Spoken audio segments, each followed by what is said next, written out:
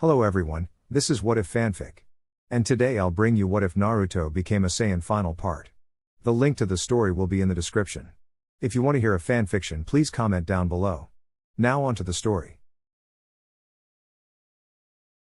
Naruto landed gracefully on the ground outside of the last known city where Jiraiya's spy network had told the spy master where the Sannin was located, and the Saiyan looked around the city while trying to sense the woman somewhere hidden within it.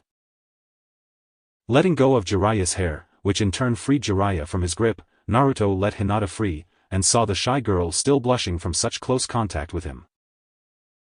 Still, she wasn't feeling all right due to her injuries, and Naruto had his tail wrapped around Hinata's waist to ensure the Hyuga didn't stumble. As for Jiraiya, well, he was currently making sure all his hair was still there, and with no apparent bald spots. Ladies see bald spots in hair and it freaks them out. Jiraiya didn't know any hair-growing jutsus he could use, and he doubted any such jutsu existed since the Sandaime Hokage never used it on his own scalp. "Don't do that," said Jiraiya while pointing a finger at Naruto. "What? You wanted to find Tsunade to become the next Hokage and I'm helping you. So what if it cost you a few dozen if not 100 strands of hair," said Naruto with a smirk, and Hinata just giggled at Jiraiya's seething face. "I'll get back at you for that," said Jiraiya while Naruto just smirked. "You can try," said Naruto while walking into the city with Hinata right beside him with his tail holding onto her like a lifeline should she fall over. "Damn Saiyan," said Jiraiya under his breath before following the two. "I can't use my Byakugan due to our close proximity together, Naruto-kun." "Your power is very strong," said Hinata while hoping he didn't hate her for not being useful. "It's all right, Hinata-chan. You're not here to help find Tsunade. You are here to be treated by her," said Naruto while seeing her blush simply at the girl's face. "I still want to help and be useful," said Hinata while finding herself not stuttering in his presence right now. "I know, but for this mission, you are simply the patient, and should not strain yourself unless necessary," said Naruto while sensing her hands were playing slightly with his tail and had to fight back the shiver of pleasure she was generating from it. "My condition aside, Naruto-kun, do you really think Tsunade-sama will become the new Hokage, and lead the village?" said Hinata while Naruto just frowned in thought. "I honestly don't know. We won't find out until we meet and ask her to take the position," said Naruto with Hinata nodding in agreement. "It won't be easy, you too. Tsunade has lost a lot of love for the village after all her loved ones died. She would have stayed if Sarutobi-sensei hadn't lied to her about you being dead, Naruto. I suspect the old man did it to make sure you weren't raised properly by one of us since we were your appointed godparents by Minato and Kushina in the event of their deaths," said Jiraiya with Naruto growled angrily while feeling he had given the old Kage a merciful death compared to what was deserved. Perched on a roof, two figures watched them with interest, and the taller one grinning a shark-like grin at their target. The shorter man had an unreadable face, his dark eyes were seeing everything around him, and currently focused on the target with the tail. Neither of them understood how their target got a tail, nor did they really care since both believed it was a side effect of holding Kyuubi, and just filed away such information for their leader when they got back. "He looks different than what our spies in Konoha told us, Itachi. The Gaki is giving off a lot of power. It's making Samahata hungry," said the taller blue-skinned man. "I know Kisame. I feel his power too. It's different from Kyuubi's chakra though. I don't know what it is, but we will have to handle this carefully," and without hesitation due to Jiraiya of the Sannin's presence, said Itachi while seeing his partner grin hungrily for battle. "And the Hyuga," said Kisame seeing Itachi focus on the girl and seeing she was being supported by their target to a degree on account of some injury. "We quickly knock her out. She is of no value to us or the organization. Any other kind of involvement with the Hyuga girl would direct Konoha at us, and Pain-sama does not want that." "Not yet," said Itachi before they moved quietly to take their target from under Jiraiya of the Sannin's nose. Naruto stopped and turned his head slightly to look behind him and frowned while his senses told him someone was watching them. Naruto himself more precisely. The one with the higher power level was oozing bloodlust, and it was clear the man with the sword had the urge to kill. The other one, surprisingly, not so much, if not at all. "Naruto-kun," said Hinata while looking where he was glancing, and wished she could use her Byakugan to help him. Jiraiya was looking too and frowned. "We're being followed," said Naruto while his tail instinctively tightened around Hinata's waist. "By who?" said Hinata, as her first thought was Kumo wanting the eyes she possessed, or herself to become a breeding factory. "I don't know. They were aiming their intentions at me," said Naruto, seeing the girl was a bit nervous at facing a pre-verbal demon from the past in the form of Kumo's shinobi if the village was using this opportunity to grab her. "We still have to find Tsunade. For the moment, we'll ignore them, but keep an eye out for anyone suspicious, and hurry in our search for Tsunade before things become even more complicated," said Jiraiya with Naruto frowning. But agreed nonetheless, since he had to consider Hinata, and one more Sannin meant better odds of the injured girl not being harmed on this mission. "What does she look like?" said Hinata while trying to steer everything away from their mysterious observers. "Blonde hair, sharp eyes, jewel on her forehead, and a pair of breasts the size of AAH, said Jiraiya, as he dodged the energy blast Naruto sent him. "And it almost took a sizable chunk of his hair off." "Keep your perverted thoughts to yourself. Besides, I can sense her power, and it's in this direction," said Naruto while Jiraiya grumbled before seeing them head to what many would consider the party district of the city. "Tsunade loves to drink and gamble. She suck poorly regarding the latter. Hence her title as the legendary sucker," said Jiraiya with Naruto scowling slightly at hearing such vices. Drinking he didn't mind, but the gambling, then losing, and not having the sense to stop when you're behind? Unacceptable. "If she loves to drink like you say, Godfather, then Tsunade is in one of these bars, and enjoying herself," said Naruto while trying to pinpoint the woman they were searching for in the city. "Chances are she blew her money at a casino earlier and is now drowning her sorrows at the loss of so much currency," said Jiraiya with Naruto scowling slightly. "She doesn't know the meaning of the word sorrow," said Naruto before sending out a harmless pulse of his power forward and felt the wave of energy clash with the people in front of him.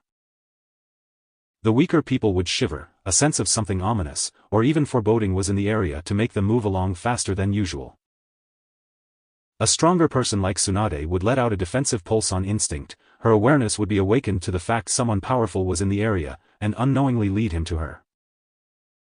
It was like sonar bats used, but with energy, and something Naruto thought of while looking at the busy street in front of him with bars on either end. Sure enough, Naruto felt a powerful pulse of chakra from a bar not that far away from them, and surprisingly another one manifesting seconds after the first. Following the source of the two pulses to a bar where Naruto saw a blonde-haired woman drinking sake with another woman with dark hair holding a very pampered pig.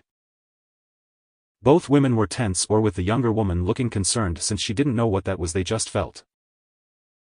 "Tsunade," said Jiraiya calling out to he blonde while moving ahead of both Naruto and Hinata to greet his old teammate.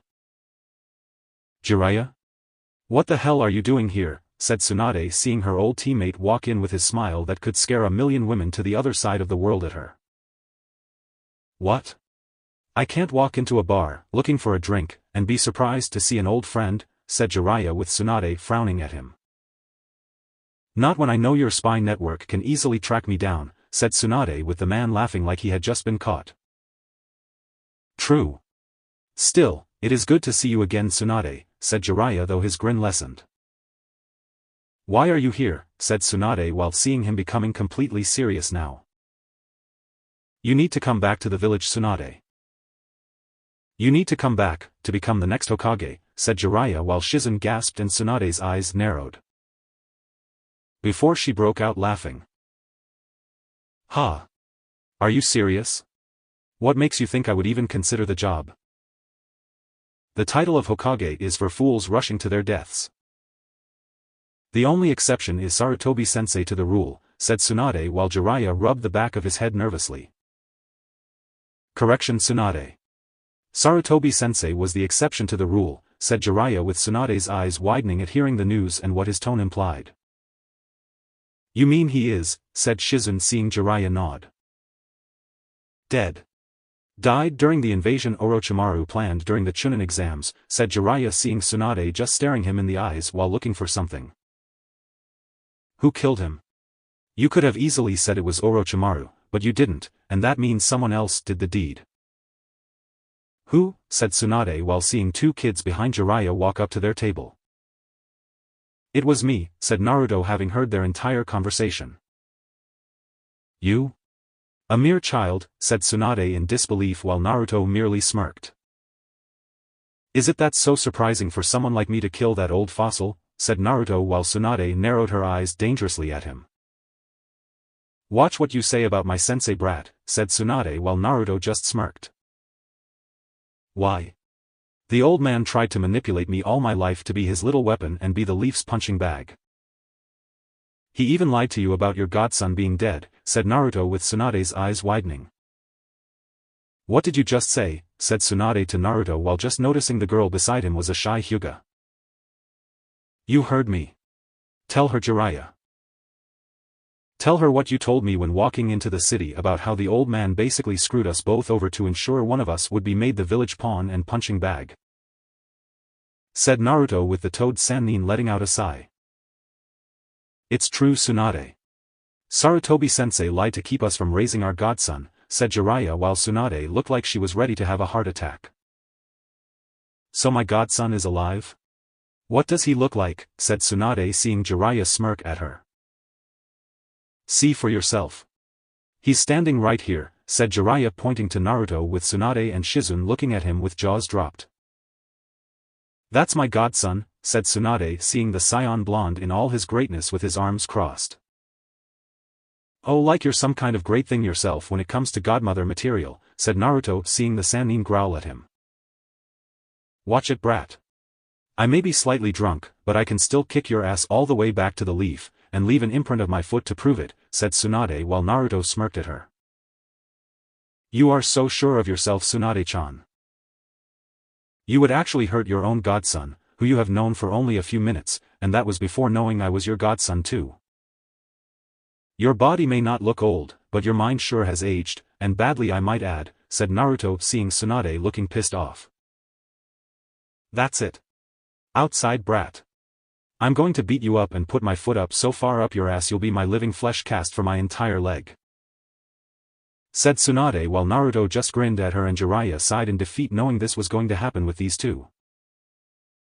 Once outside, which was surprisingly deserted, the two shinobi squared off against the other with an air of confidence in both of them. And each with the strength to smash a building into rubble with a single strike of their fist. Tsunade was still a little drunk, but nothing a little adrenaline from what she surmised would be a simple warm-up against a simple genin, who got the drop on an old man. And needed to be humbled despite what Jiraiya told her about their sensei. You really want to do this? I'm giving you this one chance to back out now before I do something humiliating to you.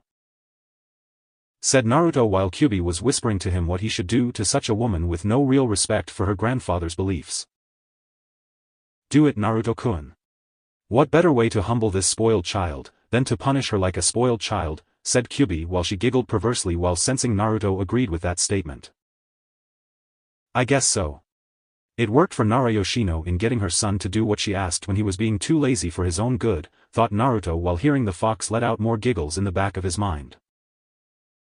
Arrogant brat.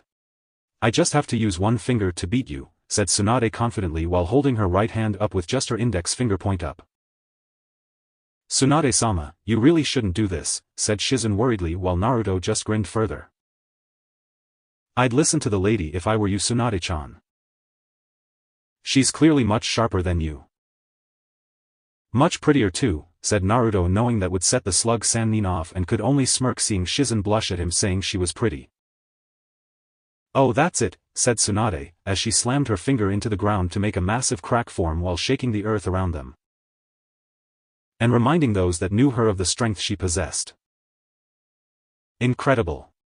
Even after all these years she hasn't lost her touch, thought Jiraiya while the phantom pains his body felt from past beatings from the woman filled his mind. As for Naruto, he merely elevated himself into the air a few feet off the ground, and just smirked at the now shocked Sannin. Her shock turned to anger when the blonde Saiyan motioned Tsunade to come at him with just the one finger she so boastfully claimed was enough to defeat him. Moving forward, Tsunade decided to forego the use of just one of her fingers, and just pound the gaki with one of her fists instead, while putting the fact he could actually fly in the back of her mind for a later date. Come on, Tsunade-chan. Surely you have more skill in fighting than just swinging your fists around like a drunken brawler, said Naruto while moving left and right to easily dodge the woman's fists. Tsunade may have the strength to level a whole mountain, but none of the finesse needed to make contact with someone with the speed needed to dodge, and make her look like a clumsy drunken oaf. Stop dodging and take your beating like a man, said Tsunade while Naruto just dodged one of her strikes and moved further away from the Sannin with that grin never leaving his face. Funny. I could say the same about you. Are those things even real or did you just have surgery, said Naruto, making Jiraiya go pale and helped Hinata take several steps back while he along with Shizune did the same. You are dead, said Tsunade with her line of sight now colored red with rage at this brat making fun of her wonderful breasts. Wonderful breasts she had earned after years of being called flat chest in her younger teenage years. Worked to make them the greatest sight a man could ever imagine seeing beyond the clothes she wore, and had made many males fall to their knees because of what they imagined in their perverted minds. Jiraiya was proof of that, and he was the self-proclaimed super pervert. How dare this kid, not even old enough to shave, mock her breasts, and accuse the slug Sannin of having surgery to make them like this. They were all natural, damn it. All natural. They were real and they were spectacular. So that's yes? Maybe no, said Naruto while dodging her angry fists of female fury, and knew Tsunade had finally lost it. Any further mocking ended however, as Hinata had let out a cough, and could no longer hold herself steady due to her current condition. Turning his head slightly to see this, the blonde Uzumaki for a Saiyan ignored the look of triumph on Tsunade's face, and let the woman land her long-desired punch to his face. Not that it did much. Everything shook around them, as the fist made impact with his face, and Naruto blocked it out to look at Hinata while Shizune began to run a diagnostic jutsu on the girl. Seeing his main reason for this trip coughing again brought Naruto's attention back to Tsunade, who was shocked to see the Saiyan was still in the one spot without so much as budging a single inch, and not even showing signs of being in pain. How is this possible? No one could stand a hit like that and not feel it, thought Tsunade, as she saw Naruto look from Hinata to her, and he was clearly no longer in the mood to toy with her anymore. Remove your fist from my cheek. It's being troublesome like your sake-smelling breath, said Naruto while Tsunade's eyes widened and then narrowed in anger. Shut it, brat. You claim to be my godson, but we both know the village would just treat him like a spoiled child, and the fact you killed Sarutobi-sensei makes you nothing more than an ingrate, said Tsunade, as she drew her fist back, and planned to punch Naruto even harder. Only for Naruto catch her hand easily. Ingrate, said Naruto before closing his hand tightly over her fist. Oh no. Bad choice of words, Tsunade, said Jiraiya to himself while Shizune looked from Hinata to the Toad Sannin, and then over to the two combatants. If anyone is an ingrate, it's you. If anyone has been treated like a spoiled child, it's you. And if there is anyone that deserves to get punished like a spoiled child, it's you, said Naruto before pulling Tsunade's outstretched arm and kneed the woman in the gut with the leg still supporting her after hitting the Sannin with the blow. Such power. Is this what it's like to be hit by one of my punches, thought Tsunade, as she had always taken a sense of pleasure in being able to punch Jiraiya clear through an entire city and into another country. Now though, she was finding a new line of respect for her fellow Sannin in taking such a hit from one of her own punches. However, Naruto wasn't done with Tsunade yet, as the fox inside of him had basically suggested with a hint of perversion in his voice on what to do. And while the Saiyan was against it at first, the slug Sannin's behavior showed she had more than earned this particular attack. You want to put a boot to my ass with a hard enough imprint for everyone to see, huh? Well, I think I can do something that will top that, said Naruto, as he grinned evilly at Tsunade, even if she couldn't see it, and grabbed top of her pants, before pulling them down. What hell do you think you're doing? yelled Tsunade, struggling to get free before feeling her panties get yanked down too and increasing her efforts before the Saiyan grabbed her arms with one hand holding them both behind her back. Jiraiya could only look on with a sense of pride in his godson in doing what no one else would dare do to Tsunade. Poor Hinata fainted with a red face while Shizune looked on in horror and getting ready to interfere on behalf of her teacher. "Giving what your mother or father clearly didn't have the brass to do when it came to you when growing up," said Naruto before raising his hand and after a dramatic couple of it down right on her exposed rear end. Smack. Smack. Smack. Smack. Smack. Smack. The sound echoed throughout the abandoned streets of the city. A small mercy granted to Tsunade, knowing there were only a handful of witnesses in seeing her utter humiliation in being spanked like a child by a child. To make it even worse, the brat's hits to her but actually hurt, and not just simple sting hurting either. They hurt like some was using a paddle with dulled spike tips that further enforced pain, but never broke skin, and each hit brought Tsunade closer to tears. Jiraiya was being his usual perverted self by watching with drool overflowing from his mouth and blood from his nose at seeing her humiliation at the hands of Naruto.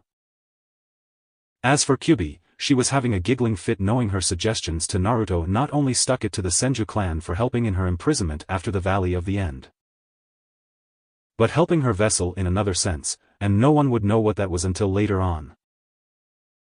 For with each strike to Tsunade's nicely shaped, in Kyubi's mind, rear end, the fox was able to let out a small bit of her chakra into the woman, and designed it to travel upward to the seal on the blonde woman's forehead from what Kyubi knew of the Sannin since her days within Uzumaki Kushina.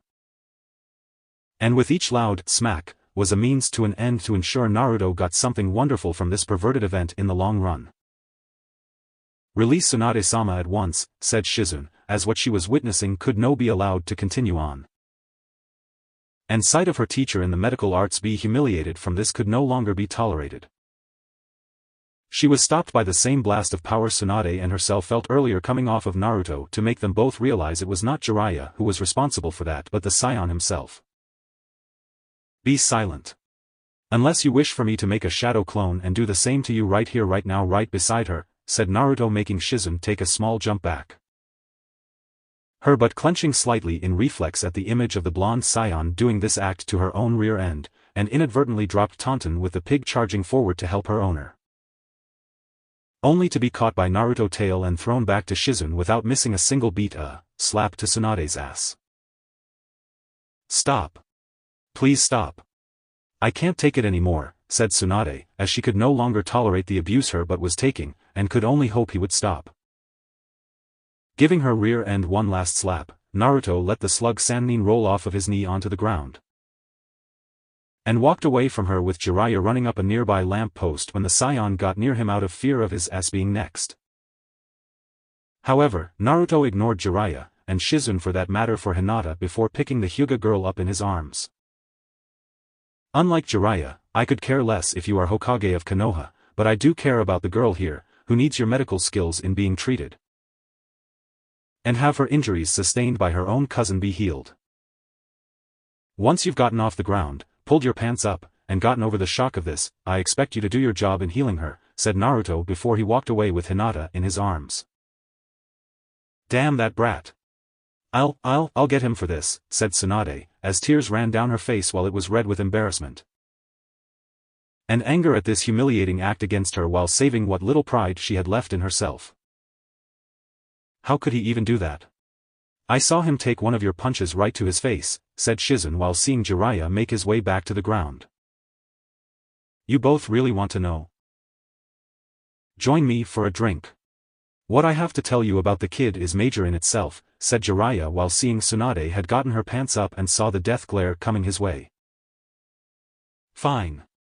But so help me Jiraiya, if you breathe a single word of what you just witnessed to anyone, I'll castrate you with the rustiest blade in all of the elemental countries. And I'll see to it that region of your body is hypersensitive to ensure the pain is 1,000 times worse," said Tsunade while poking him in the chest with enough force behind it to make sure Jiraiya got the point. "I've suddenly had a case of amnesia spanning the last 10 minutes. Did I miss something important, said Jiraiya while Tsunade kept her eyes on him for a few minutes before entering the bar. In a nearby building, the two figures of Itachi and Kisame saw their chance to go after their target before leaving the two Sannin to talk with Naruto and Hinata. The Saiyan had taken Hinata to a hotel, having stolen Jiraiya's money when he wasn't even looking, and even if he was the blonde would have moved too fast for the Sannin to notice. He put Hinata on the bed and pulled up a chair before sitting in it to watch the girl sleep through her fainting spell after witnessing his unorthodox attack on Senju Tsunade moments ago. Part of him felt guilty in letting her see that, not knowing how she would react to his actions, or if Hinata would report him to her sensei. While many a men would bow to him like a god for his actions, there would be many a women, mostly feminist and dominatrixes, who most likely form a mob and try to give him an education on the matter of respecting the female gender in their own way. All the Saiyan could do was let out a sigh, feeling his emotions were not stable when it came to his current situation with this girl, or any other girl for that matter in the Leaf.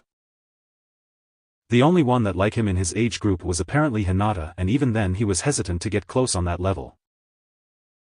While everyone knew about Kyubi sealed in his gut by this point, regardless of how they knew it, the fact remained many would avoid him like a plague, and thus be hated further by the fools in the Leaf. Not that he cared about friends in the village since most of the people in it were assholes anyway, but there were some among its people worth respecting, and even defend if such a need came. Still, such thoughts were for another time, and another place outside of this one to think about. What he should be thinking about was this Hyuga girl before him and what she now thought of him after seeing his actions against Tsunade. Naruto-kun, please spank me again. I've been a naughty girl, said Hinata with a smile on her face and letting out a giggle before swooning in her faint-induced sleep. Okay. That answers my question, thought Naruto with a sweat drop coming down his face before hearing someone knocking on the door, and he had to get it. Uzumaki Naruto, said the shorter of the two straw hat-wearing figures after the blonde opened the door. I am. What do you want? Said Naruto while sensing the bloodlust from the taller one and knew they weren't from the Book of the Month Club. We are members of the Akatsuki. You are to come with us at once, said Itachi while Naruto narrowed his eyes at him. And why should I go with you? And I want to hurt something over here. I easily sensed his bloodlust when I arrived earlier, said Naruto while pointing at Kisame. Because we are here to help you on behalf of our organization that has your best interest at heart, Naruto-san. The Akatsuki organization wishes to help remove your burden that the late Yondaime Hokage sealed into you, said Itachi, seeing Naruto's face get serious. Maybe I don't want your help. The last guy, who told me what was in my best interest, turned out to be a bastard, and I had to kill the Hokage for his stupidity, said Naruto while Itachi and Kisame were shocked that the rumors were in fact true. So you killed the Sandaime Hokage? Not bad, Gaki, said Kisame with a sense of praise in his voice. I try. But to the question regarding me coming with you, I'll pass. Oh, FYI, good luck with the whole being openly gay thing you two, and the rest of the organization you're in have going, said Naruto before he began shutting the door in front of him. But Kisame grabbed it, and moved it open with an angry look on his face. We're not gay. Kisame with his face nearly in Naruto's own while the Saiyan smirked at him. Says two guys in an all-boys club with no women. You guys must really be sausage lovers, said Naruto, seeing Kisame's face going purple since his face was naturally blue and was going red with rage to cause the facial coloring. There is one woman in the group, said Itachi while Kisame was reaching back to grab his sword. One woman? Out of your whole damn group? She must be lesbian then. Shame, really. So many guys around her and yet not a single woman for her to be happy with while in your little gay group. That's just sad, said Naruto while Kisame looked even madder and even Itachi had an eyebrow twitching. We're not gay, yelled Kisame while unwrapping a part of his weapon and got ready to bring it down on Naruto. Are you metrosexual? Said Naruto curiously. No, yelled Kisame with Naruto just smirking at him. Then you're gay, said Naruto before finally shutting the door on the two. "Oh, that little shit is so dead," said Kisame before kicking down the door, and Itachi just sighed knowing his partner was being provoked on purpose. Though to what end, the Uchiha didn't know, and was beginning to think that the Kyuubi Jinchuriki was suicidal. When Kisame entered the room, he saw the window was open, but their target wasn't in the room, and neither was the Hyuga girl with him. Heading to the window, they both saw a blonde-haired boy flying off, and carrying the Hyuga girl with him in his arm. The two members of the Akatsuki were baffled by this, despite seeing this more than once, and wondered how this was even possible. Was it a bloodline? A high elemental affinity for wind perhaps? "What should we tell Pain-sama?" said Kisame, seeing one of the last Uchiha in the world beside him. "We will tell him what we saw and what we know, Kisame. We then will figure out how to answer these questions at a later time. All the boy knows is that our organization is interested in him." "Nothing more," said Itachi before they left, and Kisame sneering at the direction Naruto flew off to. "You don't think I'm gay, right Itachi?" said Kisame to his partner. Said Itachi while Kisame didn't like that response. "And what the hell does that mean?" said Kisame while Itachi refused to answer him with a single word or sentence. Said Itachi while Kisame looked even more pissed off. "Itachi! Come on! Answer my question, damn it," said Kisame while still looking upset by his partner's actions. At Tsunade's hotel suite. "So that's what happened," said Tsunade, as she was in a chair, sitting on an ice pack, and hearing how Naruto became what he was now. "Yeah. Sarutobi-sensei really screwed him over when growing up, and ironically enough it was Orochimaru's interference on the seal that caused the change to occur."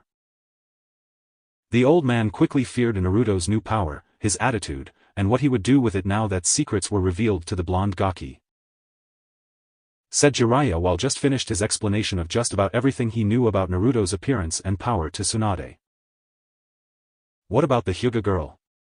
"He said she was injured," said Shizune, having sit through the entire explanation with Tsunade, and to admit the blonde Saiyan did scare her a bit. "Hyuga Hinata. Her cousin Niji, who is in the branch family of the clan, nearly killed her during the Chunin exam preliminaries, and the action itself pissed off Naruto to no end. Beat the Hyuga brat within an inch of his life. Reminds me of the beating you gave me when I saw you naked in the hot springs when we were younger." Said Jiraiya, seeing the Sannin in front of him looked surprised by how far Naruto was willing to go for that girl. "Is this a private party or can anyone join?" said Naruto, as he entered the room via the window, and put the still out of it Hyuga girl on the bed. "I hope you weren't getting fresh with her while she's unconscious in your arms, Gaki," said Tsunade with narrowed eyes while Naruto just smirked at her before his face turned serious. "Spare me the pointed look. I need you to examine and Hinata of her injuries." "That's the only reason I'm on this trip," said Naruto before leaning against the wall while his tail moved around him.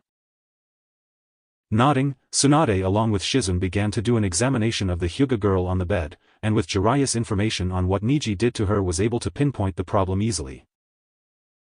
The problem now was the girl needed to be in a hospital where surgery was required to operate and fix the severity of the injury. "I can fix this, but I need to do surgery, and the only place with the advanced equipment to do it is in Konoha," said Tsunade while sighing to herself, knowing this was not her day.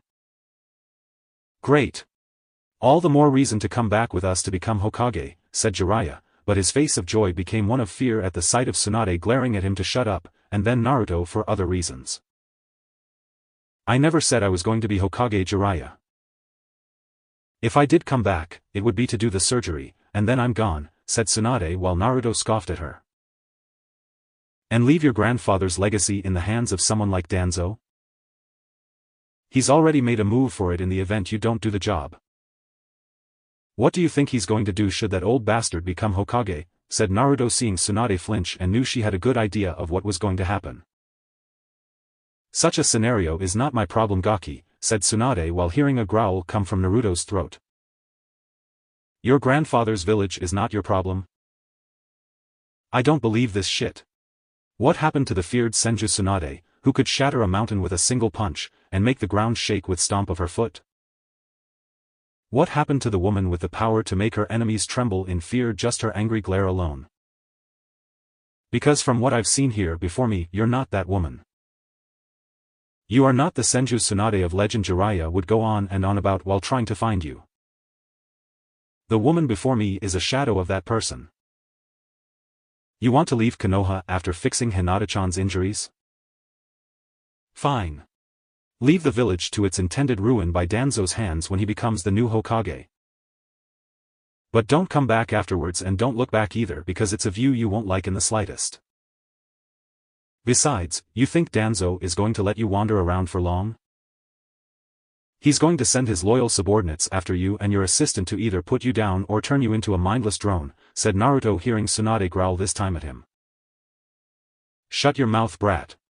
You don't know anything, said Tsunade, with Naruto frowning and walking right up to the woman before he quickly grabbed her by the throat with a pull forward to bring the Sannin down so they were staring at each other.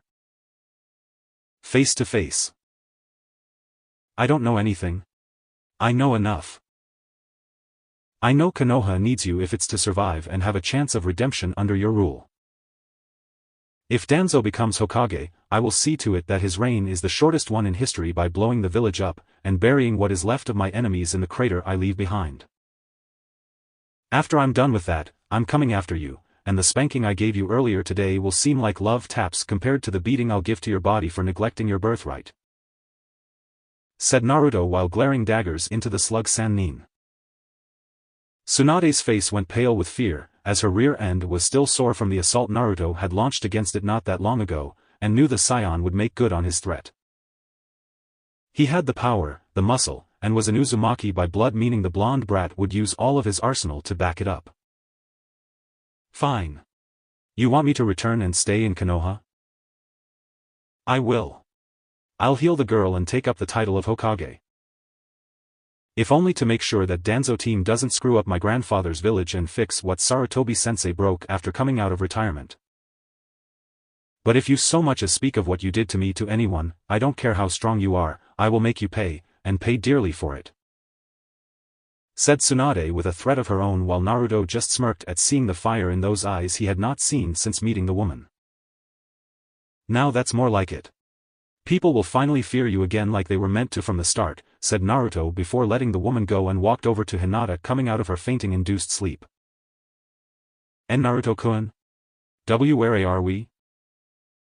Did we succeed in our mission, said Hinata, as she saw her crush slowly come into view, and found herself on a nice comfortable bed. That we did. Sadly, Tsunade can't heal you here like we first thought, and we all have to go back to Konoha to do some surgery, said Naruto, seeing Hinata look sad by this news.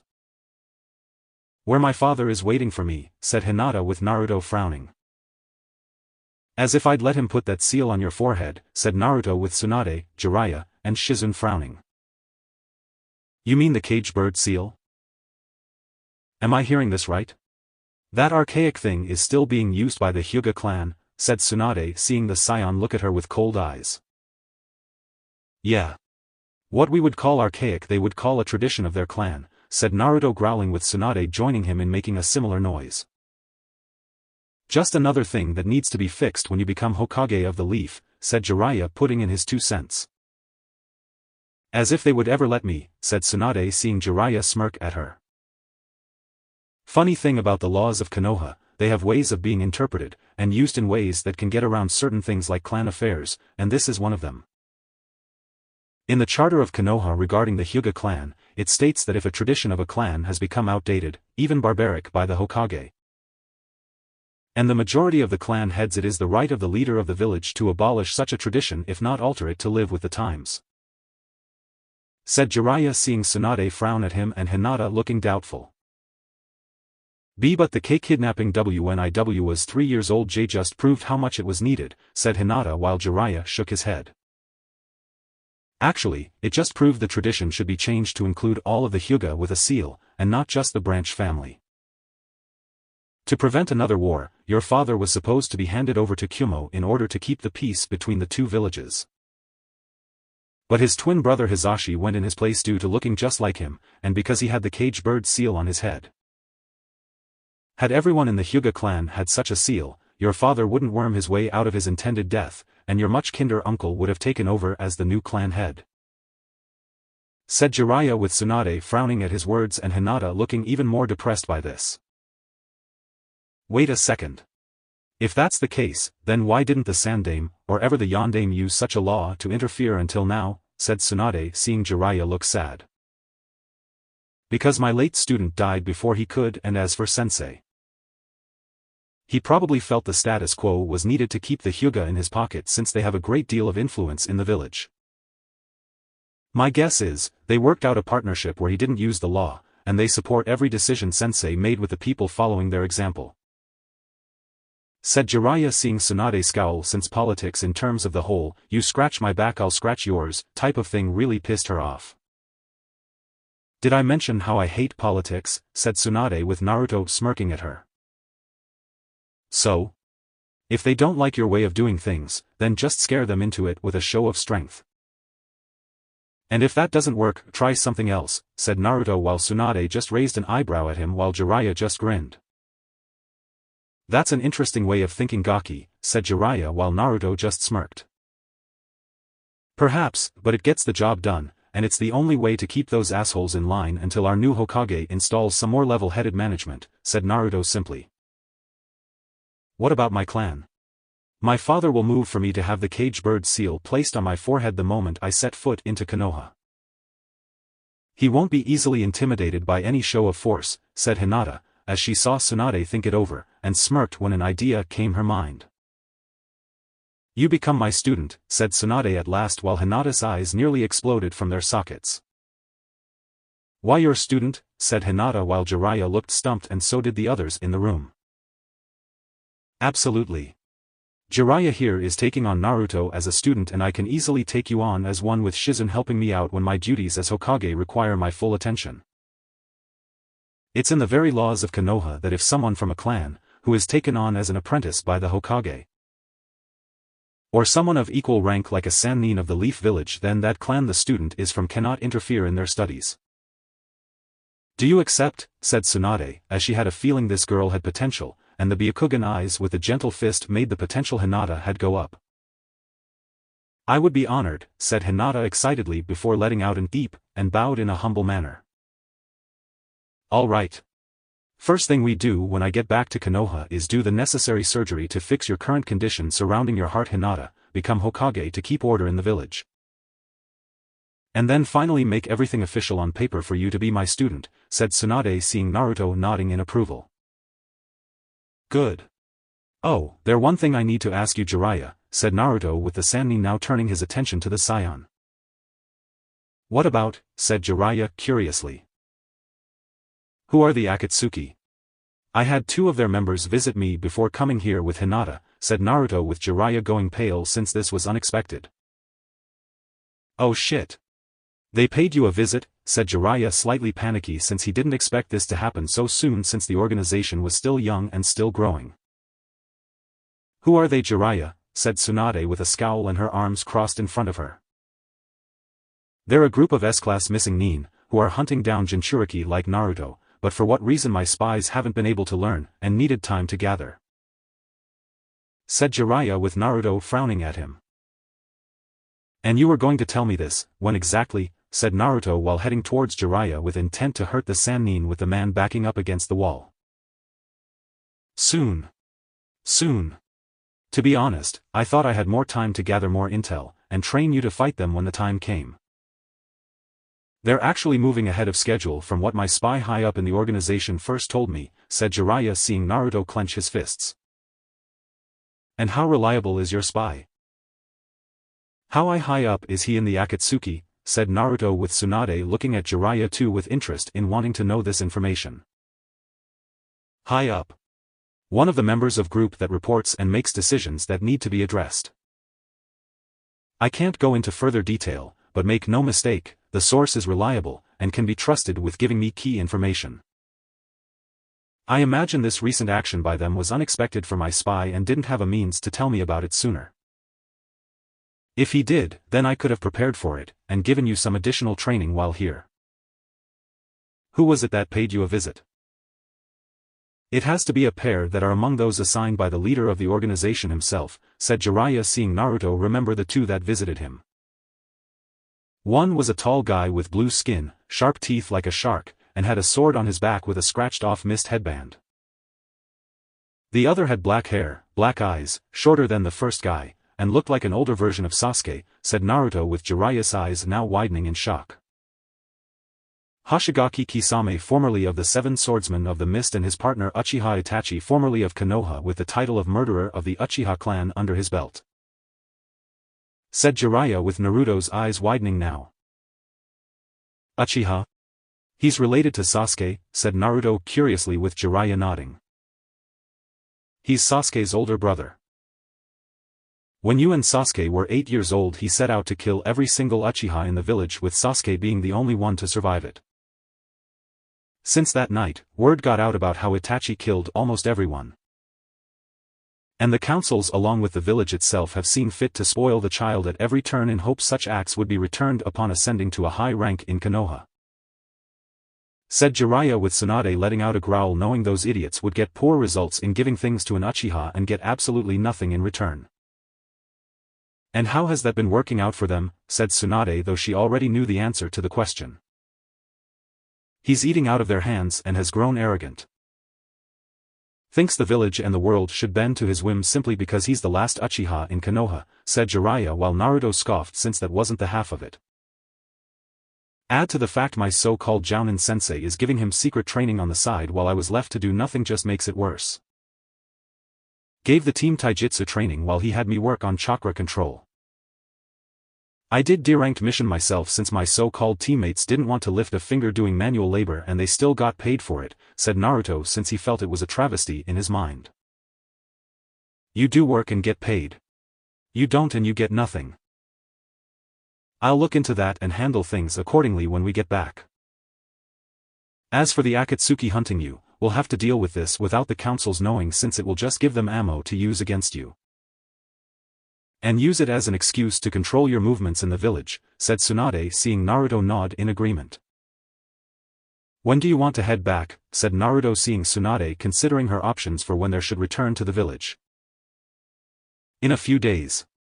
I want another fight with you. A one-on-one fight. If you win I'll give you this, said Tsunade, holding the necklace of her grandfather. And if I lose, said Naruto, knowing that was how bets work. I get your tail as a trophy, said Tsunade, seeing Naruto's eyes widen and then narrow at her. Hell no. You won't touch his tail. Let me out. Let me out so I can kill that bitch, yelled Kyubi, as she wasn't going to let this Senju pull her hunky vessel's precious Saiyan tail from his body, and wanted to do her own damage to the woman. Deal, said Naruto, while Kyubi was telling him to be careful since she may go for it from the start. The next day. Are you two ready, said Jiraiya with Tsunade looking focused, and so was Naruto since his Saiyan tail was on the line. Ready, said Naruto and Tsunade at the same time. Fight, said Jiraiya, while Hinata and Shizune watched silently from the sidelines. Tsunade charged at him first, intent on hitting him full strength, and completely sober so there would be no excuses. Naruto wrapped his tail around his waist, and began blocking Tsunade's attacks using his skills in taijutsu he had learned from Guy when training for the entire month before the Chunin exam finals. Blocking a punch to his face, Naruto countered with an open palm thrust to Tsunade's stomach, sending the woman skidding back roughly 10 feet.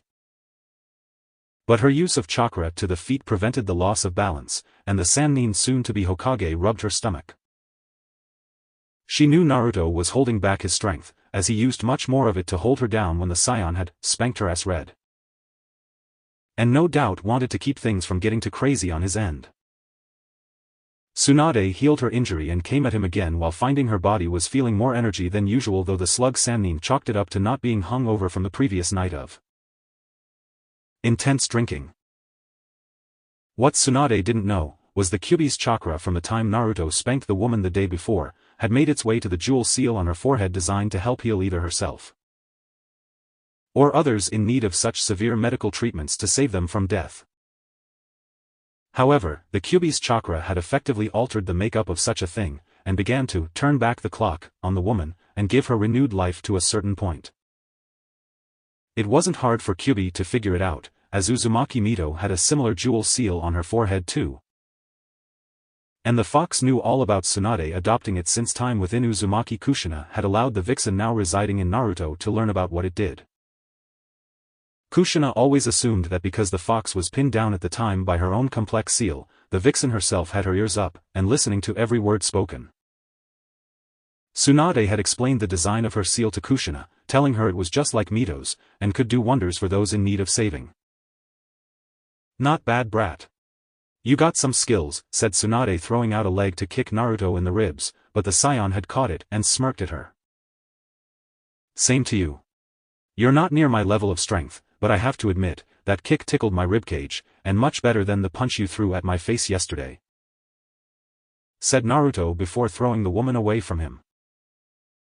I have to admit, I'm feeling a bit better today than I did in quite some time, and for some strange reason I suspect you had a hand in it somehow, said Tsunade before rushing him once again with more speed in her steps. Really? Well then, if that's the case I should spank you more often, said Naruto while Tsunade's face became red and saw red before charging at him with the intent of causing the boy pain. I'm going to take that tail and I'm going to stick it on the wall above my chair for all to see, said Tsunade, as she threw another punch, but Naruto went to the air and let her fist hit the ground to make a nice crater. You have to catch me first, and until you let that temper of yours settle down, I'm not heading down, said Naruto with a grin that would have made another Saiyan in another dimension proud. What? Get down here and take your lumps, Gaki. You can't stay up there forever, said Tsunade while shaking her fist at him. Want to make a bet, Tsunade-chan? And to make it interesting, the loser of the bet gets their ass spanked, said Naruto, seeing Tsunade narrow her eyes at him and saw Jiraiya snicker while Shizun looked away while blushing.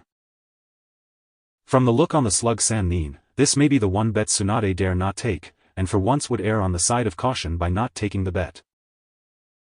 Make Naruto's hotel room. Shizun didn't know why she was heading to Naruto's room. Maybe it was to warn him about the significance of the necklace he now wore from winning the bet after the beating Tsunade in combat. Maybe it was to scold him for spanking Tsunade in the middle of a public street, which she still couldn't believe happened. And even more that no one was around to see it outside of their little group. In any case, Shizun needed to see Naruto, and set things straight before they left for the leaf. Naruto-san, said Shizun after knocking on his room's door. What is it? Said Naruto when he opened the door, sweat coming off his exposed upper torso from doing intense physical training, and saw Shizun's face turn red from seeing it. How can he be that muscled, thought Shizun while perverted things ran freely in her mind. Shizun. Earth to Shizun, this is ground control. Come in, Shizun, said Naruto, seeing the spaced-out look on Shizun leave the woman and refocus on the task at hand. Oh. Sorry, Naruto-kun. I was distracted by something, said Shizun while trying to focus on talking to Naruto instead of picturing herself doing things to Naruto. Clearly. Why are you here? Said Naruto with Shizun moving her eyes from his to his body and back again. I needed to talk to you about Tsunade-sama and that necklace you're now wearing, said Shizun while seeing the necklace on Naruto's sweaty body made him even hotter. Is it really that important? Said Naruto while seeing the blush rising on the woman's face. Yes. Can I please come in? Said Shizun while Naruto opened the door further to let her into the room. Sure. Jiraiya's out doing his research right now, so we have plenty of time to talk, said Naruto before letting the woman in and then locking the door after shutting it. Hours later.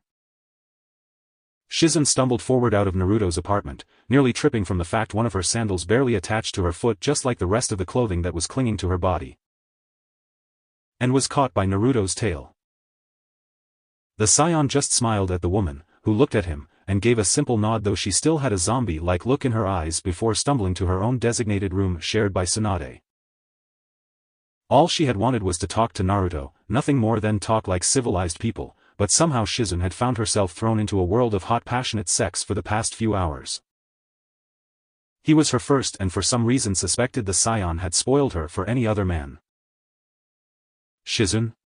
What the hell happened to you? Why do you look like that? said Tsunade, seeing Shizune ignore her when entering their shared hotel room and reach for a bottle of sake the woman knew the soon-to-be fifth Hokage carried around to drink herself silly before guzzling it down like it was water. Can't talk. Drinking sake. Tired. Need nap, said Shizune before downing the sake and then headed for the bed while Tsunade feared the worst from Jiraiya and searched him out. With Naruto. The Saiyan blonde smiled at another conquest, which was unintentional at the time, and knew that eventually Tsunade would find out. Though whether or not Tsunade suspected Naruto being intimate with Shizune was entirely up to the fifth Hokage to figure out. She could question the younger woman later of the events, but the Senju woman would have taken out her anger on someone else. And Naruto had a pretty good idea on who the poor soul was that Tsunade was going to lash out at. Jiraiya takes Tsunade's hits and I get the spoils of conquest, thought Naruto with a grin while safely putting away Shizune's panties in a sealing scroll. And turned to the sound of things being destroyed outside and the girly screams coming that followed soon after. Get back here, pervert. You deflowered Shizune, yelled Tsunade while the sound of things being destroyed, smashed, obliterated, and annihilated were heard all over the city. I didn't do anything to Shizune. I swear it. Wait. No. Stop. Have mercy, yelled Jiraiya, as he tried to dodge Tsunade's unexpected fury. And failing miserably since the woman caught his leg before slamming him onto the ground with a massive beating soon following. Never, yelled Tsunade, as she proceeded to beat Jiraiya's body without mercy, and once more within an inch of his life. Soon Naruto-kun. Soon I will be free and then all the world will shake from our time together. Wahahaha, said Kyubi, as she could wait until it was time to be free, and get a piece of her stud for a vessel with naughty ideas running through her head. In her own private room, Hinata was thinking the same thing, and perverted thoughts also flood her mind. End Omake. Omake #2 Niji's punishment. Release me at once, Naruto-san, said Niji, as he was tied to a training post, wearing the horrible green spandex. And the orange leg warmers with his hair being cut to mimic that of his own weird Jounin-sensei. Nope. This is your punishment for hurting Hinata. So suck it up and deal with it, said Naruto before putting a seal tag on the Hyuga's mouth with a simple genjutsu attached to make it seem like the Hyuga's mouth was shut. You are truly evil, Naruto-kun, said Kyubi, as she giggled perversely in his head, and had to admit his sadistic streak was turning her on. I know. Now for the last piece for his teammate and Jounin-sensei to see, thought Naruto before placing a simple note on Niji's body and then left while ignoring the muffled cries from the Hyuga boy. Sometime later. Guy, Tenten, and Lee headed to their usual training ground to train while being unable to find Niji. Tsunade had healed Lee up and told him to do light training while emphasizing on the light part with the threat of doing worse than Gaara did to his body in the Chunin exam preliminaries if the Genin over-exceeded the order. When they got to their intended destination, Tenten's jaw dropped while Guy and Lee were ecstatic at the sight currently before them. Hyuga Niji was almost an exact clone of them in almost every single way, minus the hair color not being the same and eyebrows not being bushy. Naruto didn't know how to make them like that and personally didn't want to know should the knowledge ever fall into the wrong hands to make an arm of Mato Guy lookalikes. Though who would do that was beyond anyone's guess.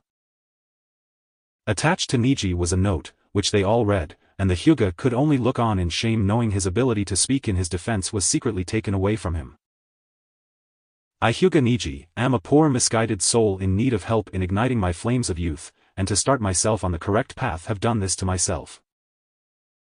I have also sealed my mouth shut to ensure that my Hyuga pride does not become vocal in ordering my sensei and teammates in freeing me from this position.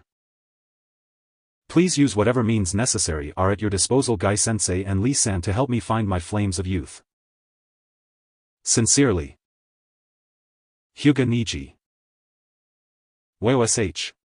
Niji is trying to embrace his flames of youth, yelled Guy with Lee shouting how he would help Guy Sensei with Niji igniting his flames of youth.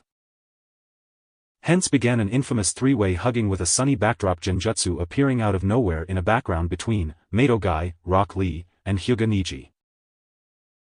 The poor Hyuga wanted to scream out in protest, but was unable to, as his worst nightmare came to pass, and his mind forever scarred if not shattered by what he was experiencing at this very moment. As for Tenten, she got the hell out of there since the sight before her was just too much. "What's the rush, Tenten?" said Naruto, having secretly moved into position so she would, conveniently, bump into him. "Oh. Naruto-san. Sorry for running into you.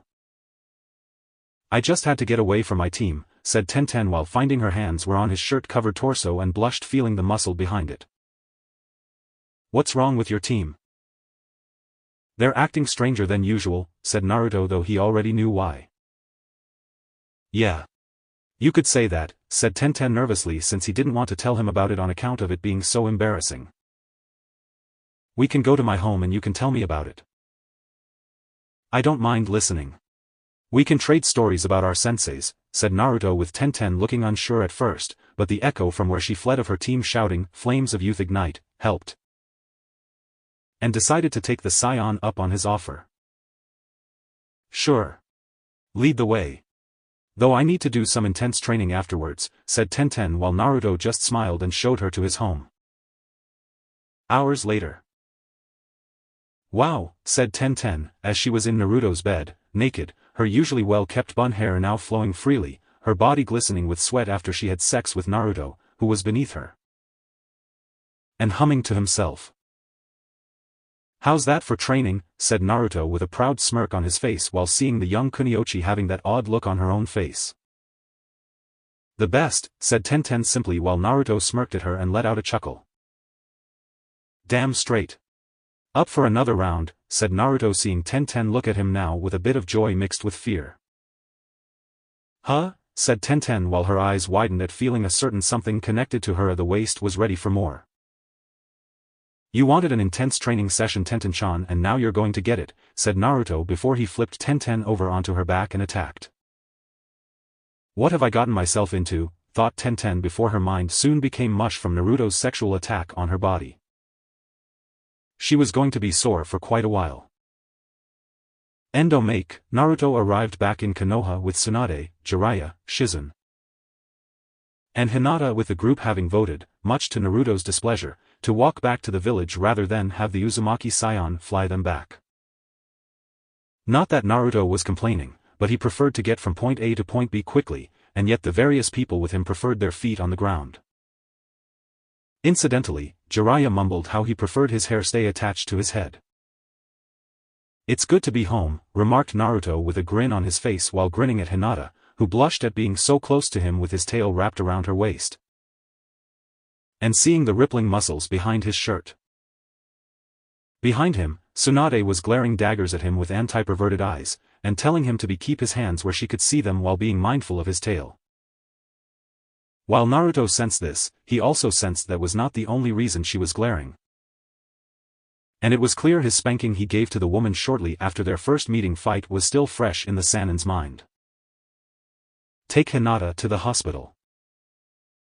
I need to head for the Hokage Tower to properly become the next Hokage and find out just how screwed up things are in the village," stated Tsunade, with Naruto nodding before he walked away from the three older shinobi to the hospital. And ignoring the negative looks being sent their way. You would think bringing back their new Hokage and not blowing them all to hell at a moment's notice would make them realize I'm not the horrible monster they still believe I am, remarked Naruto while Hinata looked at him with sad eyes and leaned against him. "I know you're not a horrible monster, Naruto-kun," replied Hinata, with Naruto smirking slightly at her comment. "I know you don't think I'm a monster, Hinata-chan. It's one of the many qualities I like about you," stated Naruto, with Hinata blushing cherry red. "Ah, really?" asked Hinata while Naruto's smirk grew. "Of course, Hinata-chan. You can see what others can't, and it has nothing to do with your bloodline." "That makes you special," exclaimed Naruto, with Hinata's blush increasing. As the two arrived at the hospital, Naruto frowned for a moment, remembering how the hospital staff, and Hayashi himself at the time, had been less than friendly towards him. The fact Hayashi didn't give two craps about his daughter made the situation worse, since the man could easily bribe or influence the staff to do something when Naruto, Shizen, Or Tsunade weren't checking up on the poor girl. From what Tsunade had explained to the traveling group heading when walking to Konoha, the surgery would be delicate, dangerous.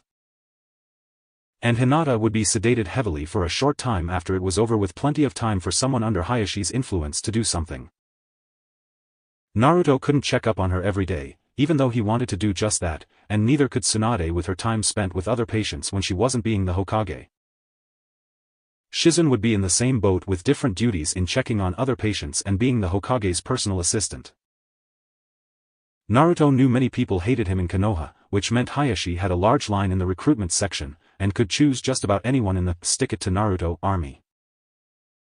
Naruto was Hayashi's enemy. Almost all of Konoha was his enemy. Any friends he may possess were their enemies by association, and it really sucked, and the enemies outnumbered your friends. "Naruto-kun," asked Hinata, as she saw him frown at the hospital, and almost instantly the frown left before a smile came to his face. "Don't worry, Hinata-chan. Everything is fine." "Just thinking many steps ahead as usual," answered Naruto, with Hinata nodding, though she was still worried about him while they walked into the hospital. "What are you doing here, filth?" a receptionist asked while she glared at Naruto. "Came to drop off a patient. She is in need of a room meant for future patients going into surgery," answered Naruto civilly, though it was strained. "Why? Come to abort that bastard demonic child she no doubt has inside her body from violating it multiple times?" questioned the receptionist with a sneer.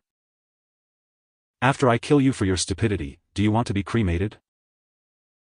Or possibly have what little remains I leave behind buried in a matchbox?" countered Naruto darkly, while the receptionist sneered further. "You can't do anything to me, brat.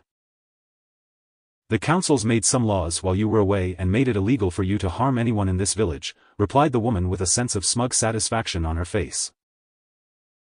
"Those motions can only become laws when the Hokage herself signs them. Since she is my godmother, I highly doubt she will, and until she does sign them, I can kick your ass all I want," countered Naruto with a bloodthirsty grin on his face. "ANBU," yelled the receptionist, with two appearing instantly. "What is it?" asked one with a falcon mask on his face. "Forcibly remove this demonic thing from the hospital, please. I have to arrange for this poor girl to be sent to the ER for removing the bastard child she carries," answered the receptionist while glaring heavily at Naruto. "First off, Hinata-chan isn't pregnant. She needs heart surgery for the damage the stupid doctors here missed from being lazy bakas. Second, if you two don't want the ass-kicking of a lifetime, turn around, and leave before I get violent," warned Naruto, with the two ANBU looking at each other and then back at him. "Well? Throw him out. The councils made it explicitly clear this beast was to be arrested if it caused any trouble in the village," ordered the receptionist, while seeing the ANBU were clearly conflicted on this matter. "The council's laws against my godson are void," came the voice of Senju Tsunade, as she marched up to the group with Shizen right behind her, and was glaring at the now frightened woman. "But he got this girl pregnant. He violated her and is making a scene," exclaimed the receptionist, with Tsunade looking at Naruto with a raised eyebrow. "Pregnant?" questioned Tsunade, with Hinata letting out a deep and blushing while Naruto letting out a sigh. "What can I say? The woman is an airhead baka." "I clearly said Hinata-chan was here for heart surgery," answered Naruto, with Tsunade smirking at him and then glaring at the woman, sputtering at the Saiyan for his insult. "Shut up, you bigot. As of right now, I am the new Hokage of Konoha, meaning my word is law, and right now I'm ordering these two ANBU here to take you to Ibiki for a little much-needed re-education." "Take her away," commanded Tsunade, and watched with a great deal of satisfaction that the ANBU were listening to her and doing their job for once, if what Jiraiya told her about their questionable actions being true. "You just can't get good help these days," remarked Naruto with a smirk on his face, and Tsunade let out a small sigh followed by an equally small laugh. "How very true. Come on, Hinata. I need to get things set up for your surgery." "The sooner you have it the better," replied Tsunade while escorting the girl away from Naruto. "Don't worry, Hinata-chan. I'll visit when I can," Naruto called out, with Hinata blushing at the idea. "I'll get strong for Naruto-kun." He likes strong women, so I will show I can become such a woman, thought Hinata, as she considered how Tsunade's apprenticeship would do just that. And show how strong a woman she could be under the right teacher. With Naruto's time done at the hospital, he took off for his home, via flying super fast, and landed at the front door before opening it. When he got inside, Naruto was greeted to the sight of the house being clean, new furniture, and the smell of food being cooked in the kitchen. Kami, damn it. This shit is pissing me the fuck off, yelled the familiar voice of Tayuya, being unhappy with something. And of course the sound of swearing that came with it. Tayuya, you know if Naruto-sama hears you say those horrible words he's going to be very upset, and be forced to punish you. Scolded Kin, while neither girl was aware of him having entered the house and watching them from his position just outside the kitchen. How will he know if you don't tell him? Asked Tayuya before a throat-like sound from behind the two was heard and they turned to see Naruto standing there with a smirk on his face. I'll know about your swearing, Tayuya, because I and possibly everyone in IWA heard you yelling in anger, commented Naruto, with Tayuya going pale in the face and Kin giving a small smirk in amusement. Sorry, Naruto-sama. It's just, well, cooking has never been my strong suit. Answered Tayuya, with Naruto nodding, since he could see that since Orochimaru no doubt had his forces live off the land rather than use the basic house necessities to make food. Considering the now dead Sannin had spent a great deal of his finances on researching ways to achieve permanent eternal life, it was no great surprise. Did I miss anything while I was away? Asked Naruto while seeing Tayuya relax and not being punished while Kin pouted. Not much.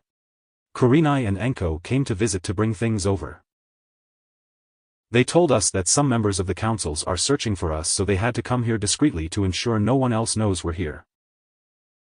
Answered Kin, with Naruto frowning since he didn't like how the council's sniffing around for people around him that they can use for their own twisted purposes. I'll deal with them eventually. Until then, you two still need to keep a low profile, and that means staying here away from the public eye. Stated Naruto, with the girls nodding since they were pretty much considered scum in the eyes of Konoha, and walking around in public right now was unwise at this point. Hey, I just thought of something. You're an Uzumaki, right? Questioned Tayuya, with Naruto nodding. On my mother's side. Why? Replied Naruto curiously. Because I know of a girl back in Rice Country who works for Orochimaru at one of the main bases there named Karen. And she is an Uzumaki too, answered Tayuya, and was surprised she didn't think of it sooner. Damn, was she fucking stupid. Really? Interesting. Distant family on my mother's side are still alive. This is something that can't be ignored. Was she still at the base when you last saw her? Asked Naruto, with Tayuya nodding. Yeah. She was actually here for the Chunin exams disguised as a grass nin, but her team got killed by a bear, and she got disqualified later on since she didn't have any of the scrolls needed to pass. Karen should be back at the main base Orochimaru used in Rice Country to plot his invasion and watching over the different experiments there, with Kabuto. Answered Tayuya, with her making a face when mentioned the medic nin. Did Orochimaru or Kabuto know about her being an Uzumaki? Asked Naruto, with Kin and Tayuya giving a shrug. I doubt it. Orochimaru was obsessed with finding a way to continue his life, even after he learned to leap from body to body, and wanted to extend it past the 3-year time frame. The Uzumaki clan were known for living long-lasting lives beyond the normal human lifespan and would have harvested it from her by this point. I think Karen didn't tell him anything for the sake of staying off the operating table. I only learned about it when we had a rare girls' night out and on impulse she wanted to have some sake. She's a bit of a lightweight in that regard, replied Tayuya, since being the Sannin's bodyguard had its perks in knowing things that others didn't. Good. The sooner I get her away from Kabuto the better. I don't want the Baka to take up Orochimaru's work and use her as a test subject for his own purposes.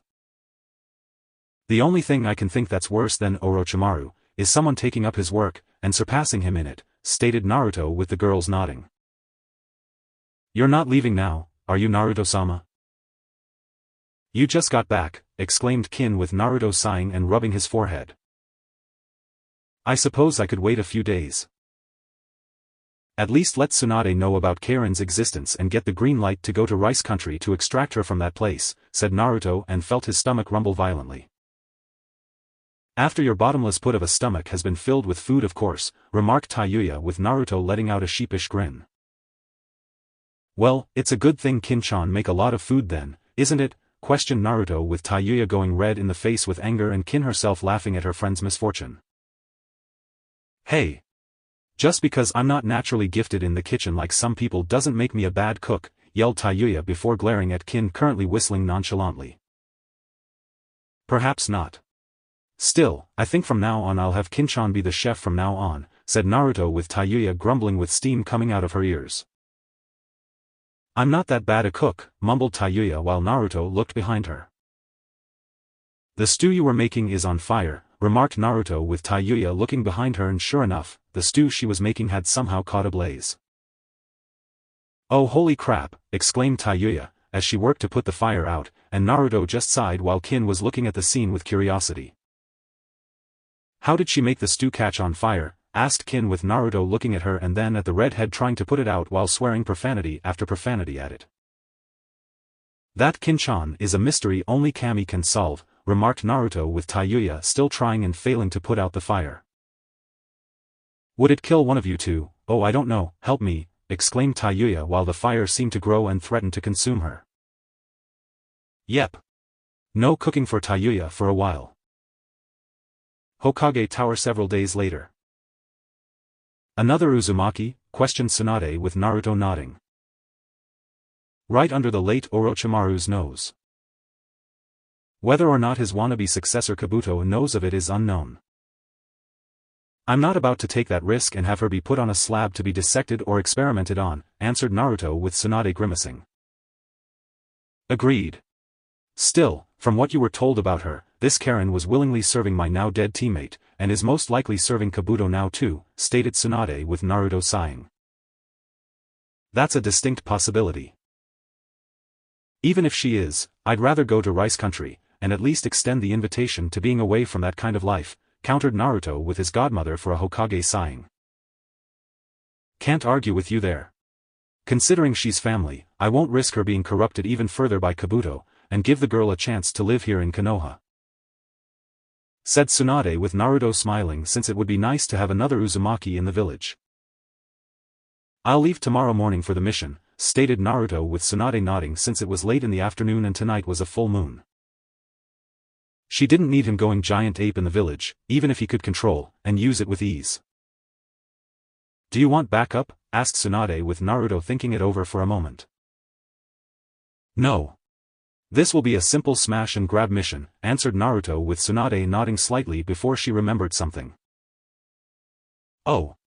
Before I forget, I've decided to promote you to Chunin rank, and make this mission to retrieve Uzumaki Karen your first mission with that rank. Stated Tsunade before she tossed him a Chunin vest and he caught it with a raised eyebrow. I thought the councils and the late Sandaime Hokage before you were against any form of promotion, questioned Naruto with Tsunade scoffing. They were. But my sensei is dead and the councils can bitch all they want, you're still getting promoted regardless, answered Tsunade with Naruto smirking and it made the woman fight not to blush. Honestly, what the hell was wrong with her body? Awesome, was Naruto's only reply before he left the room. Konoha's streets. Naruto, called out Tenten running towards the Saiyan. What is it Tenten? Asked Naruto with the girl panting slightly from running since she had been doing it for a while in trying to find him. I just wanted to thank you for bringing Tsunade-sama back to the village to be the next Hokage, replied Tenten with Naruto smirking. You're welcome Tenten. The world needs stronger women and not those weak fan girls the academy has been producing in waves, stated Naruto with Tenten nodding since the academy did do a lot of that. You won't get any arguments from me on that. Also, Tsunade-sama is going to work on Lee's back, and says he has a chance to recover though the chances are nearly 50-50 in terms of success. Said Tenten with her eyes showing her sadness at the idea of her ever-energetic teammate being crippled for life.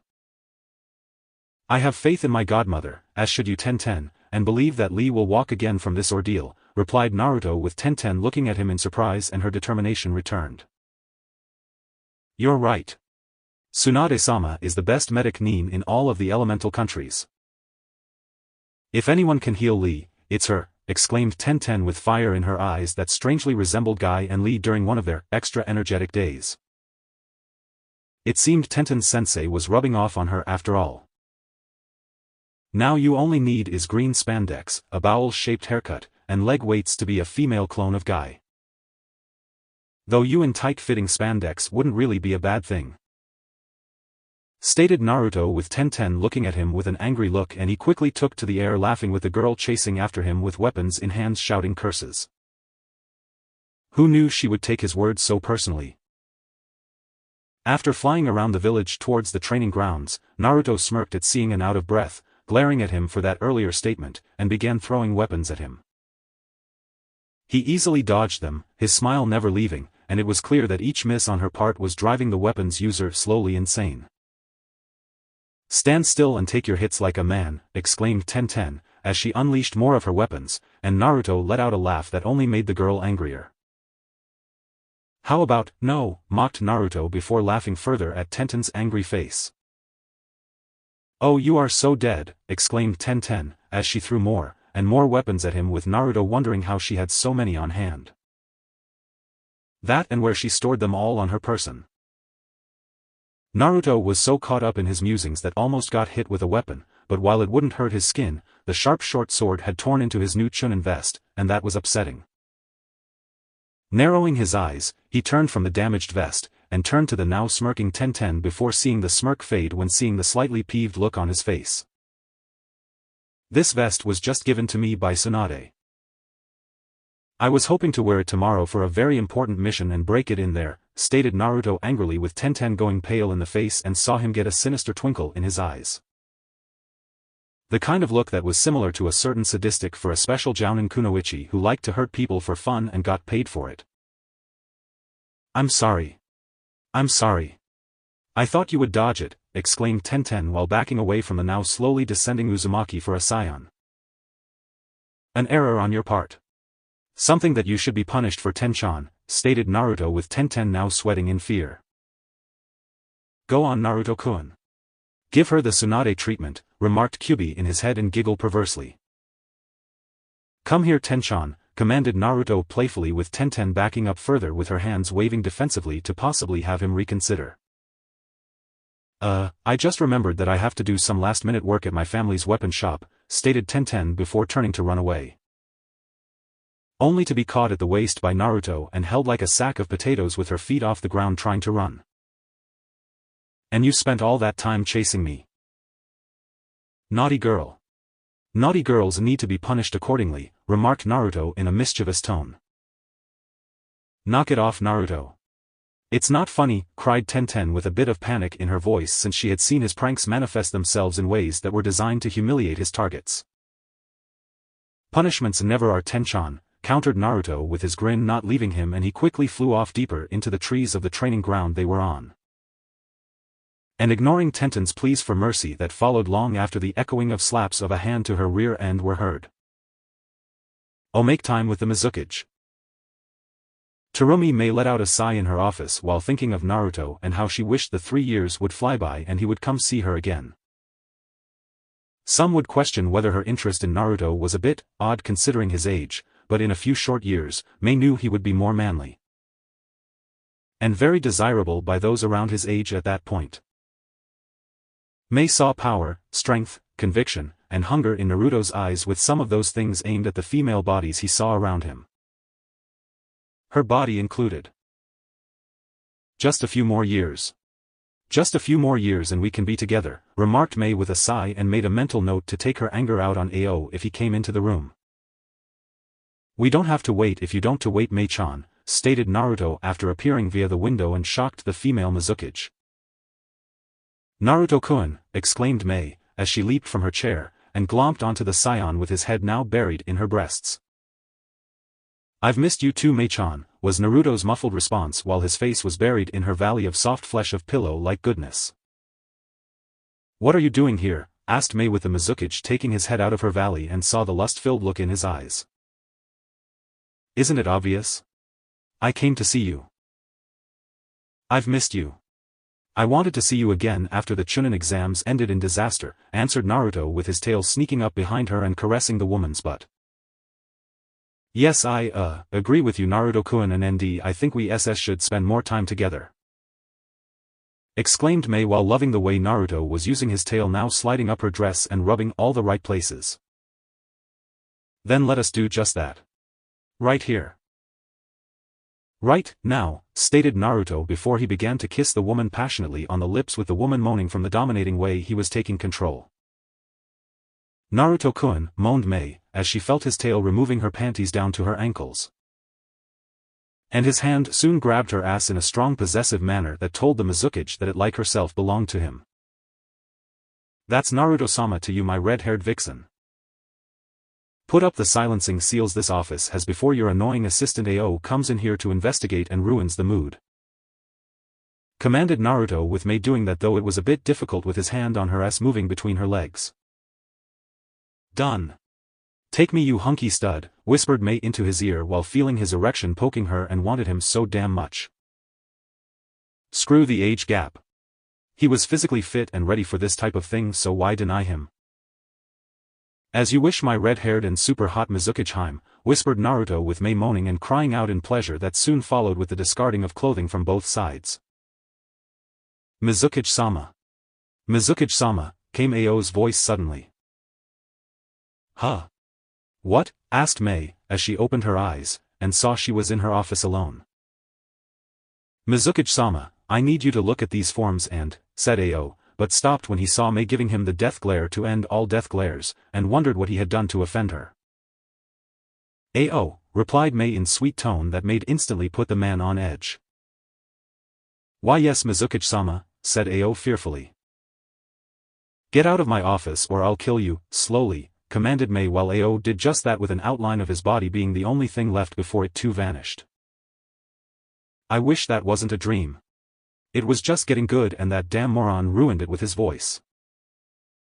I should have killed him, remarked Mei, as she got out of her chair, and to her surprise felt like her legs were made of jelly.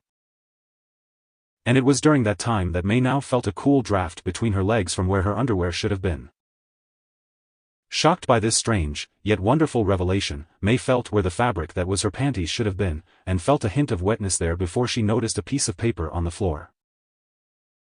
Reaching for it with her other hand, the Mizukage saw it was from Naruto, and reading the contents nearly made the woman squeal in delight. Had a great time, Mei-chan. No, it wasn't a dream. You blacked out. I don't hold it against you. It was an intense and pleasurable memory for me too. As for your missing panties, I've decided to hold on to them so I can remind myself of our time together in your office, and yes, I did redress you so no one would know of our intimacy. I'm the only male who gets to see that stunning hot body of yours, and if any other guy, like Ao, sees it, I'll kill them, slowly. Hope to see you again soon when time allows it. Stay sexy. Naruto. With Naruto. Another woman conquered. One might think you were a womanizer, Naruto-kun, remarked Kyubi in her humanoid form while Naruto mentally smirked. Perhaps they would, Q, but you know me better than that, and I love all the women I've been with in such an intimate manner, thought Naruto while putting Mei's panties in the drawer holding them. Well, don't expect to get any from me after our rutting, commented Q with a huff, and Naruto smirking again. Who said we would rut? Thought Naruto with Q glaring at him. Don't say that. We both know it's going to happen one day and it's going to be world-shaking, exclaimed Q with Naruto still smirking at her. Then entice me. That is, if you can, thought Naruto with Q narrowing her eyes at the challenge. Oh, it was on. End Omake. Omake number 2, Taming of the Yoshino. Nara Yoshino was a strong woman, who ruled the Nara clan home like a competent Kage runs a shinobi village, and made her displeasures known to her husband in many ways. From a frying pan the side of her husband's face, or at night when they coupled without a safety word that usually put the man in the hospital under an assumed name shortly after it ended. Now, however, she was at a crossroads in her life she never expected to happen, and it was unsettling on so many levels. What was it exactly? She was having unhealthy feelings for another man. No. Not another man. A boy. A boy her son's age. Yoshino had seen him fight during the Chunin exams, seen him dominate Hyuga Niji, seen him become a symbol of absolute male power and dominance that no one could escape if they tried. His transformation into a giant ape, fighting the one-tailed Biju, and Orochimaru's giant three-headed snake summons while still having more than enough gas in his tank to fight. To Yoshino, he was the pinnacle of male supremacy, and a part of her mind, the feminist part of her to be exact, kept telling the woman that she should get close to Naruto. To be nice, sweet to gain his confidence, and then when he was least expecting it? Bam! Break his male pride and be any woman's submissive bitch long after marriage. Part of Yoshino even wanted to break the boy in just to make him her personal toy to lash out on due to her husband starting to get a little sluggish in recovering. Maybe it seemed wrong to many, mostly men, but damn it, Yoshino was a strong woman, and as such she had strong feminist needs that required a strong man be broken by her hands. Uzumaki Naruto would become the symbol of male masculinity in a few years' time, and if she didn't break him soon, women everywhere might not be able to keep their invisible iron-fisted grip on men in general. So with that in mind, Nara Yoshino made her way to Naruto's real home, after getting the information out of Anko and Kurenai through various means of persuasion that would make a certain Toad Sannin blush. When she rang the doorbell, Yoshino waited for a few moments before it opened, and revealed a sweaty shirtless Naruto with a small towel around his neck. "Can I help you?" asked Naruto with Yoshino smiling at him. "Yes. I'm Nara Yoshino. Shikamaru's mother," stated Yoshino with Naruto nodding. "Oh yeah. I heard about you. Shikamaru is terrified of you for some reason." "I don't see it," replied Naruto with Yoshino holding back the tick mark that wanted to appear on her face. "Really? Imagine that," exclaimed Yoshino with a small friendly laugh. "What can I do for you, Yoshino-san?" asked Naruto with the woman's smile increasing slightly. "Well, if it's not too much of a bother, I was wondering if I could come inside and discuss some things about my son," answered Yoshino with Naruto raising an eyebrow. "About Shikamaru? In what way?" asked Naruto curiously. "It's in regards to motivation. My son is so lazy just like his father. All my usual methods in motivating him seem to be having less of an effect on him each day, and I need new ideas to keep both lazy deadbeats on their feet rather than on their backs looking at clouds all day. Since you are creative in doing things in an outside-the-box manner, I was kind of hoping to run things by you, and come up with new ways to motivate them into being better shinobi," answered Yoshino with Naruto smirking since it was clearly something he would enjoy discussing. "Come on in. I'm sure we can work something out," said Naruto with him letting the woman in, and saw Yoshino's smile turn slightly evil. "Yes. Yes, we will, and very soon," thought Yoshino while cackling evilly inside her head. "Be careful, Naruto-kun. I sense a feminist plot against you with this woman," warned Kyubi with the Uzumaki for a Saiyan smirking at her. "I know. I sensed it during our conversation. Still, I'm not about to fold simply because a woman with a desire to break men has her sights set on me and my manhood," thought Naruto before shutting the door. "I don't expect you to fold. I expect you to break the woman's pussy and conquer her instead," replied Kyubi with Naruto smirking further at the sight of Nara Yoshino's well-formed rear swaying slightly when she walked into his home. "That is the plan," thought Naruto with his smile increasing. Sometime later, Nara Yoshino walked out of the Namikaze estates, her clothing ruffled, disorganized, the usually well-kept hair was out of place. And had the woman been more mindful of her own attire, she would have realized her panties were missing. Yoshino couldn't believe she lost against the boy her son's age and had the hand print on her ass to prove it. One moment, the woman is talking to him about Shikamaru, then she moves in close, a smile here, a soft chuckle there, and just when Yoshino thought his guard was down, she struck. Fiercely too. Like a predator having caught her prey, Yoshino moved to force him into submission, kissing the boy passionately, moving her hands over his exposed torso. trying to get his motor running while keeping him unaware of her true intentions right before bringing out the cuffs, the restraints, and all her usually favorite dominating toys that made her husband know better than to not say no when she wanted something. When she tried to move in for the kill though, that was when things backfired. She underestimated him.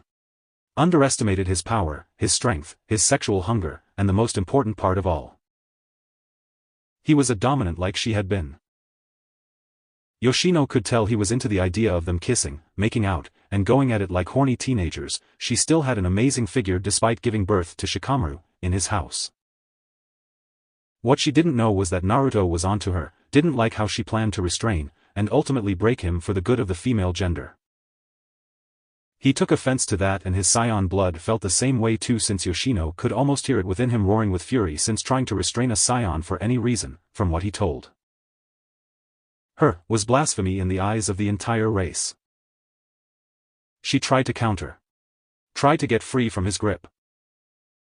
But his blue eyes were sharp, intense, piercing, and intimidating, with a hint of red forming to show he was seconds away from unleashing some form of Kyuubi's power if the need arose. The punishment for trying to dominate a Saiyan? Getting dominated. Hence the hours they spent on that couch, clothing discarded, the feeling of him between her legs with his mighty masculine thing screwing her senseless. Him in control, the one thing she had never let happen to her before now, and what shocked the hell out of the most arguably feminist woman in all of Konoha was she actually liked it. Liked it. Her of all people liked being taken like a submissive whore and moaning like one the entire time. As for Naruto himself, he didn't care she was married. Why should he? The boy no man she had just got dominated sexually by had done nothing wrong.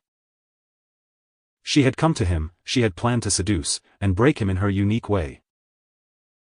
No one could say what happened in his home was Uzumaki Naruto's fault because Yoshino had been the one to approach him, and Yamanaka Inoichi could easily dive into her head to learn the truth. I can't believe that just happened. I've been tamed. Me. Tamed, thought Yoshino, as she made her way home, and saw her husband looking at her with a worried expression on his face. Yoshino-chan, are you all right? Asked Shikaku, seeing his wife in her haggard state and didn't know what to make of it. Normally that was him after one of their nightly sessions together, and it was weird seeing the woman in this state. We're getting a divorce. I'm leaving you, was her only response, with Shikaku looking at his son, who was spitting out cereal in a stream, before looking at his father, and then at his mother's form heading upstairs. Did Mom just say what I think she just said? Asked Shikamaru, with his father nodding. Yes. Yes, she did, replied Shikaku before looking at his son. We are free. We are finally free, stated Shikamaru before taking his father's hand, and the two left their house before walking off into the rising sun in the distance, and ignoring the people staring at them with raised eyebrows. With Naruto. Another one bites the dust. And another one gone. And another one gone. Another bits the dust, said Naruto in a sing-song-like voice while he put Yoshino's panties in the special drawer that held all his conquests. I never doubted you for a second, Naruto-kun, said Kyuubi, with Naruto chuckling. Sure you did, thought Naruto, since he sensed the vixen had wiped sweat off her brow after he finished sexually dominating Yoshino. End Omake. Omake #3 Naruto's Merry Xmas. A 16-year-old Naruto came home, his good deeds for the day that helped in protecting Konoha from its enemies being completed, and was ready to relax. He wanted a warm meal, a nice bath, and maybe find a woman for the intense amount of pleasure that would happen as a result of it. So when Naruto came home for the holidays, that was Christmas, it was snowing heavily, and was a wonderful Christmas day when he woke up that morning. During that time, the kids opened their presents, thanked Naruto, his wives that were their mothers, or their aunts for the gifts they received before they spent the entire day having fun together. By nightfall, the dinner had been served, and Naruto along with his children ate enough to make the Akimichi clan bow in submission to their mighty stomachs. Some time later after that point, the kids were in their rooms tucked away, and got kisses goodnight by their parents before sleeping happily. As for Naruto, he was the last one to finish kissing his children goodnight, and knew that things were pretty good right now with everything that was happening in his life. And it was going to get even better because when he entered the living room area, he came to see a sight that a certain super pervert no doubt would have wished for many times over. And would always be denied because Santa had put Jiraiya on the naughty list every year for his perversity. As for Naruto, in the bedroom, wearing skimpy tight red bikinis, with Christmas caps, gloves, and shoes on was every single sexy kunoichi he had ever met. Each of them was by the Christmas tree, looking lovely, sexy, and it was clear by the looks in their eyes they were feeling hungry for something that wasn't a Christmas feast.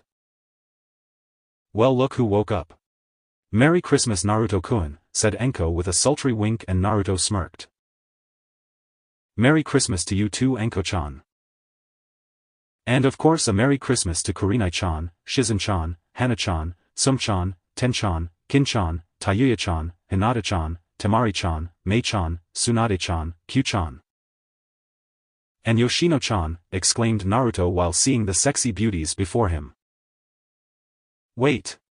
I understand Hana-chan and even Sum-chan, but how did you get Tsunade-sama? And Nara Yoshino into this harem of yours, asked Tenten since she just saw Naruto smirking while the two mentioned women shifted nervously while secretly clenching their butts.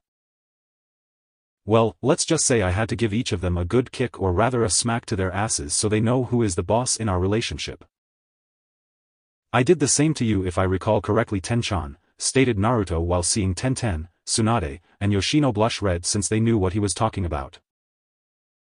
That aside, Naruto, we are here to give you a nice Christmas gift that you can treasure forever, said Tsunade, as she stepped forward. And leaned forward to give Naruto a perfect view of her chest that was barely restrained by the bikini top she was wearing. And what lovely gifts you have given me. I almost don't know which present to open first since I hate play favorites, remarked Naruto while looking at his choices on who to claim first in this holiday feast fit for any male Saiyan. And one that also happened to be an Uzumaki. Surely you can think of some way to have us all at once, challenged Q with Naruto looking at her, and he smirked in an almost evil fashion. Multi-shadow clone jutsu, exclaimed Naruto, as he made an army of copies of himself that filled the rest of the room, and saw the women in his life light up with joy seeing so many of him. Best Christmas present ever, exclaimed Enko happily while the Narutos around her smiled lustfully.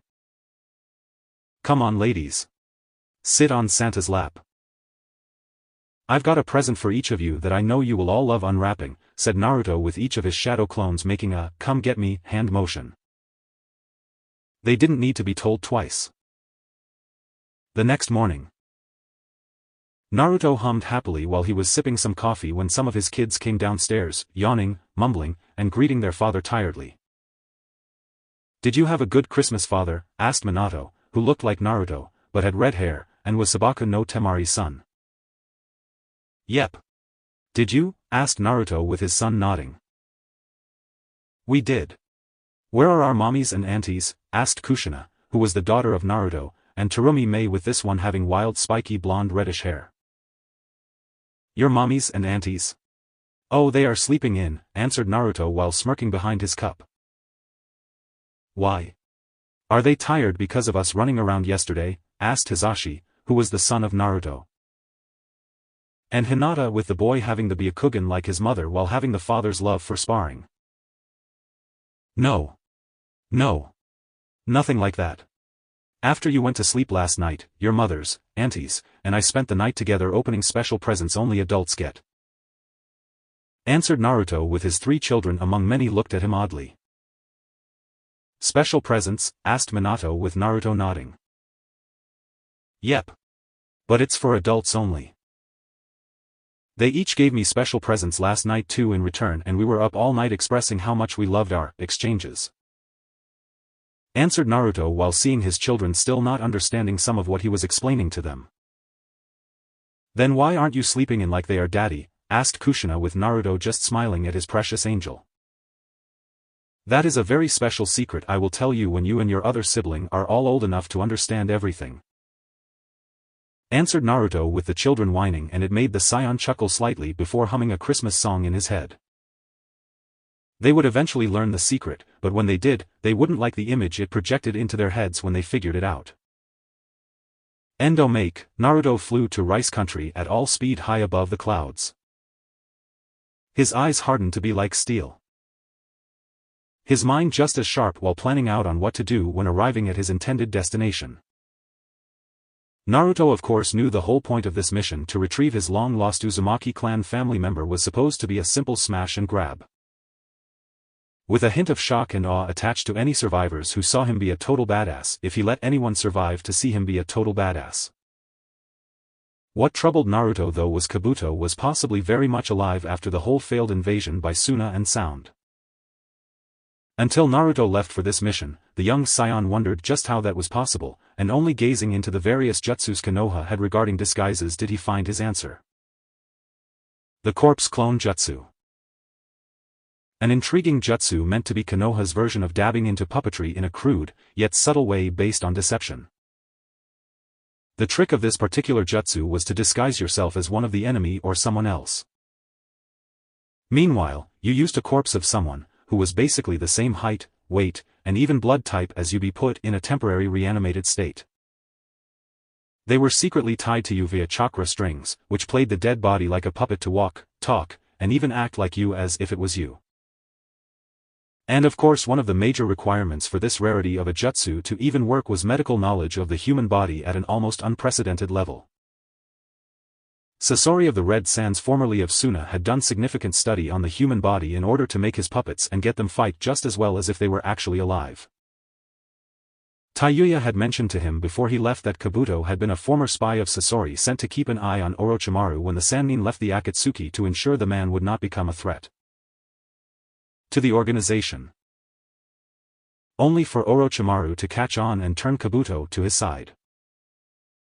Both missing Nin had put quite a bit of knowledge into the silvery-haired boy during his time with each of them, and Kabuto proved to be a quick learner. It was no real surprise to Naruto that Kabuto could use and did use the corpse clone jutsu given his upbringing in Konoha when he was not under the guidance of either missing Nin. Clearly the student had surpassed his teachers in terms of treachery and escaping from the enemy when needed. Though I wonder if Orochimaru is alive? If Kabuto is alive, could the Sannin be too, and just lost his one arm to throw people off his trail, thought Naruto to himself, since it was a possibility. There was only one real way to find out. Hovering over the base that Taiyuya told him was in fact underground to avoid detection from prying eyes and ears from the likes of Jiraiya's spy network. Naruto descended with the speed of a freight train, and smashed straight into the heart of the base. Naturally, the base went on full alert, alarms blaring, and all its forces being deployed to defend it from the invader standing in the middle of his rather violent entrance. In fact, Naruto had been there for barely 2 whole minutes, and already he was being swarmed by base's enemy Sound Nin. Only to be obliterated by a blast of energy generated from his body. Now if I were an Uzumaki in a snake pit, where would I be, thought Naruto while he began sensing the different energy signatures around the base until 2 noticeable ones came to his mind. One was obviously Karen, due to those with Uzumaki blood having a unique signature from what he could tell when using Tsunade as a partial template given her own family connection. The other one made Naruto scowl since he knew the signature from his time in Konoha and in the Chunin exams leading up to the invasion. Kabuto. Walking toward Kabuto's location, the Saiyan warrior knew the man also knew he was here, and yet made no move to flee. Finding himself curious regarding Kabuto's stupidity, the young ninja blasted the steel door down where his target was located, and saw the man smirking at him. Surrounding the former right hand of Orochimaru was the countless experiments the two had worked on in the past. Each of these creations clearly had their own minds, their very free will, and overall identity taken from them to be molded into something not their own. Warped to be puppets and slaves to the will of their creators and tormentors who worked on them day and night without mercy.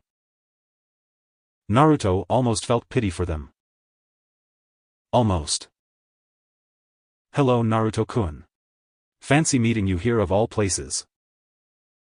I'm curious as to how exactly you were able to find me, commented Kabuto, with Naruto never taking his eyes off of the presumed dead man. Don't flatter yourself. I wasn't hunting for you, Kabuto. Though I'm not surprised to find you alive. Your corpse clone was most impressive to fool the Mizukage, replied Naruto with Kabuto looking a tad surprised.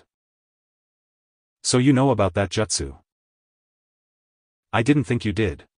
Curious as to how you know about it when such a jutsu was never covered at the academy, remarked Kabuto while Naruto shrugged. Curious indeed. But enough small talk. I'm here to kill you and take what doesn't belong in your clutches, said Naruto while making his hands into tightly clenched fists to make popping sounds in the process. Do you really think your power can best mine? Or my minions? You have no idea how strong I am, Naruto-kun. I am on par with Hatake Kakashi himself, taunted Kabuto with Naruto raising an eyebrow at him. And? Is that supposed to frighten me? I took on the one-tailed Biju and won. I took on a three-headed snake summons and won. I walked through the forest of death and threw a bag of headbands down at the feet of the Sandaime Hokage to show I could crush all who stood in my path. Everything and everyone who is essentially stronger than you, I have faced, and won against. Do you really think your small army deformed test subjects and the albino in the shadows slowly rising from that lab table to my right over there have a chance at killing me? Questioned Naruto with the man in front of him frowning. Kill him. Kill the man who helped kill Orochimaru-sama, commanded Kabuto with the various deformed experiments charging Naruto with bloodlust in their eyes. Naruto smirked before he met the large number of enemies head-on to the surprise of the man who commanded them to attack in the first place.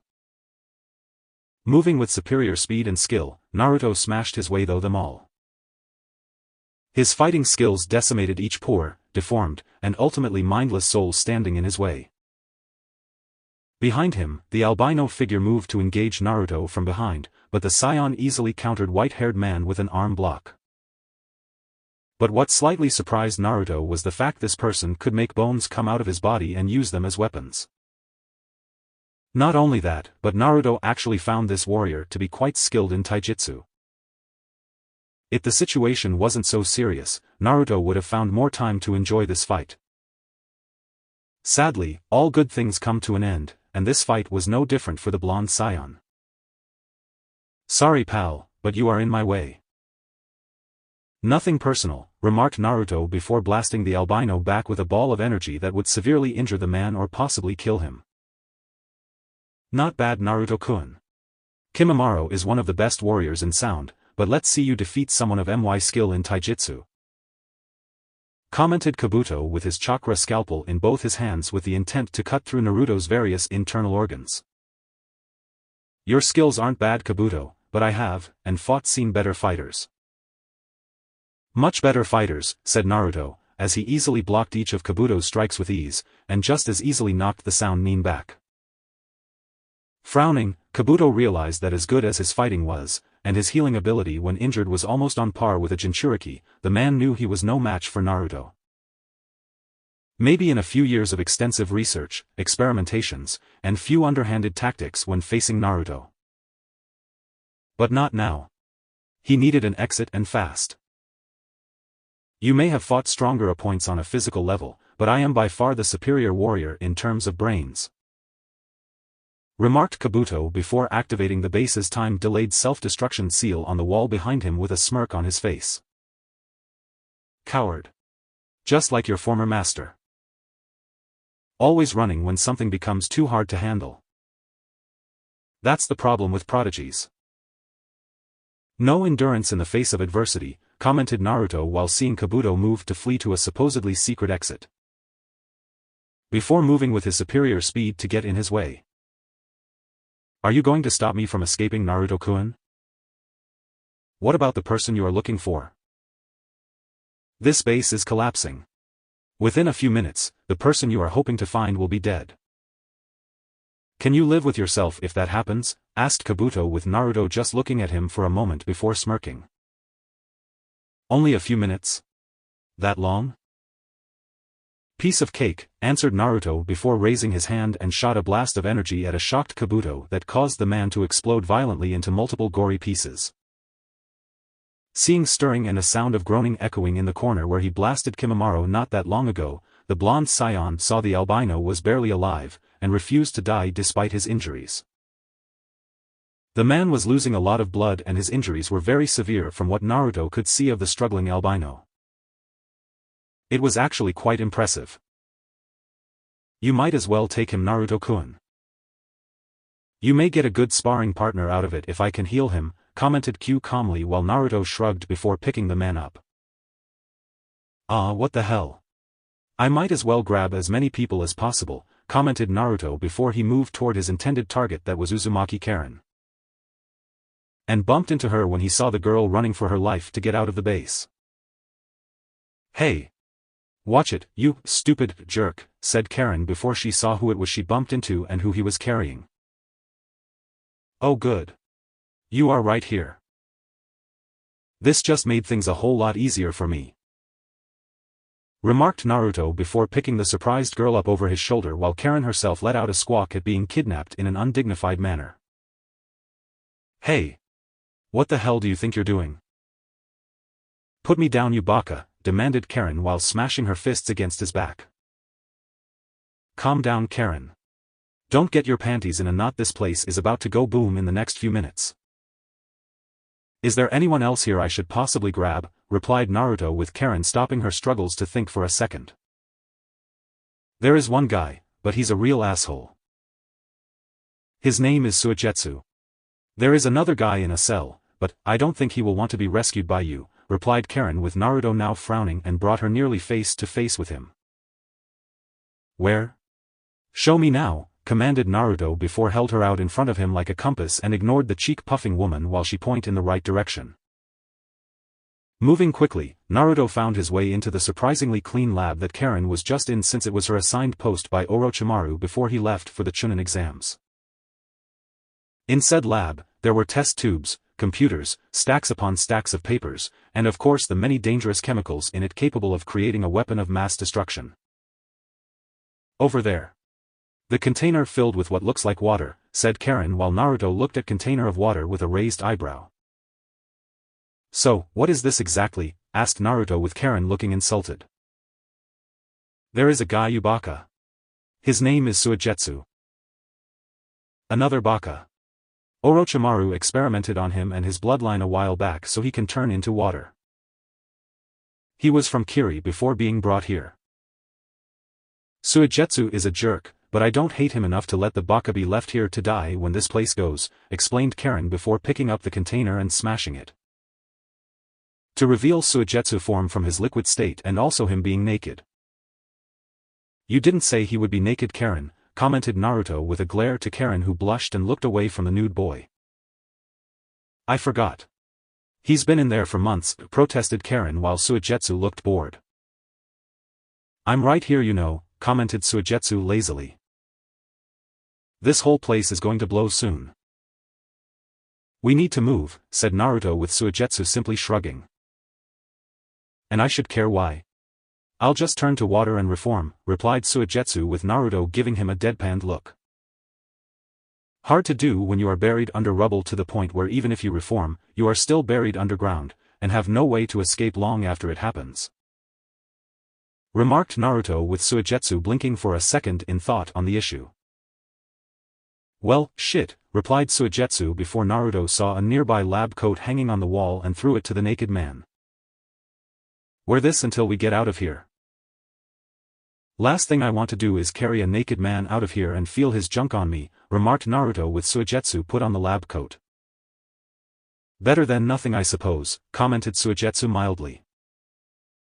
Not to press the obvious but we need to move before this place explodes, yelled Karen angrily. There is still one person left to find. The one you mentioned stays in his cell willingly, commented Naruto with Suigetsu looking at him with more interest. You mean Yugo? I don't think you want to let him out. That guy is messed up. We'll go completely psycho over the smallest thing. The only one who can keep him calm when out is Kimimaro, and judging from his bleeding body here, that won't be possible in the future, remarked Suigetsu with Naruto narrowing his eyes at him. I'll be the judge on whether to spare Yugo mercy. As for his outbursts and Kimimaro here being healed, you leave that to me when we're safely away from this base. commented Naruto before he grabbed Suigetsu and listened to Karen on where Yugo's cell was located before finding the man inside waiting to die. Leave me here. I want to die. I only hurt people when I'm outside, whispered Yugo in a depressing tone while Naruto ripped the cell open, grabbed him. And after putting Karen over his shoulder, much to her displeasure, he blasted a hole straight through the ceiling straight to the outside. Following that, the young Saiyan flew up with those he rescued, ignored Karen's screams of fear, and Suigetsu's cursing as he did so. Just when he landed a safe distance away from the sound base, the area where it once stood exploded violently, killing everything and everyone left inside of the base, leaving only a crater in wake of the explosion that was worthy of praise from the mad bomber of IWA, if the man had seen it for his own eyes. Aren't you glad I rescued you all now?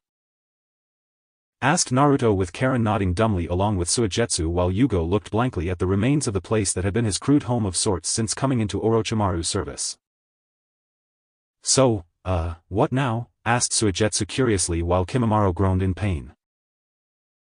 Now I heal your albino friend here, replied Naruto before turning Kimimaro on his back and put his hand on the bloody man's body. What did you do to him? Demanded Yugo in a suddenly serious tone at seeing his only friend in this state and his power started to come off of him. He fought me and lost, replied Naruto while channeling Q's chakra into Kimimaro and began to slowly heal the albino's injuries. You attacked my friend? Demanded Yugo with his body and personality going through a change while Karen and Suigetsu backed away. He attacked me first. Also, I suggest you calm down before you do something stupid. If you interfere in what I'm doing now, the backlash of energy I'm generating will kill him, said Naruto with Yugo breathing heavily, his body and mind seemed to be struggling with itself in terms of what to do next. Calm down, man. Look. The injuries Kimimaro has are healing. You don't want to risk his health, right? Said Suigetsu nervously while Yugo narrowed his eyes at the sight of Kimimaro's wounds being healed. Yeah.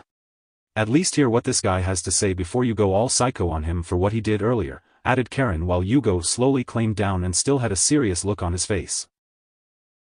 Naruto ignored them by this point, as he finished up healing Kimimaro, who at this point was coming back to the land of the living, and saw he was surrounded by familiar faces. And one he did not. You. I remember you. I fought you briefly. Kabuto said you were the one who killed Orochimaru-sama, remarked Kimimaro with a hint of anger in his voice. More like assisted in stopping his plans for invading Konoha from actually working. The kill goes to the Mizukage. She melted him down with her bloodline limit. The only thing left to identify him was his arm with the snake tattoo used for summoning, which was destroyed later by me to prevent anything of him from surviving. Kabuto only said I helped in killing him so you would go into a rage to fight me in the belief you would win, countered Naruto with Kimimaro scowling before he focused on the others around him. You saved them. Why? Asked Kimimaro curiously. Because Karen is an Uzumaki and a member of my family. Suigetsu might find some kind of purpose in Konoha when we head there. Yugo I saved because he was in that cell and looked days away from killing himself. Dying without a purpose is a horrible way to go, answered Naruto with Kimimaro looking at the other before focusing back on the Saiyan. Are you saying you can give me purpose? Give them purpose? Asked Kimimaro while seeing Naruto nod. If I did offer said purpose to you? All of you? Would you take what I offered? Asked Naruto with Kimimaro thinking it over in his head before nodding. Yes. I would, answered Kimimaro since he had nothing now and it wasn't like killing the blonde Saiyan in front of him something to consider. Even if Kimimaro tried, he knew Naruto was the superior fighter and warrior between them. Even if Kimimaro had yet to use his full strength at the time and his bloodline to its fullest. The Kagaya knew simply from instinct alone that this boy was his better in just about everything regarding how to fight. Orochimaru had once given him purpose and the albino man would always be grateful for it, but the disease he had obtained during his service had made him value to the Sannin go down drastically. Only now, after Naruto had healed him did Kimimaro have a chance to be of use to his fullest, and had this boy to thank for it. And the three of you. Karen is family, so I do want her to consider Konoha, but the two of you, that's another story, said Naruto with Karen fidgeting.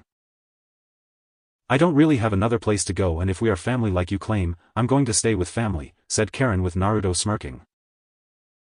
We are family. Cousins actually.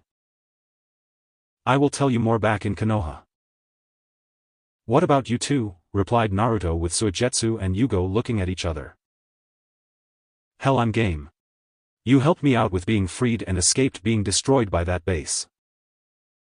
Anywhere else beats being in a glass tube naked, remarked Suigetsu casually and wanted to see how Konoha did things when compared to the rest of the world. I am a danger to the world around me. My power is unstable. Orochimaru used it for his curse seals. I should have stayed in the cell and died, commented Yugo with Naruto now sighing at his defeated tone and smacked him in the head. You baka. That is the coward's way out. The way of the weak. Look at me, Yugo. When I faced adversity, did I crawl up into a ball waiting for death to claim me? No. I rammed my fist through it. You have a problem and I know the perfect person in Konoha to help you deal with it, stated Naruto with Yugo looking at him curiously. Who? Asked Yugo while Naruto smirked. My godmother. She also happens to be the best damn medic nin in the world and is the Hokage too. Her name is Senju Tsunade, answered Naruto, knowing if anyone could help Yugo with his problems, it was Tsunade. Are you sure? Orochimaru tried and failed to help me, questioned Yugo with Naruto frowning at the mention of the dead Sannin's name. That's because he most likely didn't help you at all. He probably only claimed he would help you so Kabuto could harvest your power to make those curse seals of his in order to jump from one body to the next. Replied Naruto with Yugo looking unconvinced. He does have a point, Yugo. Orochimaru team was supposed to be like some kind of super genius or something. Not to mention Kabuto had skills second only to Tsunade herself. If Orochimaru's sick mind could make those curse seals from your bloodline, then there should be no problem curing you, no problem. I mean, couldn't the stupid team make you some kind of pill, or serum to keep your temper tantrums in check? Questioned Suigetsu with Yugo not liking the idea he had been used falsely by Orochimaru. It's true, Yugo. I was Kabuto's assistant many times on many projects. All of them were designed to extend Orochimaru's life. Not once were they connected to help you, added Karen while Yugo just sighed in defeat. How do I know I won't trade one false savior for another? Asked Yugo to Naruto, who simply smirked. Because unlike Orochimaru team, my godmother swore an oath to help those in need of treatment. She takes that oath quite seriously, said Naruto while Yugo nodded. Very well. I will return with you to Konoha as well, said Yugo before bowing to the Saiyan. Get off the ground. I hate that formal crap. Come on. We have a bit of walk ahead of us to Konoha. I would fly us there, but something tells me most of you would hate the ride, remarked Naruto with Karen glaring at him. Considering you put me over your shoulders and carried me like a sack of potatoes, commented Karen with a heated glare at her cousin. Not for nothing, but before we get to Konoha, can I get some clothing? I have nothing to be ashamed of, but I'm not a nudist or anything, said Suigetsu with Naruto nodding since they did need that for him and some new clothes for Kimimaro. Sure. No problem, replied Naruto before the group headed for the nearest town. Konoha Route HQ. Danzo frowned. Well, he always frowned, but this was more the usual. Why? Because his intended weapon in the form of Konoha's Kyubi Jinchuriki was out of the village.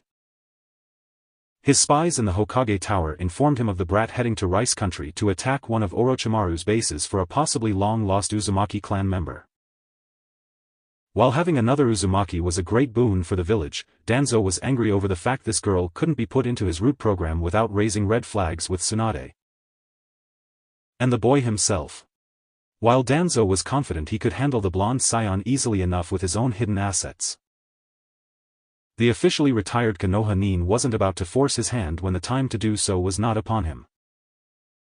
The invasion itself, had it been entirely successful in defeating Konoha's primary force, would have allowed Danzo to flank Orochimaru's forces with his root shinobi and make himself out to be a hero to the survivors. Such a victory for him would have launched him to the status of Hokage and made Konoha the major military power he always envisioned it should have been for years. Sadly, things did not work out the way he hoped, and the elderly man once more had to wait until Konoha's overall shinobi force was too weak to repel his root from taking over. Again, the Kyuubi Jinchuriki had prevented this by using his power to prevent Konoha and its shinobi from falling in a way that would have proved Danzo's method of running the village was better than his predecessors. A setback he had hoped to counter in the years to come with the right resources and events following this, but Danzo was not what one would call an optimistic man. He didn't believe in optimism. He believed in realism. As in knowing the reality of the situation one was in. And sadly for him, the reality of his situation was with his main outside backer now gone, Danzo would have to seek others who could aid him in his plans to take over Konoha. But who? IWA? Not a chance. They would sooner see all of Konoha destroyed in its entirety. Danzo and his root included. Hell, the man would sooner have the Kyuubi Jinchuriki become Hokage before him. Kyumo? They would just pillage Konoha of everything valuable from jutsus to bloodlines and leave nothing left for Danzo to build on. Kiri? After the rebels won against the previous Mizukage?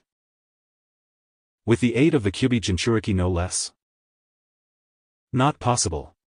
Suna was out of the question given their current situation of needing to recover from the invasion too. Danzo wasn't about to make the same mistake in terms of trusting a minor shinobi village to help him in his plans to become Hokage. His failure with Hanzo was proof of how unreliable they truly are when called to support him in terms of cashing in a favor. Perhaps the ally I seek in my plans is not in the form of a kage of a shinobi village, but rather in a daimyo of a country. There are reports of a man in snow named Dodo, who is ruling with an iron fist, and is looking for a way to access the advanced technology buried deep in the snow there. He's also having trouble with the rebels there popping up and is putting a strain on him financially to pay his forces to put them down. Perhaps an alliance with him is in order. Such technology could be a good asset to have in taking Konoha for myself when the time comes to act on my plans.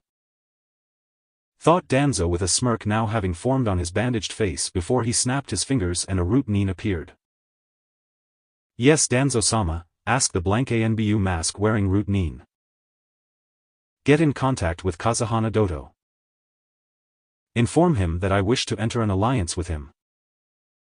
One that would be mutually beneficial to us, commanded Danzo with the root shinobi nodding before he vanished into the shadows. What should we do about the Uchiha? He's becoming increasingly belligerent with his Jounin sensei. With the Kyuubi Jinchuriki promoted to Chunin recently, Team 7 is now lacking a third team member, said Sai, as he kneeled in front of Danzo, and awaiting an order. Which is why you will be put on the team as the Kyuubi Jinchuriki's replacement. Your mission is to gain a close personal connection to the Uchiha. Get him to befriend you.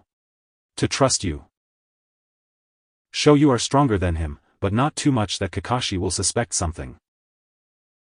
Lure Sasuke to me with the notion that getting stronger lies not in one of the many branches of Konoha's trees, but in the roots deep beneath the surface, commanded Danzo with Sai nodding. Yes, Danzo-sama, replied Sai with a nod. Also, I want you to spy on the Kyuubi Jinchuriki as much as possible when around him.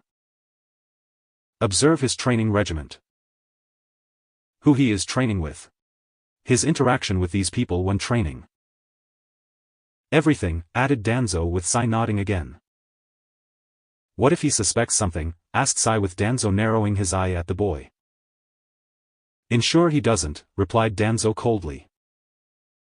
Yes, Danzo-sama, said Sai before he left to carry out his mission. Soon.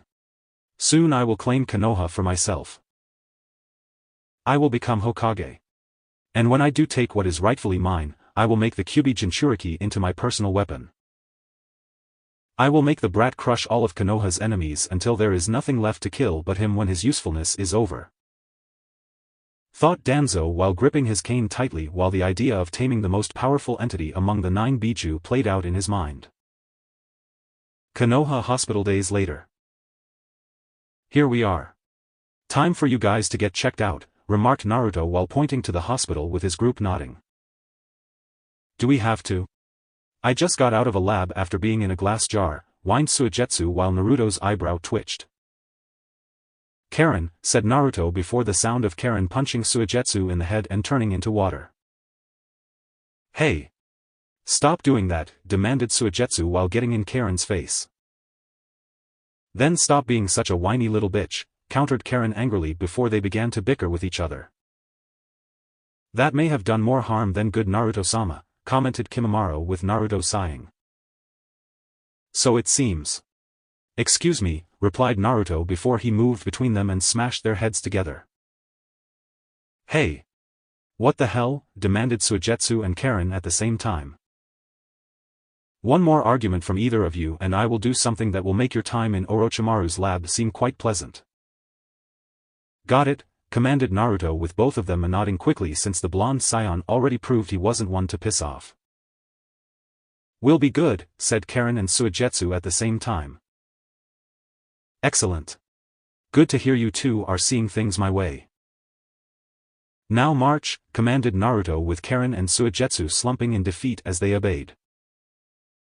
I might require a much deeper examination than usual, Naruto-sama. My lungs prior to my fight with you were not exactly healthy, said Kimimaro while they walked into the hospital. I know, Kimimaro. You mentioned it before when we were heading here. I'll be sure my godmother gives you and Yugo here a detailed examination when the time comes, said Naruto before processing the two at the hospital and to have Tsunade see his group as soon as possible. What are you doing here, loser? Demanded Sasuke since he had been brought in to treat a sprain in his arm and got half the hospital staff to cater to his every whim in getting it worked on. Seeing some of my friends who just got admitted here for a physical. What about you? Getting surgery for a sex change you so desperately wanted? Asked Naruto with a smirk. No. Besides, if anyone needs a physical alteration it should be you with that damn tail of yours, commented Sasuke with Naruto smirking further. You're just jealous I have one and the perks that come with it, commented Naruto with Sasuke scowling since that was true. Sasuke knew if he had the tail, it could act as a secret appendage in a pinch when fighting an enemy, and there was also the transformation done during the presence of the moon. If Sasuke could do that, Itachi wouldn't stand a chance, and everyone would bow before his very greatness whether they wanted to or not. Shut up. Your newfound power is nothing compared to the might of an Uchiha elite like myself, Sasuke shot back. Considering there are only a handful of Uchiha alive outside of yourself, who are much stronger than you, the standards for the title of Uchiha elite has gone down considerably here in Konoha. Taunted Naruto while Sasuke scowled angrily at him. It was only because of Sasuke's quick glance behind the blonde and the fact Naruto could sense the person behind him did the Saiyan use his tail to smack the person behind him into a wall. Turning slightly, Naruto scowled even further when he saw Sakura there with a kunai falling out of her hands, and the boy put the pieces together.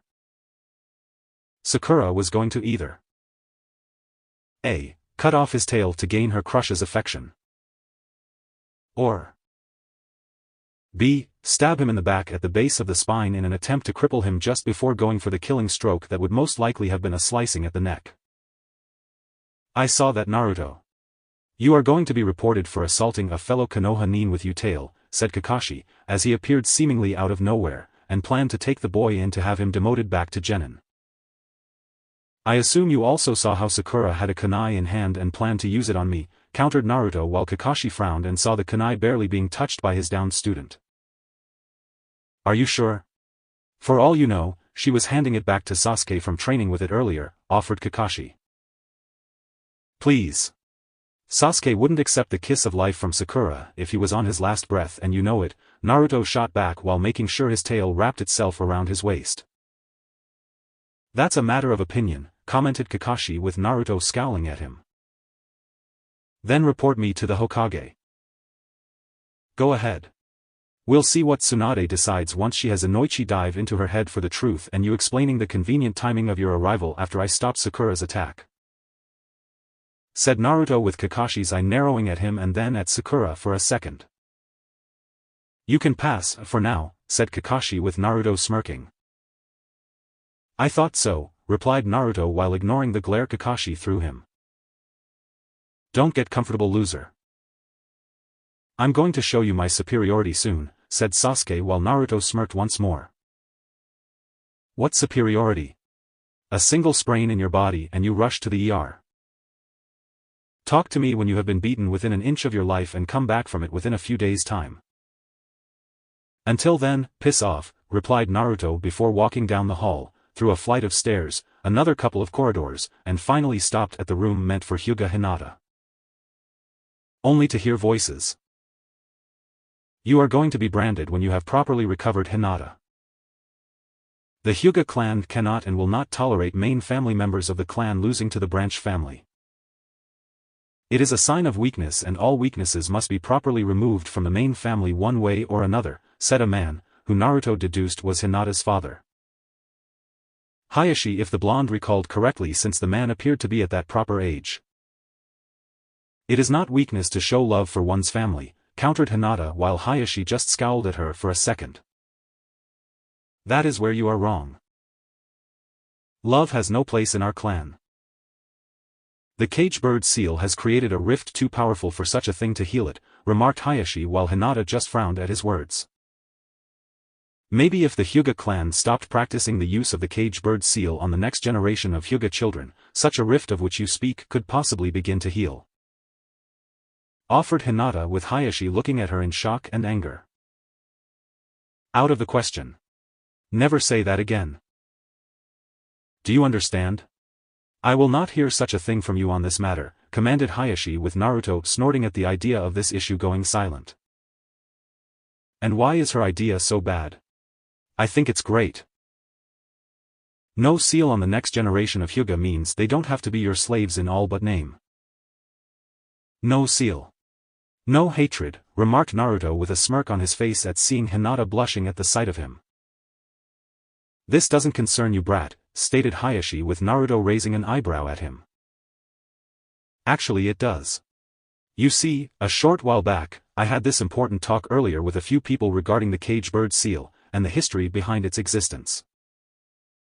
Mainly because something about such a seal seemed off to me. Maybe it's the Uzumaki in me or maybe it's the curious nature of being, well, a curious boy. But spending time in my home or at least having a shadow clone in my home doing research on seals has revealed some very surprising facts about the cage bird seal." "Would you like to hear them?" replied Naruto with Hayashi beginning to sweat a little since he had an idea on what those facts were. "I suggest you keep such information to yourself from now on. It is safer that way. For you and my daughter," warned Hayashi with Naruto scowling now. "And if anything happens to Hinata, I'll go public with those secrets just to see your so-called noble clan be exposed for the pathetic pieces of human trash that they really are in life," countered Naruto while Hayashi looked livid at his words. "You wouldn't dare," whispered Hayashi with Naruto smirking. "Test me and find out," replied Naruto with Hayashi narrowing his eyes. "This is not over," said Hayashi before walking out of the room. "I didn't expect it to be over. Not with assholes like you around," commented Naruto to himself before refocusing on Hinata. "Sorry about my father," said Hinata sadly while Naruto waved it off. "Don't worry about it. The guy is a jerk, but surprisingly you could do worse in terms of who you have for a father," remarked Naruto while walking over to her and pulled out a chair before sitting in front of the girl. "Was your mission a success? Tsunade-sama told me you went on a mission to another country to find a member of your clan," said Hinata with Naruto smiling and making her blush. "Yep. I found a cousin, a Kagaya, a water-turning guy formerly from Kiri, and someone who is depressed because of his power from his own clan being unstable. All of whom I sent to Tsunade for a medical checkup," replied Naruto proudly with Hinata smiled at seeing his first mission as a Chunin being so successful. "You do realize that you need to give an official report on this soon, right?" asked Q with Naruto sighing internally knowing the fox was right while ignoring the Biju's words at the same time. How was your operation to repair the damage the doctors missed? Asked Naruto since a change in subject was in order. Good. Tsunade-sama said I should be able to leave in another day or two, but no intense training until my body fully recovers, replied Hinata with Naruto smiling. That's good to hear. Once you have recovered fully, I think the best way for you to get stronger is through an intense training regimen, and looking into a way into using your natural flexibility with gentle fist. Said Naruto cheerfully. What do you mean Naruto-kun? Asked Hinata curiously while hoping he meant they would be doing some training together. What is the best way to get stronger? Training, training, and more training. How do we train? Practice, practice, and more practice. How are you going to practice? With me and the others at the Namikaze estates, declared Naruto boldly to her. Train? With you? At your house? Asked Hinata while blushing and was incredibly nervous at the idea of Naruto seeing her training. And screwing up. Yep. It is the only way you can get strong enough to show your idiot of a father what he refuses to see for himself, answered Naruto knowing this was for the best. You mentioned my flexibility in gentle fist, commented Hinata with Naruto smirking at her now. Being a Saiyan allows for one fighter like myself to see things about another fighter that others cannot see. When I saw your fight with Neji, I saw your stand was rigid. You were fighting Neji on his terms. Using his fighting stance. Every move you made was almost an exact copy of his moves with gentle fist. In truth, Neji knew your exact movements when fighting before you even made them. It was only after you began using a rather unorthodox fighting style based a bit on desperation to continue did Neji have trouble in landing a hit. You my dear Hinata-chan have a natural flexibility on a physical level the rest of your clan clearly does not have in them. Or if they do, it's rare in terms of being considered a recessive trait, and thus considered to be inferior when it comes out every few generations, explained Naruto with Hinata nodding. In the past, some members of the clan have been known to strain in their attempts to fight like traditional Hyuga. But they were mocked openly for their failures, called weaklings when they couldn't fight properly, and instantly banished to the branch family to work as one of the servants to the elders. It had not been pretty for those who got that distinct honor among the clan, as the elders had been cruel to them on many levels. Using the cage bird seal at random times, making those branded with the seal fall over in pain, and scream in agony while whatever they were holding fell to the floor. Anyone seeing such acts would ignore it or assist in the mocking of these poor souls rolling around in pain. Hinata knew that her future in the clan could possibly be among those branch family members if the elders and her father pushed for such a move. So I should focus on my flexibility, said Hinata since she always felt the need to be more evasive with her moves rather than face things head-on. To flow everywhere around everything like water. Yes. Gentle fist is not limited to one style contrary to the belief of your clan. Though the belief is most likely upheld by them due to the Hyuga clan's traditions related to the breeding process done in terms of reproducing from within. Meaning cousins breeding with not too directly related to each other cousins to keep the strongest traits around.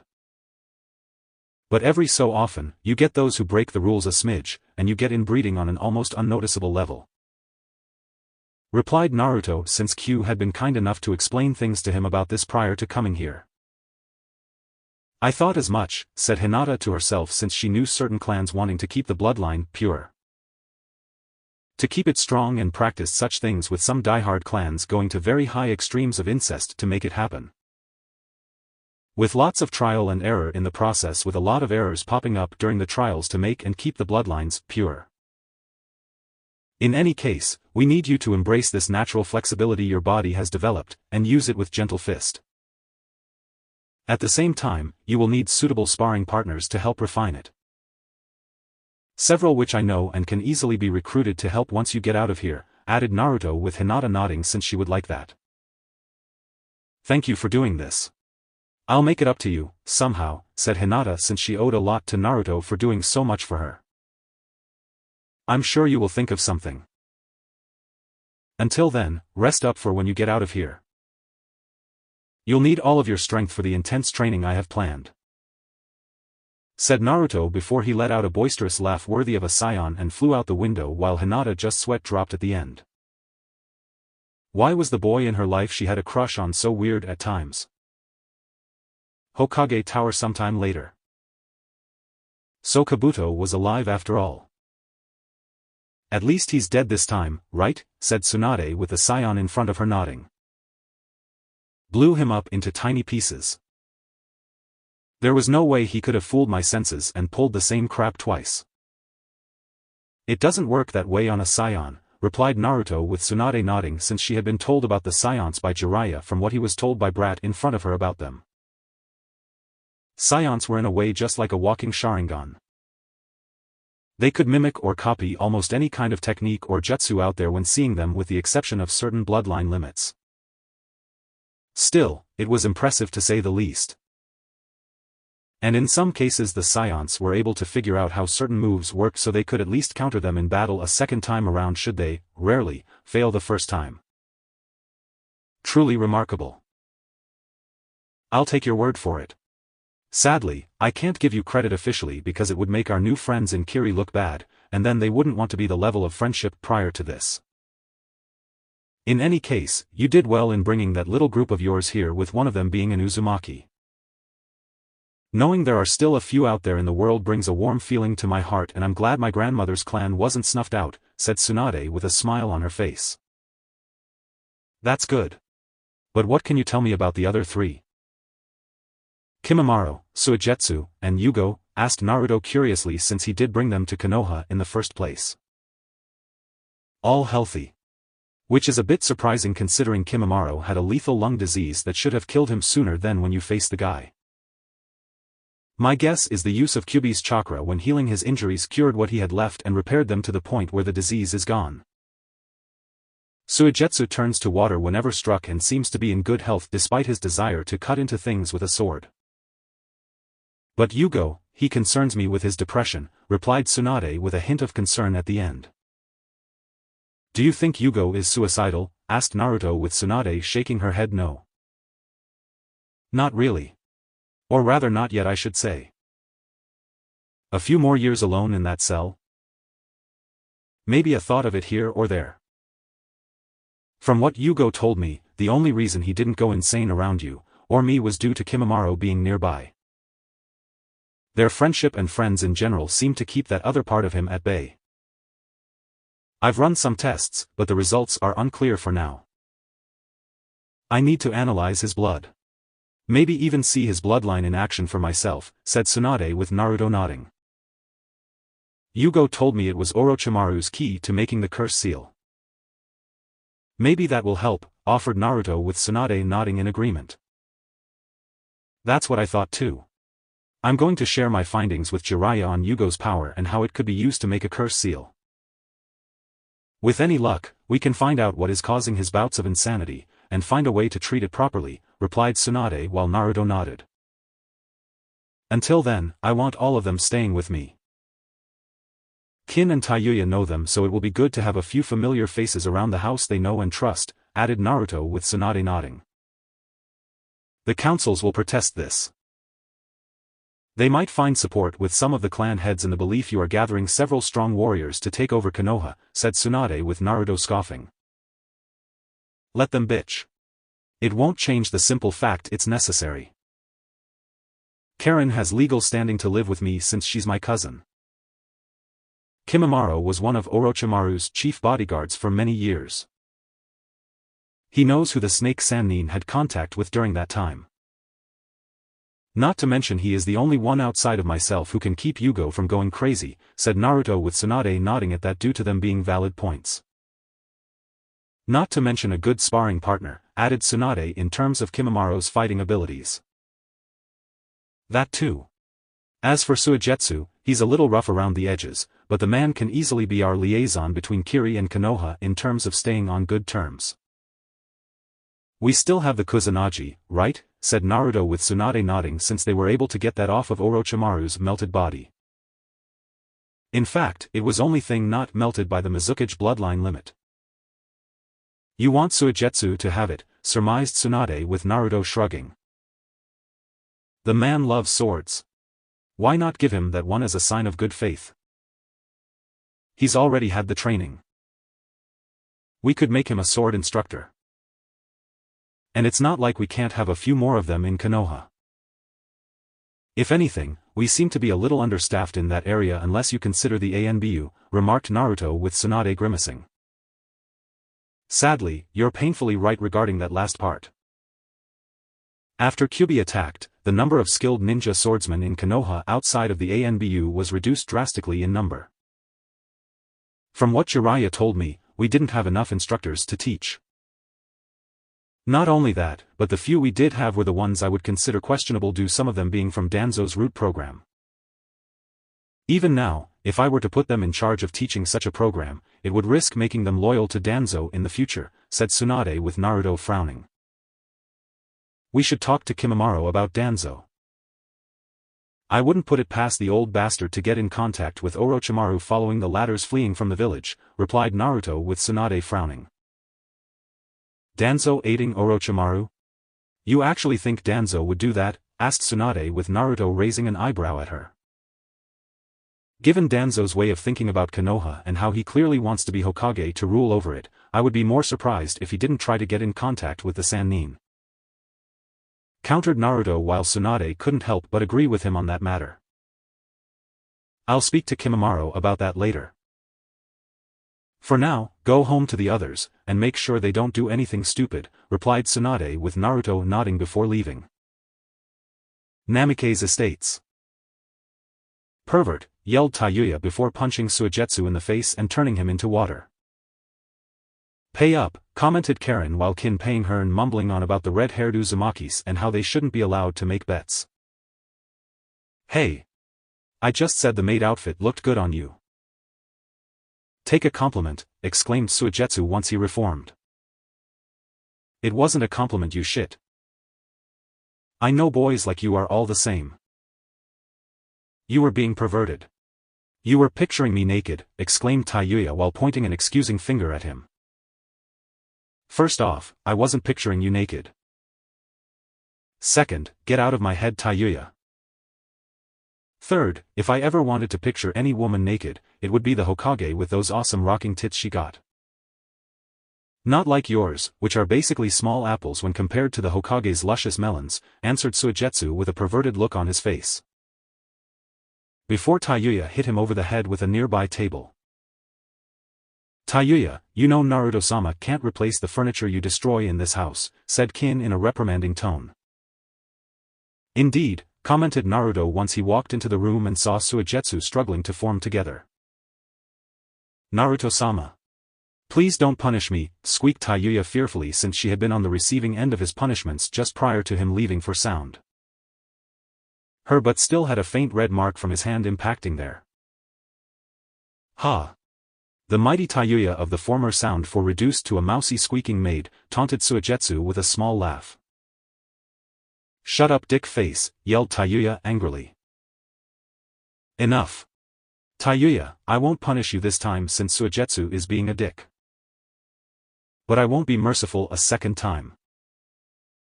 Suigetsu, for being a dick, Karen can use you as a punching bag for the rest of the day, and you are forbidden to fight back, said Naruto knowing it was the only fair thing to do. I was not being a dick, remarked Suigetsu before he was punched by a now very happy Karen. Yes, you were Suigetsu. Now take your punishment like a man and deal with it. Karen, take him outside, and continue what you were doing. Only use this, commanded Naruto before he gave her a huge hammer. What the fuck, man? Be reasonable, protested Suigetsu while surprised Karen could lift it and drag him out back at the same time. I am being reasonable. Either Karen smacks you around with a hammer or I use you for target practice with my energy attack. Take your pick, said Naruto with Suigetsu slumping his head in defeat. Some choice, commented Suigetsu while Naruto just smirked at him. Now see that is you being a dick again, replied Naruto with a laugh as he saw the man get dragged outside to be smashed into water until Karen tired out. Thank you for taking us in, Naruto-sama. And thank you for sending me to Tsunade for treatment, said Yugo in a strange show of courage in speaking up. All the while ignoring the smashing sound coming outside of Karen happily pounding Suigetsu into the ground with her hammer. You're welcome, Yugo.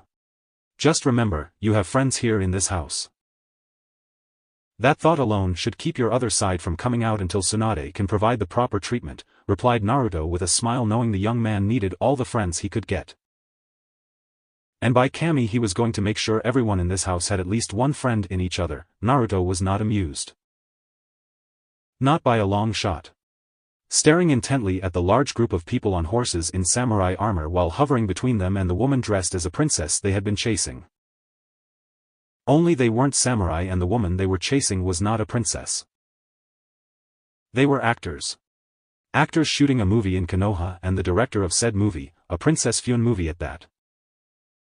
Even worse, the movie's director had failed to inform the Hokage about a chase scene being filmed while using the village as the location for it. Apparently, the director of the movie wanted to play the scene out so people around the actors would be naturally startled and surprised by the scene itself. What it did was make Naruto angry, since he had been walking and eating a bowl, his 10th, of ramen at the same time. His mastery of energy manipulation allowed him to hover the bowls of food with ease, but the stampede of horses had hit all except the one in his hand. Naturally, the loss of so much food of the god's Kais would not go unpunished. Sadly, the need to avenge his beloved food was delayed when more Konoha ninja arrived to stop him from doing something rash. They quickly explained the situation to him, so the desire to obliterate the actors in armor was going to be put on hold for the moment. So with great reluctance, the Saiyan Uzumaki stayed his hand, but he would avenge his favorite. Avenge. With that being determined, Naruto flew to the Hokage Tower to investigate further about the situation, since rumors were flying about a possible mission to guard the actress. Not that Naruto would enjoy it, considering the woman didn't even want to sign autographs for the children who were big fans of her movies. She actually turned them down, hurting all their feelings, and doing it without any regret in her eyes. Naruto had to banish the thought of sending a small orb of energy into the woman's chest and kill her instantly via a hole where the heart was located. As much as the woman had deserved a much-needed reprimand, Naruto knew it would not be through him, and went with the "see if anyone else does it before I do" approach. As it turned out, rumors were in fact true that the actress for the Princess Fune movies was in need of protection per the director and manager of the spoiled actress's request. They had gotten word of some of the more rabid fans plotting something, and it was whispered to be life-threatening. While the movie studio had hired standard security, the director and the woman's manager were not about to take any chances. This woman was the bread and butter for all the Princess Fune movies ever made. If she died, the company would lose millions upon millions of Ryo. It was better to spare no expense now over losing far more in future revenue and never getting into their pockets.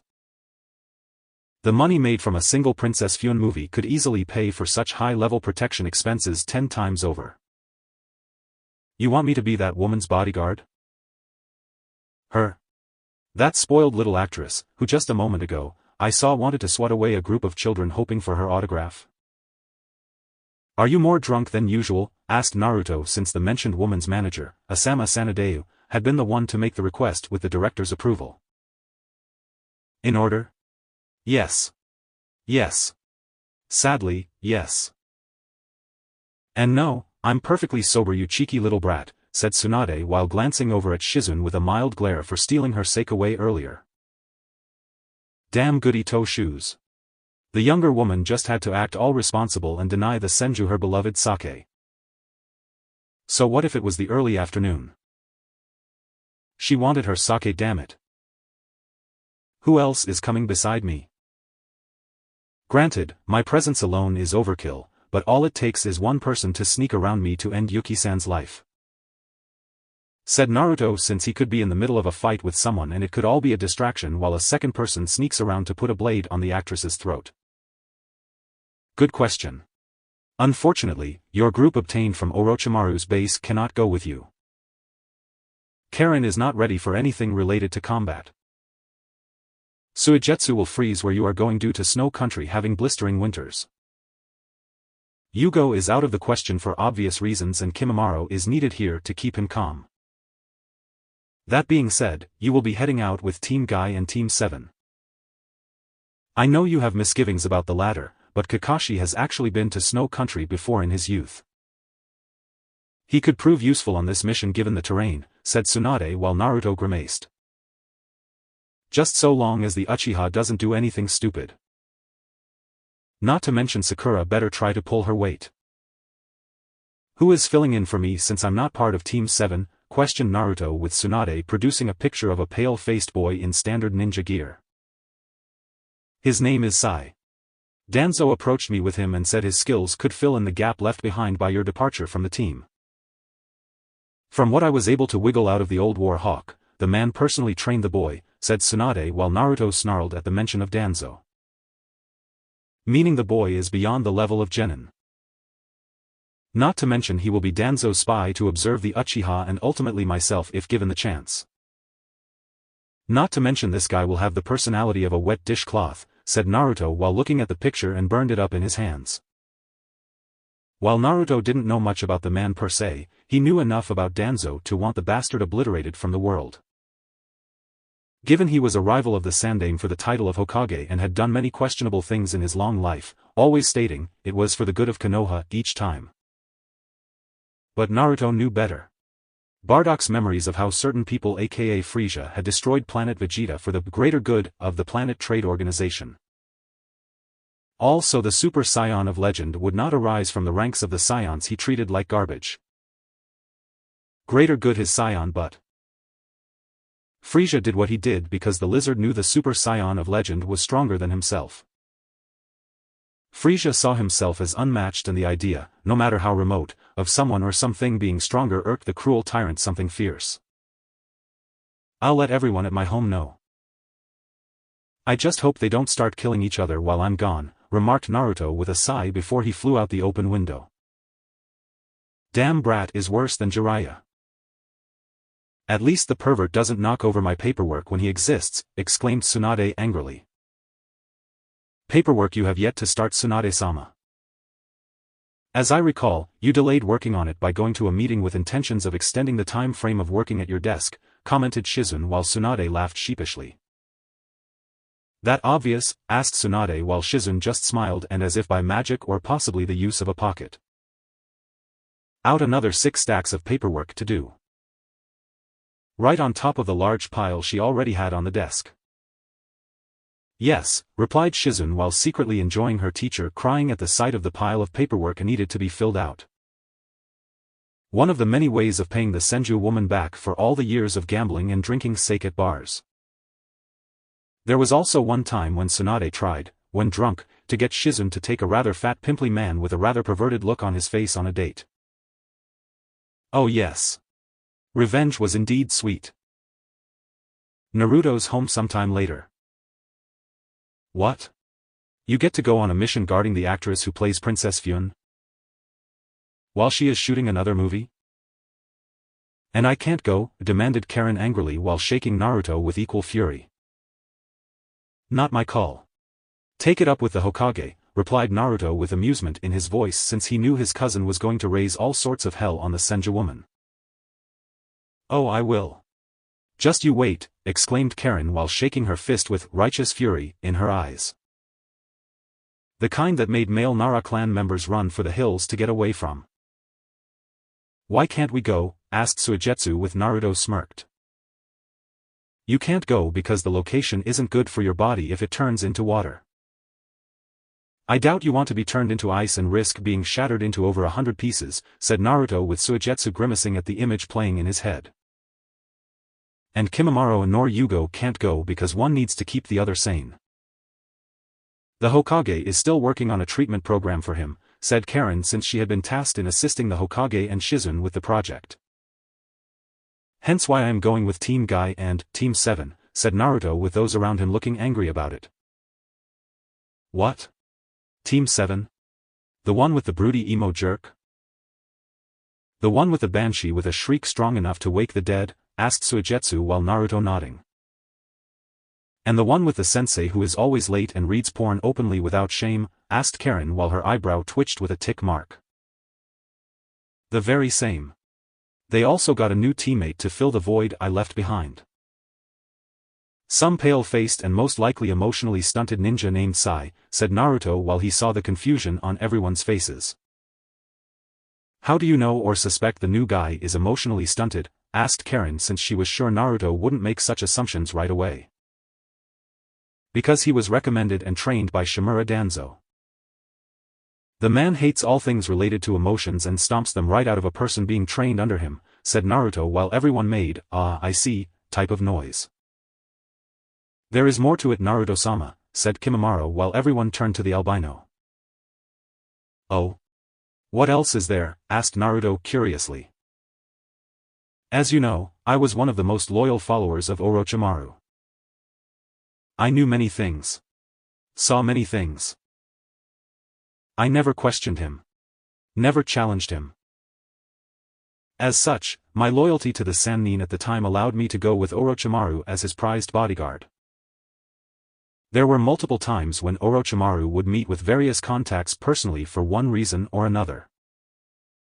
I was to ensure none of them tried to betray my former master and attack him from behind. One such contact was Shimura Danzo, said Kimimaro with the Saiyan's eyes widening in shock. Are you sure? Asked Naruto with Kimimaro nodding. I was standing right beside Orochimaru on several occasions when he met with Danzo. The man had brought several dozen masked leaf shinobi with him.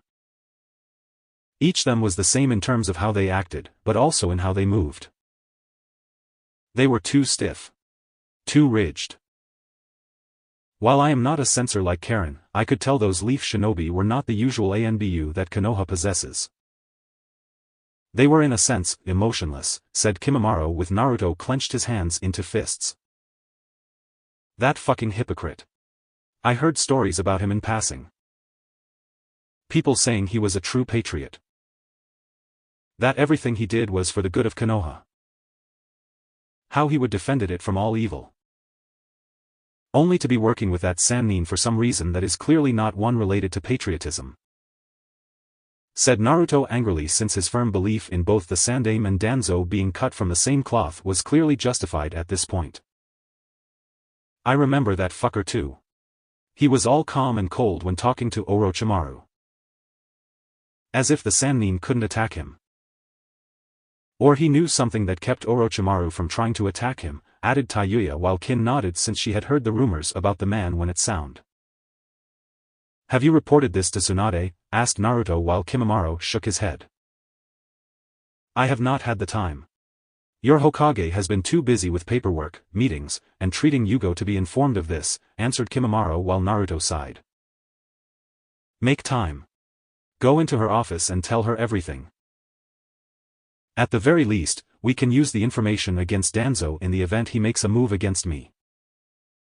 Or the Hokage for that matter, replied Naruto with Kimimaro nodding. When are you heading out to take the mission? Asked Kin curiously. Soon. Within the next few days. The rest of the group needs to be told, supplies gathered for the trip, and several other things connected to our travel. Hopefully, nothing bad will happen while everything gets prepared. Said Naruto, though he just knew the universe was going to do something to screw him over if it saw a moment to create some shits and giggles. It usually did. Several days later. Naruto was right. The universe was trying to screw him over for shits and giggles. First, Kakashi and Team 7, aka Team Unreliable, arrived late to the meeting point. Second, the actress his team was assigned to guard had decided to flee to who knows where. As a result, they had to track her down before someone did something stupid to her. And finally, though not such a bad thing really, but still an annoyance, his own hair was changing color. It was changing from blonde to red the last couple of days and thus it was showing off his Uzumaki traits now coming into existence. Not that Naruto minded since he personally thought the aspect of having spiky red hair was more badass over that of having spiky blonde hair. Still, if what images he saw of Bardock's son Goku ascending into Super Saiyan with his hair going from black to gold. Meaning if he ascended, his hair would change color from red to golden too. provided he could ascend to becoming a Super Saiyan. But for the moment, Naruto decided to focusing on finding their client's runaway actress and cash cow before one of the woman's more rabid fans decided to do something bad. Something to make this mission a total failure and thus make Naruto's life difficult since he knew people would blame him for everything. The people of Konoha usually did. "She is in here," said Neji while he used his Byakugan to see the target was hiding out in a bar and drinking heavily. "For someone who wishes to hide from the public, she is doing it in the most stupidest way possible," commented Naruto since bars were public areas, filled with people. And the bartenders were known to give out information to anyone willing to pay enough for it. All the usually things they were trying to avoid. "I'll go in and subdue her. The rest of you should stay outside." "We don't need anyone here making a scene," said Naruto while Team Guy understood while Team 7 frowned. Well, except for Sai. But he was an emotionally stunted tool so no one focused on him. "Why you?" demanded Sasuke with Naruto glaring at him. "Because I can get her out of there without making too much of a scene and I won't let my ego stand in the way of the mission," said Naruto while Sasuke glared at him. "You aren't exactly the embodiment of stealth, Naruto," commented Kakashi while he was reading his book. "And you are? What about Guy?" "Either one of you says Shinobi of Konoha," challenged Naruto while Kakashi had to admit it was true. "What about you?" asked Sakura while Naruto smirked. "Me? That's easy. I'm a Saiyan," said Naruto before vanished from sight one moment and was back the next with a now dizzy green in the face woman. Clearly the high-speed movement and drinking sake earlier didn't mix very well. The fact Fujike's Yuki had fallen to her knees and puked 2 seconds later confirmed it. "That's fast," commented Neji since there were few who could move that fast or close to it. "Thank you," commented Naruto while keeping a firm hand on the woman at his feet having just finished puking what she ate earlier that day out of her system. "We better get her somewhere less discreet before someone recognizes her and jumps to conclusions," said Guy with the others nodding, and they moved quickly to get out of the public eye despite it being near the dead of night.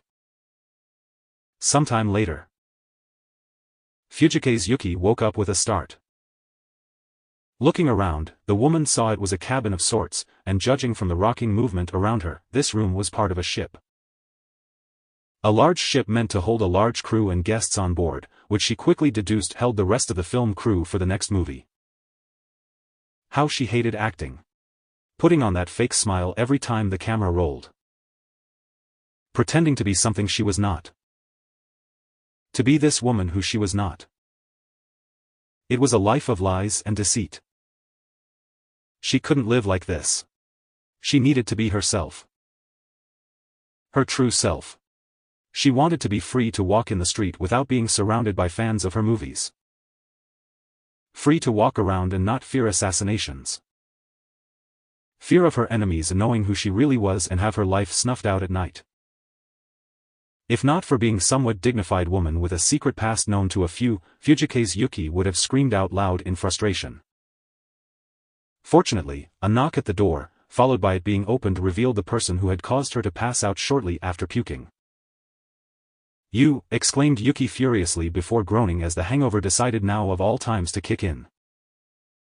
"Yes. Me.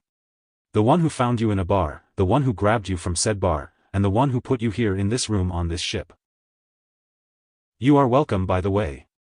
You were in a public place where people could easily identify you if they looked hard enough with keen eyes. People like that bartender who was pouring you drinks, for example," said Naruto. Who had gone back to the bar within the hour of dropping the woman off at their assigned hotel and interrogated the bartender to see if he talked. Which he did to an agent of an agent of an agent of this woman's true enemy. Even now, Naruto had informed his shinobi comrades of the snow shinobi seeking to target them while their ship headed for snow country. All on the payroll of one Kazuhana Doto, who was not only acting as a warlord tyrant of his late brother's kingdom, but wanted his ever-elusive niece dead to prevent her from claiming said throne of snow. And it just so happened that said niece was heading home. If albeit unknowingly at the moment. But she would. The woman wouldn't like it, but that was life. Besides, from what Naruto had learned after putting pressure on the woman's manager, Doto was an asshole bleeding the country dry, all to unearth the advanced technology buried under the snow the winters here kept at bay from seeing the public eyes. The only reason the man was able to hold on to the country as long as he did was because the people below him did not have the strength or means to rebel despite the slow gathering of said strength to do it one day. That and what money he didn't bleed from the people to fund his attempts at mining for technological wonders went to the snow shinobi who were the true muscle the man had in his employ. So long as he funded them and their village, as well as promises of grander things in the future, they would fight for him, and crush his enemies wherever they tried to pop up. Unfortunately for the tyrant ruling this cold terrain, they didn't count on a Saiyan being the main opposition here. You shouldn't have done what you did. Your life is in danger, said Yuki while Naruto looked amused. What? You mean bringing you here on this ship? Please. Don't be so dramatic. There are no cameras in this room so don't bother acting, replied Naruto while Yuki glared at him. I'm not acting here, you baka. If you only knew who was beyond my name, you would take this seriously, exclaimed Yuki angrily. Who says I'm not? Who says I don't know the truth? Asked Naruto while Yuki looked at him with suspicion. I doubt you truly understand, challenged Yuki angrily. She would be wrong. Maybe you should make a game of it. Every time she is wrong, a piece of her clothing has to be removed. Play your cards right and you could see her naked, said Kyubi with a smirk on her face. Quiet you. Now is not the time for teenage hormones to run rampant through my body. That comes later, thought Naruto, knowing the fox in him was trying to get him in the mood for the whole mating process she felt he should start. Promises. Promises, Naruto-kun, said Kyubi while sighing and knowing she would have to wait a little while longer. I do. Your manager is very loyal to you. He was resistant to tell me the truth at first. But when I showed him the power to obliterate something from exceedingly long range, he was open to telling me more. Mainly about you, Kazuhana Koyuki, said Naruto with the woman going tense and slightly fearful, which was not unreasonable in the Saiyan's eyes. Such information was worth a daimyo's ransom. Quite literally, in this particular case. Fortunately, the young woman in front of him was not a daimyo, not yet, of her own country. That and the one who claimed the title of daimyo unlawfully had no intention of ever paying said ransom. And Naruto wasn't kidding when he told Koyuki about his demonstration of destroying something from far away with impressive fire power. A single orb of energy in his hand was shot from the ship well over 100 miles out to sea. He imagined the explosion from the aftermath could be seen all the way back from the mainland where they left port. It still helped make the impression to Koyuki's manager that he could protect her if push came to shove, but only if the man was honest with them about the truth behind who they were guarding. So imagine that most of them, sans Kakashi, looked quite surprised over the fact the famous actress they were assigned to protect was actually certified princess. And, with a little luck help, become the new daimyo of Snow Country. So you know the truth. Will you kill me now? Collect the bounty my uncle has placed on my head? I imagine it far more than what your village was paid to protect me. It's only natural that you would. The job would quick, clean, you can say whatever it is you want on how I died so no one would be the wiser. You get to keep your pay my manager gave you and the money my uncle will give once my head is laying at his feet, commented Koyuki in a bitter tone. Contrary to what you were thinking just now, I'm not going to kill you, said Naruto with a sigh leaving him. So why are you here? Asked Koyuki curiously. To tell you that the director is setting a movie scene up on another part of the ship. Get ready in 20 minutes, said Naruto before he walked out her room and shut the door. Why me? Thought Koyuki before she sighed in defeat and decided to do her job and just get through this mess that was life. Sometime later. She's a good actor, commented Niji calmly while he and Naruto watched the movie scene play out on the ship. Agreed. Still, our situation requires more than good acting to complete this mission, replied Naruto while Neji grimaced since he and everyone else were made aware of the woman's true status. It is also hard to imagine your ability to turn into a giant ape, commented Neji since Naruto had filled in everyone, sans Team 7. Of the potential he possessed due to his Saiyan heritage when in that form. Hence why staying outside when the moon was out in full while they were on the ship had been strictly enforced. They didn't need Naruto turning into one and sinking the ship before they reached their destination. Never underestimate the moon, my friend. She holds tremendous power. It is all about who can draw upon it when the time comes, said Naruto while Neji shuddered since he figured his beating by the now red-haired Saiyan's hands had been merciful. Such an act pulled during the invasion when fighting Gaara could have been used on Neji and the Hyuga would have been destroyed as a result. No gentle fist move could stand up against such a large creature. Do you think Doto will strike soon? Asked Neji while seeing the woman they currently acting in front of them earning herself another fat paycheck in making this latest movie. I would. If he knows our route. I'm sure someone was able to tell him in exchange for a nice finder's fee, but that person most likely received a sword to his neck instead, said Naruto while Neji raised an eyebrow. How do you know that? Asked Neji while Naruto looked out into the sea. Because I asked her manager. Doto doesn't give money or rewards to anyone unless it is absolutely necessary or in his best interest. A simple informant, who no one will miss if he dies, is easier to get rid of by quietly ending him once his usefulness has ended.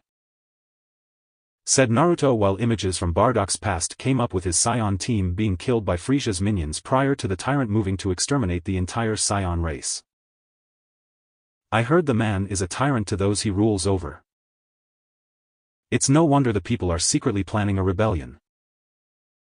Said Neji since the manager had given them the grim details about how Doto killed his own brother and moved to take the throne illegitimately.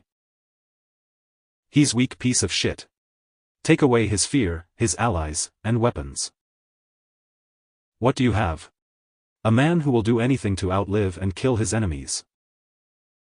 Take away the means to do that and you have a coward. Tyrants are cowards at heart. Take away what gives them the ability to be feared and they are nothing. Less than nothing, said Naruto while Gato and Frisia came to mind. Unfortunately, he has a lot of allies. Naruto. Not to mention technology beyond anything this world has ever known and more of it buried under a lot of snow, replied Neji since the rumors of the country were known to all. Regardless, we will still make sure the future daimyo on this ship sits on her throne no matter what. Just be ready. Something tells me that the allies of our enemies will be here soon, said Naruto while sensing danger off in the distance waiting for them. Sometime later. There were times where Naruto hated being right. While rare, the few times he was right, it had been with enemies coming out to kill him. Or those he cared about. Sure enough, 3 snow shinobi had decided to attack the ship, and ultimately try to sink it with his ice jutsu taking shape of large animals. One of them being a giant whale. Fortunately, Naruto was able to blast it to pieces with said pieces falling away from the ship itself. The debris still made waves and shook the ship as a result, but the display by Naruto to fly at them in an all-out taijutsu fight made the 3 snow nin retreat. The red-haired Saiyan knew they would report back to Doto and inform him of their assignment being failure, for now. If anything, Naruto felt this battle was to test the waters, pun not intended, on how well defended Koyuki was defended from her uncle's forces in this attack. The fact several ninja teams guarding her were from Konoha would most likely make Doto concerned since shinobi from Konoha had been here before on a previous mission. No doubt the snow nin who attacked recognized Kakashi and would report his presence to Doto. At least Kakashi would be good cannon fodder since Doto will no doubt want him killed off first since the tyrant would assume the Jounin was the strongest leaf nin protecting Koyuki. Unfortunately, her royal pain in the ass for a future daimyo chose to slip away from the group shortly after landing on snow country soil. Sighing and glaring at Team 7, since they were supposed to be watching her, Naruto took off through the forest to find the woman running through the snow. And had clearly fallen multiple times doing it. You are truly helpless. You know that, right? Asked Naruto while hovering in front of her with his arms crossed and saw the woman struggling to move through the thick snow. The only reason Koyuki wasn't cold just yet was due to the thickness of her clothing. No doubt part of the design for the movie when shooting a winter scene and keeping the actress warm to play her part. Shut up. I won't go back. I can't go back. Don't you get it?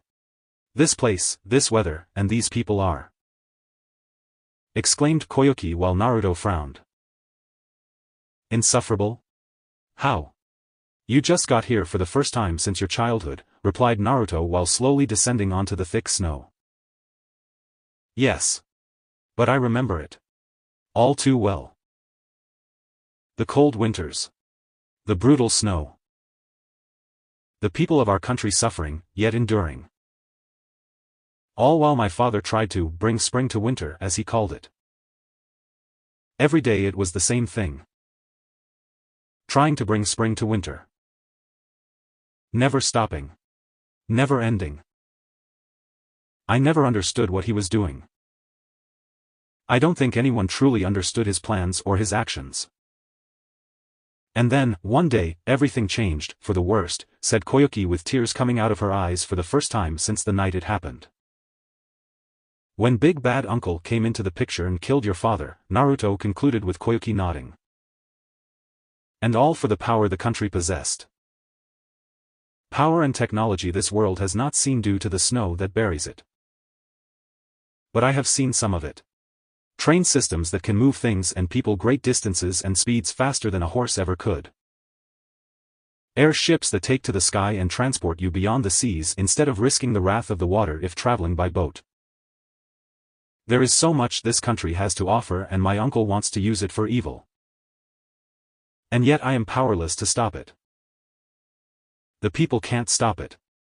I live a life of lies and deceit while everyone here suffers under my uncle's cruelty.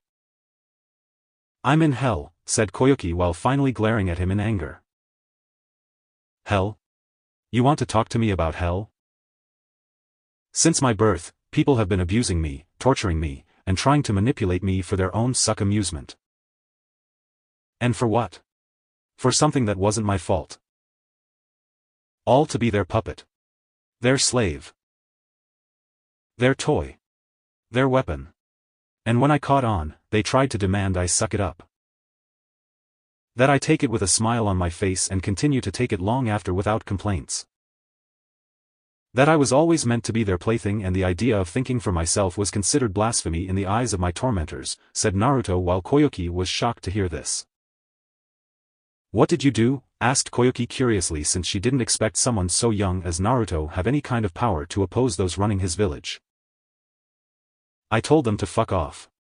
That I was going to think for myself. I was going to be myself. And I told them I would use all the power at my command to ensure their cushy lives at the top of the tree would be ruined before my end. When I was younger, about 6 years old, after I took rather bad beating on my birthday no less, I promised myself that no matter what was thrown at me, I would endure. I would take this pain, this suffering, this abuse the village forced upon me and turn it into something else. I would become so strong and so powerful in life that nothing short of a god could challenge me. Now all the people in Konoha who abused, hated, or tried to use me are now pissing themselves in fear. I took what was sent my way and turned it into a means to get stronger. That is what you have to do. Your enemies think you are some spoiled actress. They don't think you have the spine to rise up and defy them. They think all the power is in their hands. You just need to prove them wrong by finding your inner strength and using it, exclaimed Naruto with Koyuki slowly nodding. Isn't this a touching moment? So inspiring. The monkey boy teaches a spoiled princess how to stand on her own 2 feet. What's next? You teach her how to dance too? Asked Roga Nadar with a smirk from his position in a tree. Why don't you come down and I'll show you how, commented Naruto while fighting the urge to blast the snow Nin to pieces since the sound would cause an avalanche. He needed to get in close. Tempting, but no. I suggest you hand over Dodo-sama's niece. Refusal would be unwise on your part, said Nadar confidently. Go lick a lemon snow cone, said Naruto while Nadar frowned. I see. You are one of those kind of shinobi. The one who acts with his heart instead of his head, commented Nadar while Naruto smirked. I prefer to think of it as me being brave over that of being a weak coward. Like a certain snow nin in front of me, Naruto countered while Nadar scowled before smirking. Let's see how brave you are when dealing with an avalanche, exclaimed Nadar before he made a hand sign and triggered an explosion. You shit, cursed Naruto, and was about to grab Koyuki when he noticed his feet had been frozen underneath him by several inches worth of chakra-made ice. While only temporary, it was in that time, Nadar struck first by grabbing Koyuki, and had her over his shoulder. And just because he could, the man gave Naruto an armored punch in the face. Not that it hurt Naruto, who didn't even feel it, but the Saiyan wasn't going to reveal that to the snow nin. Not when he was dealing with a fucking avalanche. Besides, Naruto knew that Nadar wasn't going to kill Koyuki. Not yet. Doto wanted her alive for something. He sensed as much from when the attack on the ship was more of a probe into the defenses the ship had. Now the enemy was upping their game and it was time for Naruto to do the same on his end. Which he did moments later after the avalanche hit and Naruto exploded out of the snow before giving chase to Nadar. It wasn't hard to track him since he was entering a tunnel of sorts when Naruto found the fool.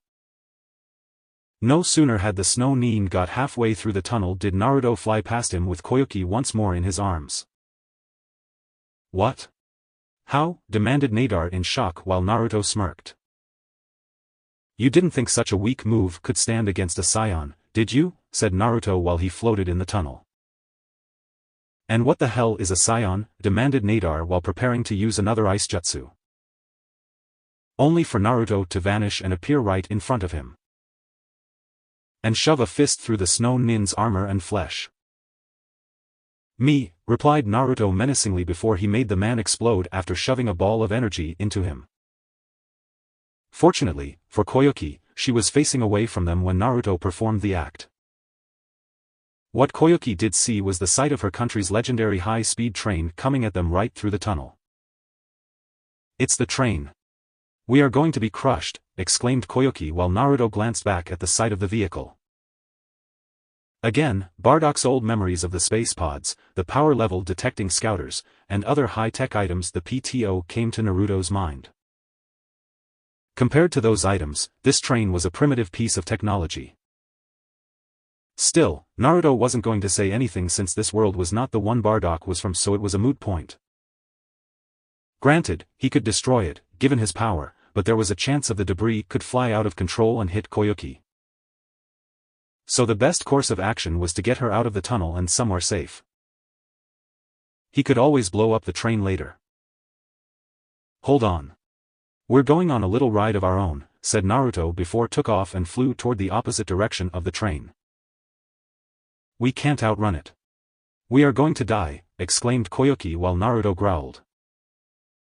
Shut up. I'm sick and tired of this, it's hopeless.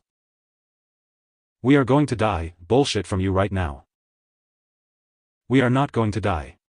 We are going to live and you are going to sit on that damn throne to rule over the people here.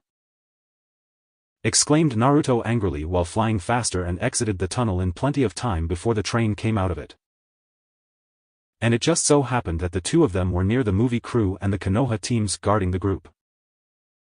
Where were you? Asked Tenten curiously while Naruto set the princess down. Sorry, I was buried in an avalanche, and just finished outrunning a train. How are you? Countered Naruto with Tenten blushing in embarrassment since she had come off as rude to him. That scene flying out of the train was gold. We have to find a way to add that into the movie, stated the movie director since this was well beyond anything he could have hoped for when making this movie. The sound of the train activating its brakes brought everyone toward and saw the long length of the locomotive had various compartments to hold something.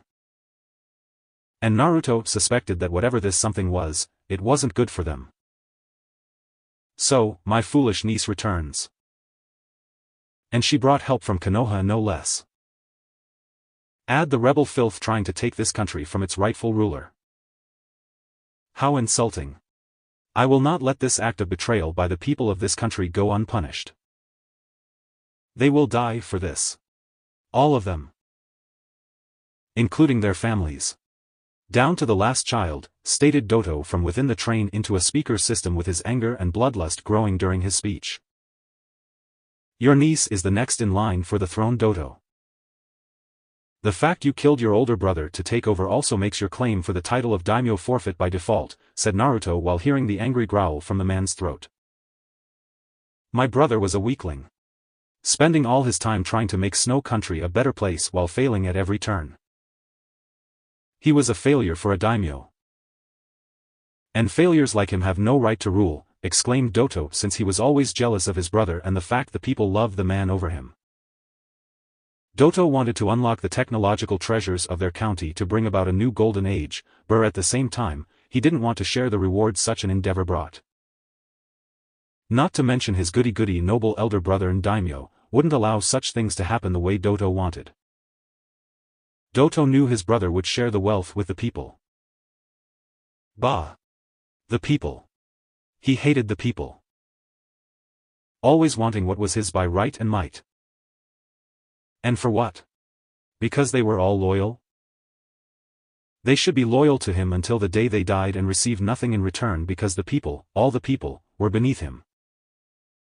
And now this monkey boy for a Konoha shinobi was denouncing him. All for killing his brother and taking it for himself. The nerve. Doto.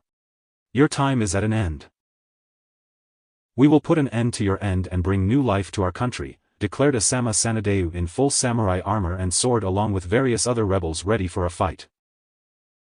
So the rebels show themselves. How nice. It saves me the trouble of hunting you down myself or employing my snow neem to do it for me. Since you are all here, let me show you a small, yet powerful demonstration of Snow Country's technological power through this train. Consider it a generous gift from your one true lord and master, stated Doto with a cruel laugh echoing through the speakers. After Doto finished speaking, the various train compartments soon shifted on the outside to reveal projectile launchers of some kind. It was actually making many of the people who were opposing Doto, the Konoha protection detail, and the movie crew nervous at what was happening. Kakashi. Sasuke. Sai. Create an earth wall to protect everyone. Now, commanded Naruto while filling both his hands with energy. I don't take orders from you, loser. Sasuke shot back while Team Guy was rushing to get people out of possible firing range despite the snow impeding their movements. If you want to live past this moment in time, you will do as I say. Or do you want to be turned into corpse, countered Naruto while Doto laughed into the speaker. So the monkey boy figured it out. Good. Witness the full power of the kunai and arrow launcher system. Dai-e, exclaimed Doto before the system in question began firing volley after volley of pointy-tipped projectiles at them. God damn it. Kakashi. Sasuke. Sai. Do it now, commanded Naruto while Kakashi and a reluctant Sasuke did what was asked of them. Only to surprise Naruto once more at their heartless actions when only two shinobi used enough chakra to create the earth wall to protect the movie crew, Team Guy, and of course Koyuki. But not the rebels. Cursing at them, Naruto moved quickly in the path between the projectiles, and fired his own energy attacks at them while they were still in the air. He got as many of them, but some of the projectiles got past the Saiyan since there were so many fired over and over again by the train. Finally having enough, Naruto formed one more energy ball before firing it at the train, and the end result was blowing it to high hell. The princess could bill him for the damage later after she became daimyo. Looking around, he saw quite a few rebels had been killed. Not as many as there would have been had not acted. But still there were quite a few severely injured, if not dead men on the ground. Staining the pure white snow with red life-giving blood. Some groaning in pain. Others crying over the loss of dear friends near them who had joined the rebel cause to overthrow Doto. Speaking of that arrogant shit. During the commotion, the two remaining Snow Nin partnered with Nadar had managed to sneak off with Koyuki and get her into the airship now flying high above them. And what is worse, the people who were supposed to be watching her when he set her down, which was Team 7, had failed to do it. Sure, Kakashi and Sasuke had made the earth wall, but Sakura and Sai could have made sure Koyuki didn't get nabbed. Though one was just plain useless and Sai himself was an emotionless puppet of Danzo, so he may have been under secret orders to let it happen for some unknown reason. You idiots. Morons. Stupid people the world over. I am so fucking angry right now, yelled Naruto angrily at Team 7 in its entirety. What is your problem, loser? We did what you asked, said Sasuke while annoyed and confused all in one. Hardly. You only saved the movie crew with your earth wall. You and Kakashi together had plenty of chakra in your bodies to make a wall large enough to shield everyone. Yet you chose to be cheap and save only a fraction of the people while I had to pick up the slack. I bet Sai didn't do what I asked because Kakashi silently countermanded my order so he wouldn't do it, exclaimed Naruto while Sasuke scoffed. Like I care about those samurai dogs. Besides, they are rebels so they're scum in my eyes. We were hired to protect Koyuki and the movie crew. Not some lowly peasants in their pathetic quest to fight, said Sasuke while Naruto narrowed his eyes at him. And you feel the same way, Kakashi? Asked Naruto while the Jounin shrugged. Sasuke has a point, Naruto. Nowhere in our contract with Asama Sanadeu does it say we protect the rebels. Besides, the movie crew is more important, and we would need any leftover chakra to protect them should the remaining Snow Nin flanked us, said Kakashi while Naruto looked even more pissed off. That is cold, my old rival. You should have made the wall larger. My team could have covered you and everyone else in the process, said Guy while he and the other did what they could to help Naruto stop the incoming projectiles. Using the Kaiten. Shooting projectiles at incoming projectiles. Or moving to grab targets to get them out of harm's way. Call it what you will, Guy. It's called protecting the VIPs you are paid to protect first and everyone else coming in second, said Kakashi calmly while Sasuke smirked. Oh really? Then how do you explain those Snow Nin capturing Koyuki and whisking her away onto Dodo's airship? Countered Naruto while pointing at the airship getting away from them. You can fly, right? Well, go fetch her, Chunin, said Kakashi without worry over the fact he was treating Naruto more like a trained dog playing fetch and ignoring the ever-growing, extremely angry look on Naruto's face. Or the slow rumbling around them. You bastard. You go on and on about teamwork and friendship. But in the end, you are just another hypocrite. You not only risked the lives of the second team here, but also the rebels seeking to free themselves from Dodo. And for what? To protect the movie crew? Do you think they approve of you just saving them when it was possible to save everyone here?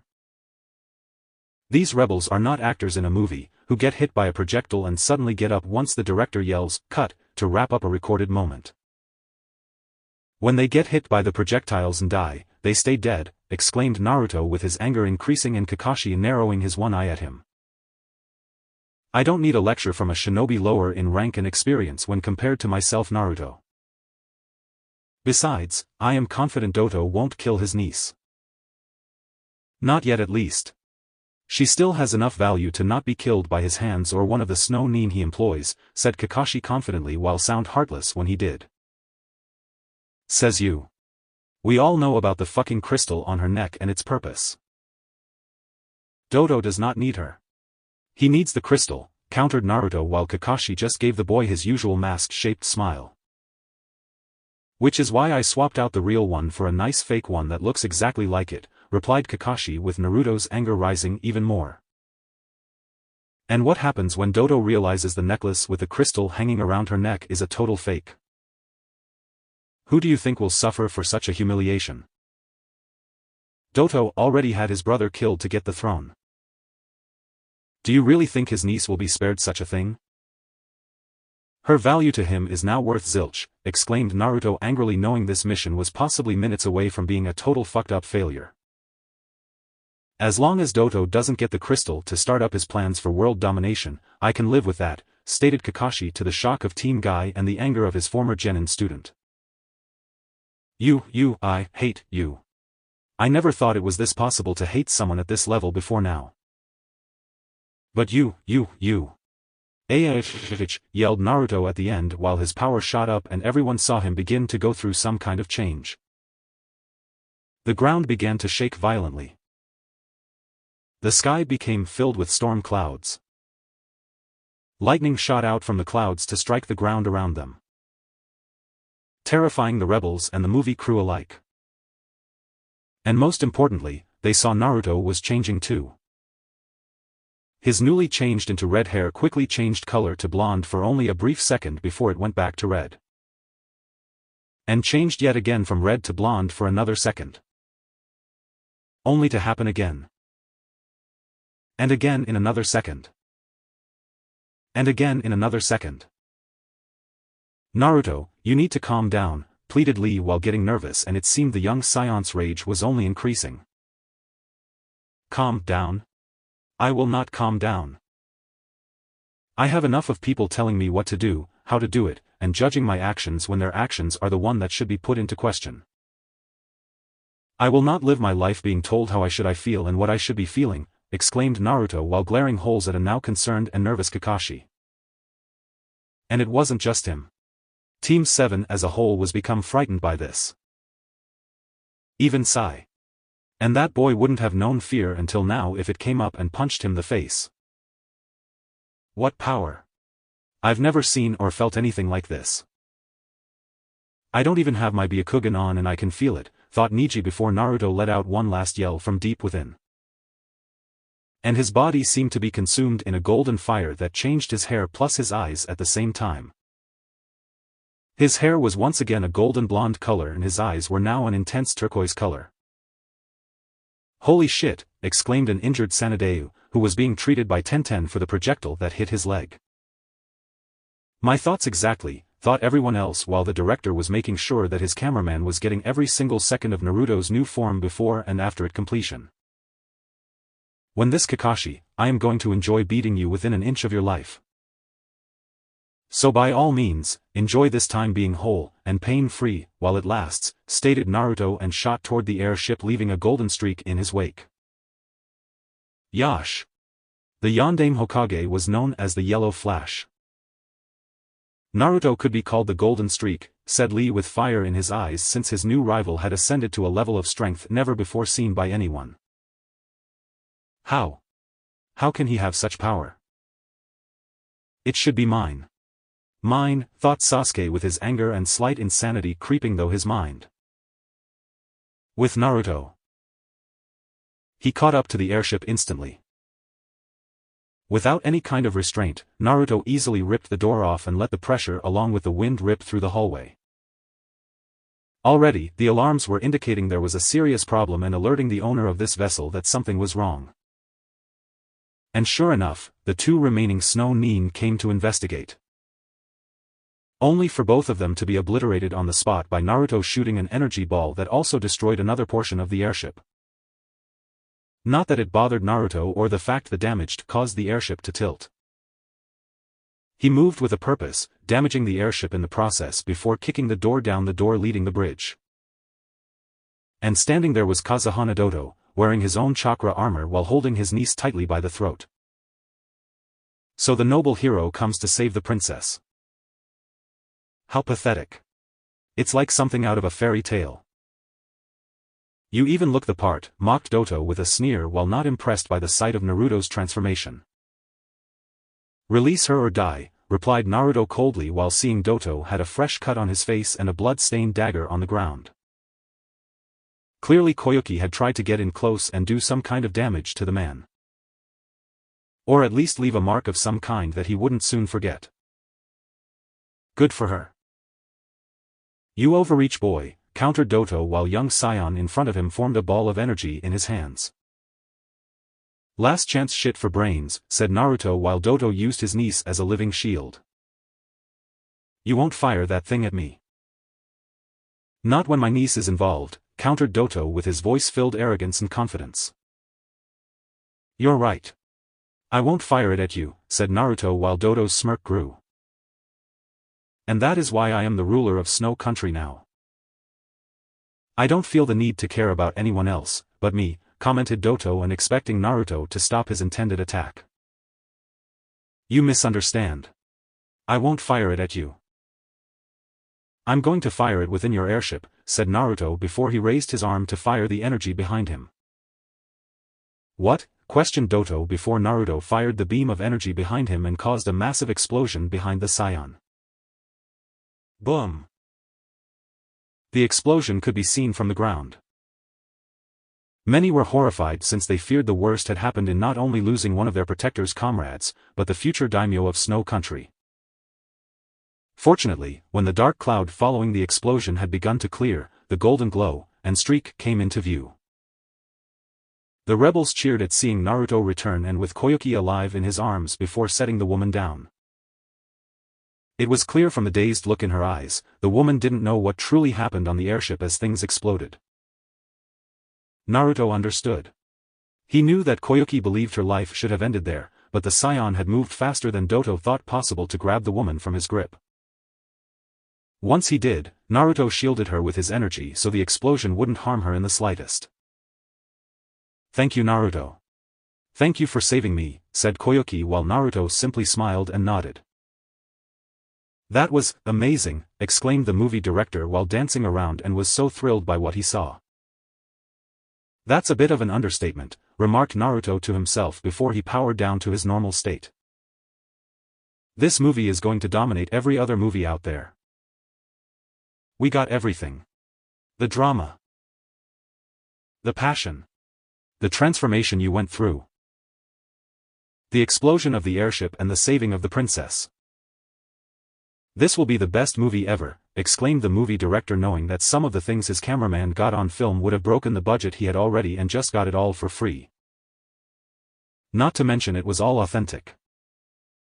No special effects. No cheap tricks or sleight of hand. It was all real. People loved realism in their movies. And he got something incredibly real. On film. For free. Well, at least everything is fine now with Koyuki safe, commented Kakashi before he felt Naruto's fist hit him in the stomach with enough force to lift the man off the ground. When we get back to Konoha, I will see your ass gets nailed to the wall for your actions here today, Kakashi. Make no mistake, you will answer for it, said Naruto angrily before he walked away with Koyuki after snatching the real crystal that Doto had wanted from the start. He is not wrong, my old rival.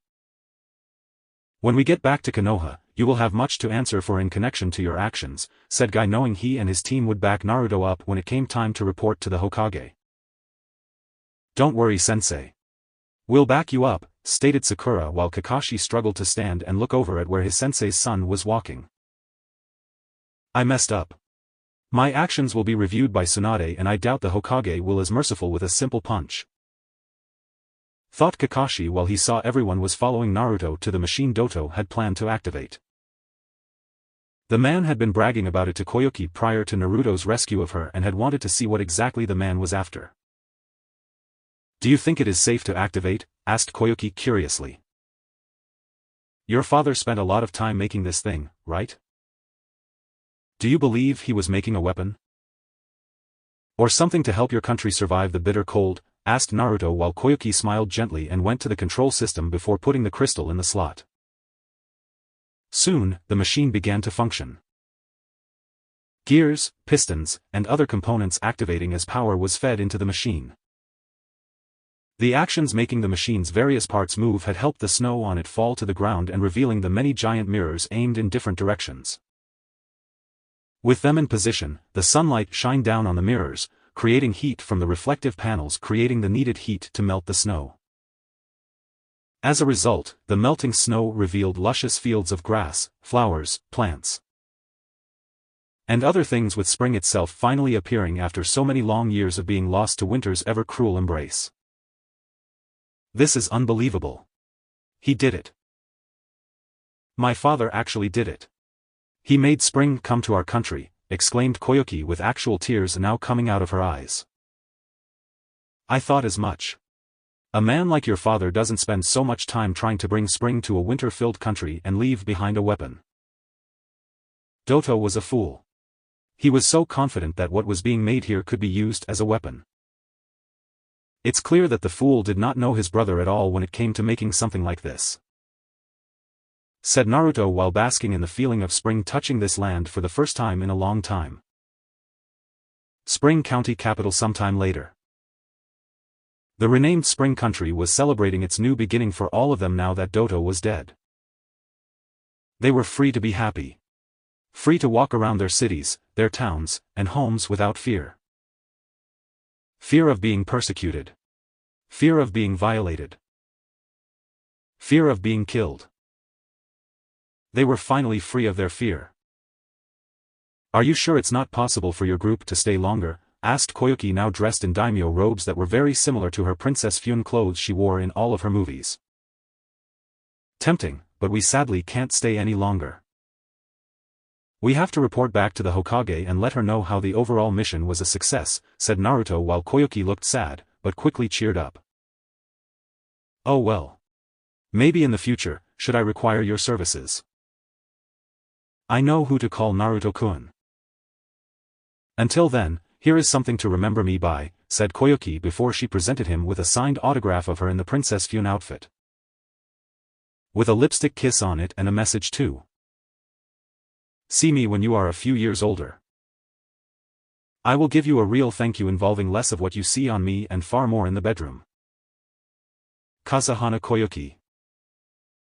I am definitely taking her up on that offer in the future, thought Naruto with a smirk, and gave the woman a nod of understanding after reading the message on the autograph. You better. It would be unbefitting of my vessel to not pounce on such an opportunity to claim a female daimyo of a country. Besides, you can now claim to have conquered an entire country through bedding her, said Kyubi while giving him a knowing look.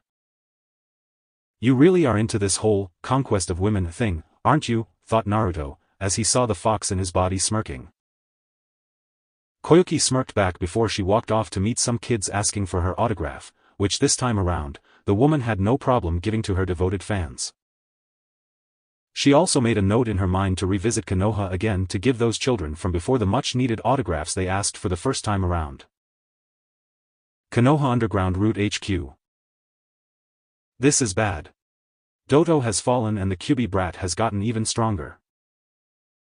I had hoped my agents in Doto's ranks could leak information on where his niece was heading and the fool could send the Snow Nin to intercept them. But they failed. All of them. Not only did Doto get it in his head to act like the paper tyrant in believing the country was his to rule, he also provoked the Kyubi Jinchuriki to change into some kind of golden warrior.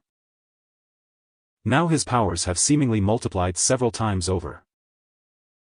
He not only killed Doto, but the other 3 Snow Nin, and saved Koyuki from harm, thought Danzo while he looked over a report Sai had sent to him in advance while the teams were heading home. And it was quite an report to say the least. While Konoha now has a foot in the door to the country's resources and technology in the future, it will only stay that way so long as the Kyubi Jinchuriki stays loyal to the new Hokage. And Konoha by extension. This last piece of information is unacceptable. His loyalty is hardly what one would consider stable. Not only that, but the Jinchuriki's loyalty is not to me like it should. Such a tool and weapon should be loyal to the true Konoha. Loyal to the real Konoha. The Konoha I have always represented and strived to achieve despite others always keeping me from my destiny. Thought Danzo with his memories of those who stood in his way, making the man grip his cane in anger. Tobirama for naming Hiruzen as his successor. The Uzumaki clan as a whole and their self-righteous attitude toward the Biju being sentient beings over that of mindless beasts. Uzumaki Mito and Uzumaki Kushina for keeping the Kyubi from being utilized as a weapon against Danzo's and therefore Konoha's enemies. Hiruzen himself for accepting and surviving several discreet assassination attempts made by Danzo so he could take over in the man's place when it came to making a nomination. Namikaze Minato to succeed Hiruzen after the Third Shinobi War. Hiruzen for once more becoming Hokage after the Yandame's death. Senju Tsunade becoming the new 5th Hokage through Jiraiya's recommendation after Hiruzen died. The last one had infuriated him to no end. Earlier that day, Danzo had used the power of his Sharingan eye in his head to influence a powerful noble who was in Konoha that day. If he had known when the nominations for Hokage were going to happen, Danzo would have used his eye to nominate himself. He was Hiruzen's rival in their younger years and Danzo had only expanded his ambition with time. He had the wisdom, the knowledge, and experience to run Konoha. Let the young generation march to their deaths. That was what shinobi were for when sent out on missions. Tools to be sent to their deaths. And if they somehow survived? Just send them out again and again and again until they finally do die. As for the moral implications, Danzo cared for none of them. So long as he was Hokage and plans of his own creation were accomplished to bring Konoha to greatness, he didn't care about the lives of others. Only Danzo's life mattered. Only Danzo's life had any value. Everyone else around him was insignificant. He was a weapon holder. A wielder of tools. And in Danzo's mind, everyone not him was either a weapon or a tool to be used and thrown away when necessary to achieve his ambition. For now, I have to be cautious when dealing with Konoha's weapon. The more enemies and obstacles I send toward the Kyuubi Jinchuriki, he gets stronger as a result. While it is beneficial that he crushes Konoha's enemies, it will also making him more dangerous for when the time comes to make my move against Tsunade. What is worse, his powers and mentality is an unknown factor in all of this. Calling himself a Saiyan. I do not know if the Sharingan eye can be used to control or subdue him. Even if the Sharingan worked on the Jinchuriki, for a time, there is always a chance the control I wish to establish will be temporary. Thought Danzo with a frown since the weapon's powers were an unknown. And Danzo hated the unknown.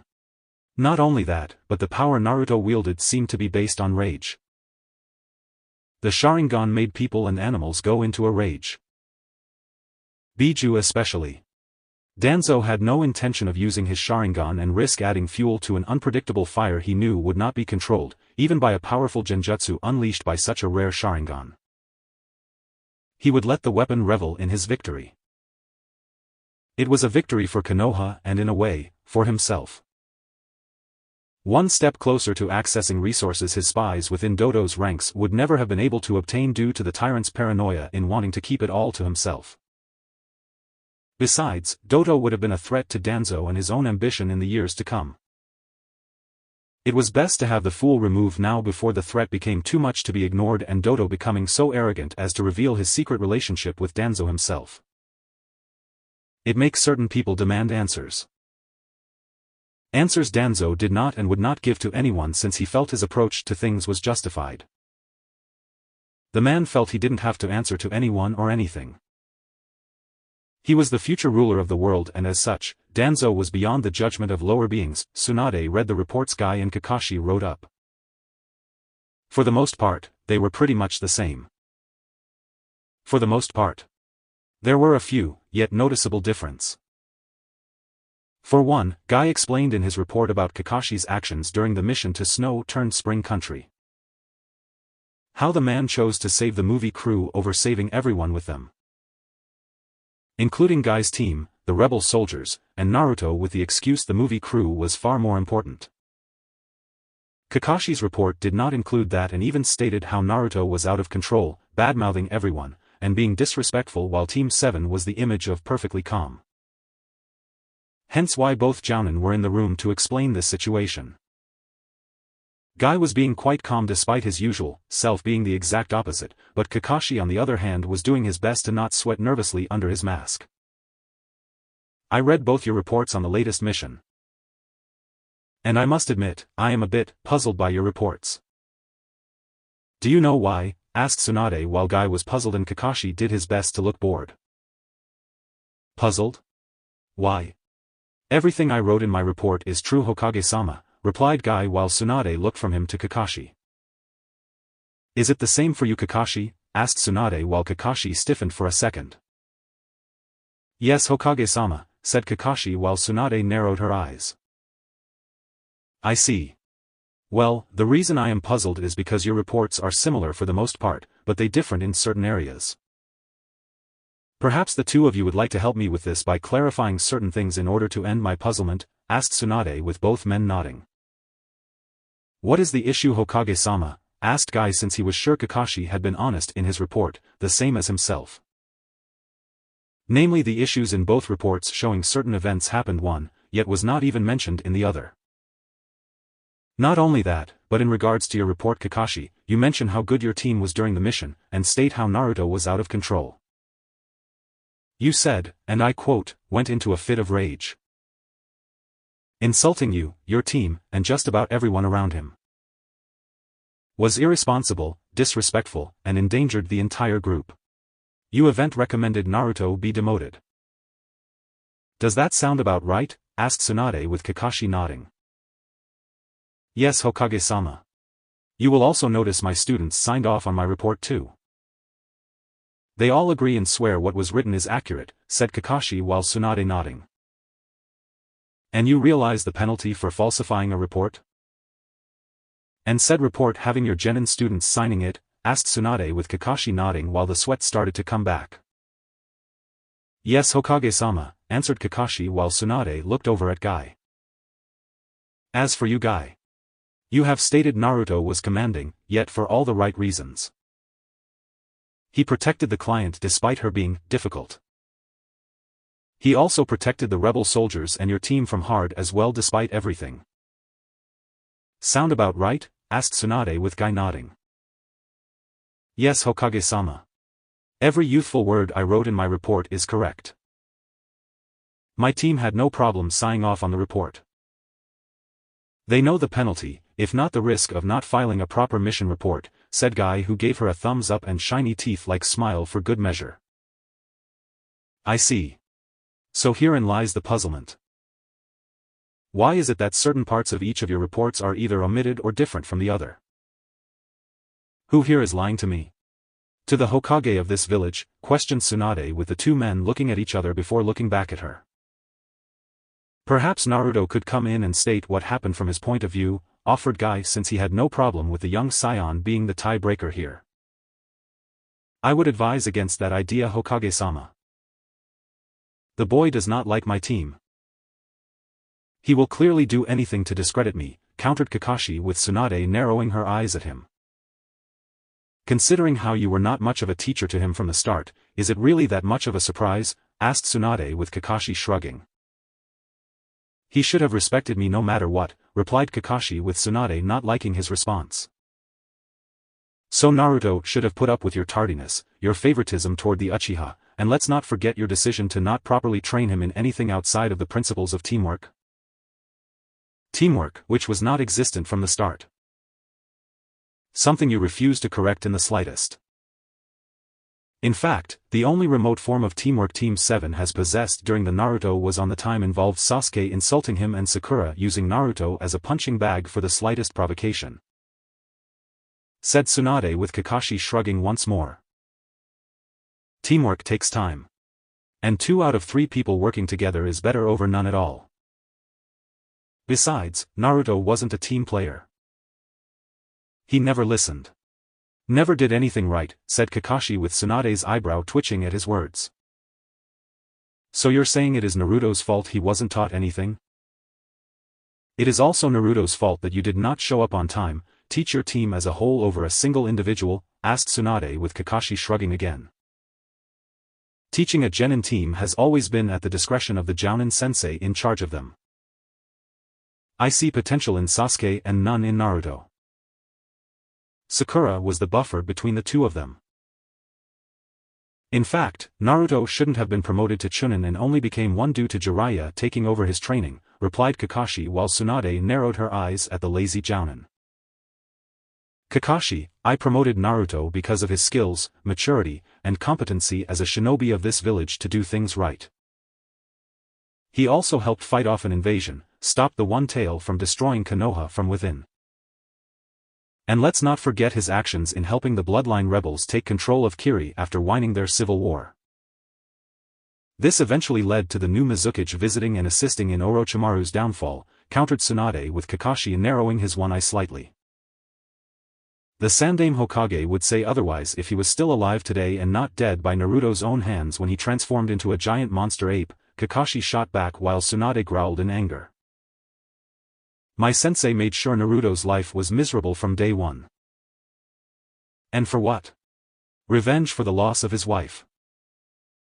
A loss that, from what Naruto told me, wasn't even the fox's fault, said Tsunade while Kakashi didn't believe that in the slightest. And you believe him? The fox inside of him clearly lied, said Kakashi while Tsunade wasn't moved by his words. He explained to me in detail exactly what happened that night from the Kyuubi, showing its memories of that moment in time. A masked Uchiha came out of nowhere, killed all of the ANBU bodyguards, my sensei's wife, and ripped the fox out of Kushina right after Naruto was born. So don't try to feed me crap about Naruto or the fox lying to me about what happened that night. Sensei's own journal admits as much on the subject of someone influencing the Kyuubi coming out. Even still, my sensei felt someone had to be blamed for everything so the village could properly vent over all the losses it suffered that night, replied Tsunade with Guy making a noise. Forgive me Hokage-sama, but the reports, questioned Guy in order to get things back on track. Yes. Thank you Guy. As far as I am concerned, Guy's report is the valid one while you Kakashi have falsified an official report. All to show off the Uchiha in a false light and get Naruto demoted. I find that inexcusable. And before you protest Kakashi, I contacted the new spring daimyo to confirm which report was right. Not only her, but the former rebels and the movie crew, with all of them basically backing Guy's report over your own. So tell me something Kakashi, why shouldn't I punish you and your team who signed this report for this violation? Demanded Tsunade while Kakashi tries to keep his resolve on this issue strong. Because Naruto is too dangerous. He is unpredictable. The only value he had was the fox sealed inside of him and the awakened power obtained during the Chunin exams. Without those two things, Naruto would be a dead last nobody who should have been thrown away in the shinobi reserves to rot. And you and the village need me to bring out Sasuke's potential with his Sharingan, answered Kakashi with Tsunade's growl getting louder. Kakashi, your actions are reckless, stupid, irresponsible, and narrow-minded in regards to those around you. Your perception of things is poor, and if it wasn't for the fact you are a valuable shinobi to have in the village, I would throw you away in a hole and destroy the hole. Answered Tsunade with Kakashi feeling slightly smug since there was a but coming. But you won't because of my valuable skills, and Sasuke needs someone to help with his Sharingan in order to reach its fullest potential. Anything less would be detrimental to the village, added Kakashi with his smugness leaking out into his voice. Yes. I won't throw you away.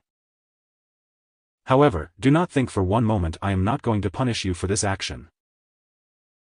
It just won't be the fitting punishment I want to give, replied Tsunade while Kakashi was shocked and worried over that miscalculation. And what punishment did you have in mind Hokage-sama? Asked Kakashi with a hint of worry. You will be demoted to Chunin. Your pay reduced to reflect your demotion in rank to reflect this. Your time will be spent training the Uchiha since you claim to be the only one to help him with his Sharingan. Furthermore, the Uchiha will be tested and evaluated by people of my choosing in the future. If I find him lacking in necessary skills needed to be a shinobi of this village, I will remove you as his sensei, said Tsunade with Kakashi wincing, but he could handle it. And what about Sakura and Sai? What about Team 7's future? Asked Kakashi offhand with some measure of curiosity. Simple. Team 7 is being disbanded. As far as I am concerned, Team 7 never even had a future. Sakura's training has been minor at best and will be sent into the shinobi reserves, provided she keeps up her training. If not, she will be relieved of service and can get a civilian job. Sai was brought in at the request of Danzo. A man I wouldn't trust to have a civil conversation without him seeking a means to gain power in the process. As it stands, I am sending him back into the reserves too, said Tsunade while knowing Danzo would find a way to snatch Sai up from the reserves for his illegal route program. The Sandame's journal was quite detailing in Danzo's past actions in the past up until her predecessor's death. It also mentioned how Root was officially disbanded, but still active in order to make other villages, if not clients, believe Konoha had the best morals of the 5 great shinobi villages. If Root Nin were ever caught in their mission, Konoha could not be implicated in their clearly illegal activities on the mission they were on. Oh, the shinobi of old like the Tsuchikage of Iwa and even the Reikage of Kyumo knew Root Nin when they saw one. So did the veterans who fought in the previous wars and lived to tell the tale from those 2 villages did too. But neither Kage could claim their village was innocent of having ordered their own missions where illegal activities were carried out. Danzo made sure to have such information as insurance should his own operations be brought to light. A just-in-case situation to justify his actions. At the moment, Danzo assumed she wasn't aware of his activities with Root. Still, it did not mean the man would be reckless in his activities with Tsunade being Hokage. To do that would be stupid and foolish of someone of Danzo's level when it came to scheming. Speaking of Danzo, the man came into the room looking serious, walking with a purpose and his cane hitting the wood hard with each step. For a man who believed ninja should be stealthy, Danzo had no problem announcing his entrance like he was the center of the village, if not the whole world. He wanted everyone to focus on him, but not his illegal activities or his Root Nin. Hokage-sama, I heard Team 7 has returned from their mission, which was a complete success, commented Danzo while deciding to speak first. Funny how I was just informed of the same thing. Your hand-picked student Sai must tell you a lot of things. Some of which you are not meant to know, said Tsunade before she dismissed Kakashi from the room. I personally trained him and I do have clearance, replied Danzo without shame. I'm sure you did train him since your emotion-purging signature is all over his body both mentally and physically. While Sai's shinobi skills are quite impressive for one his age. It would also explain why his ability to interact with people, namely his own genin team, it is practically non-existent. Commented Tsunade while Danzo's one eye narrowed at the jab toward his training of Sai in all aspects of life. As far as Danzo was concerned, human interaction with others outside of himself was just something Root Nin did not need to do. I'll be sure to remedy that, remarked Danzo. I'm sure you will. Now, aside from your socially awkward student, why are you here? Asked Tsunade since Danzo's sudden arrival was unwelcome and unexpected. I had hoped to speak to you about the Jinchuriki and his importance to Konoha, said Danzo with Tsunade narrowing her eyes at him. He has a name Danzo. You will address him as such, countered Tsunade with Danzo giving her a mild shrug. I suppose I should. Weapon and tools are occasionally given names to make them feel more important. Though I find the idea pointless, replied Danzo with Tsunade growling. He is not a weapon. He is a person. Same as you and I, countered Tsunade while seeing Danzo didn't care about Naruto's rights or position in the village. As usual. Except he is a Jinchuriki and all Jinchuriki are weapons of war. Weapons who need to be held by a weapon holder, Danzo shot back. All shinobi are weapons of war. Including those who are supposed to be retired of active service. And last I checked, I am the Hokage.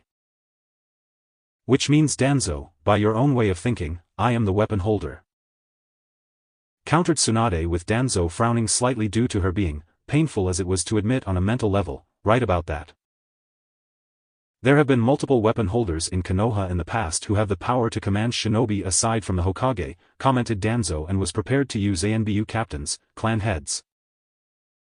And even the Sannin themselves as key examples in order to squeeze in his position as former head of Root in there too. To some degree, yes. But you fail to realize Danzo that the Hokage is the leader of the entire village. Meaning I am the final authority and the weapon holder to wield any and all weapons. Even other weapon holders in the village lower in rank outside of my own position. And don't think for one moment I have forgotten about your position in Root or that you wish to remind me of it to call yourself a weapon holder. Even if that is remotely true Danzo, you are still a weapon for me to command. In fact, if I ordered you to walk into IWA with hundreds of explosive seals on your body and kill that Tsuchikage, I expect you to obey the command, said Tsunade, with Danzo disliking the idea of dying, much less on the order of someone he considered weak when compared to himself. Such a command is invalid, Hokage-sama, as I am retired from active shinobi service, said Danzo with Tsunade smirking. If that is true, you have no business being on the council. You have no business being part of Konoha's infrastructure and government, countered Tsunade while Danzo's one visible eye narrowed.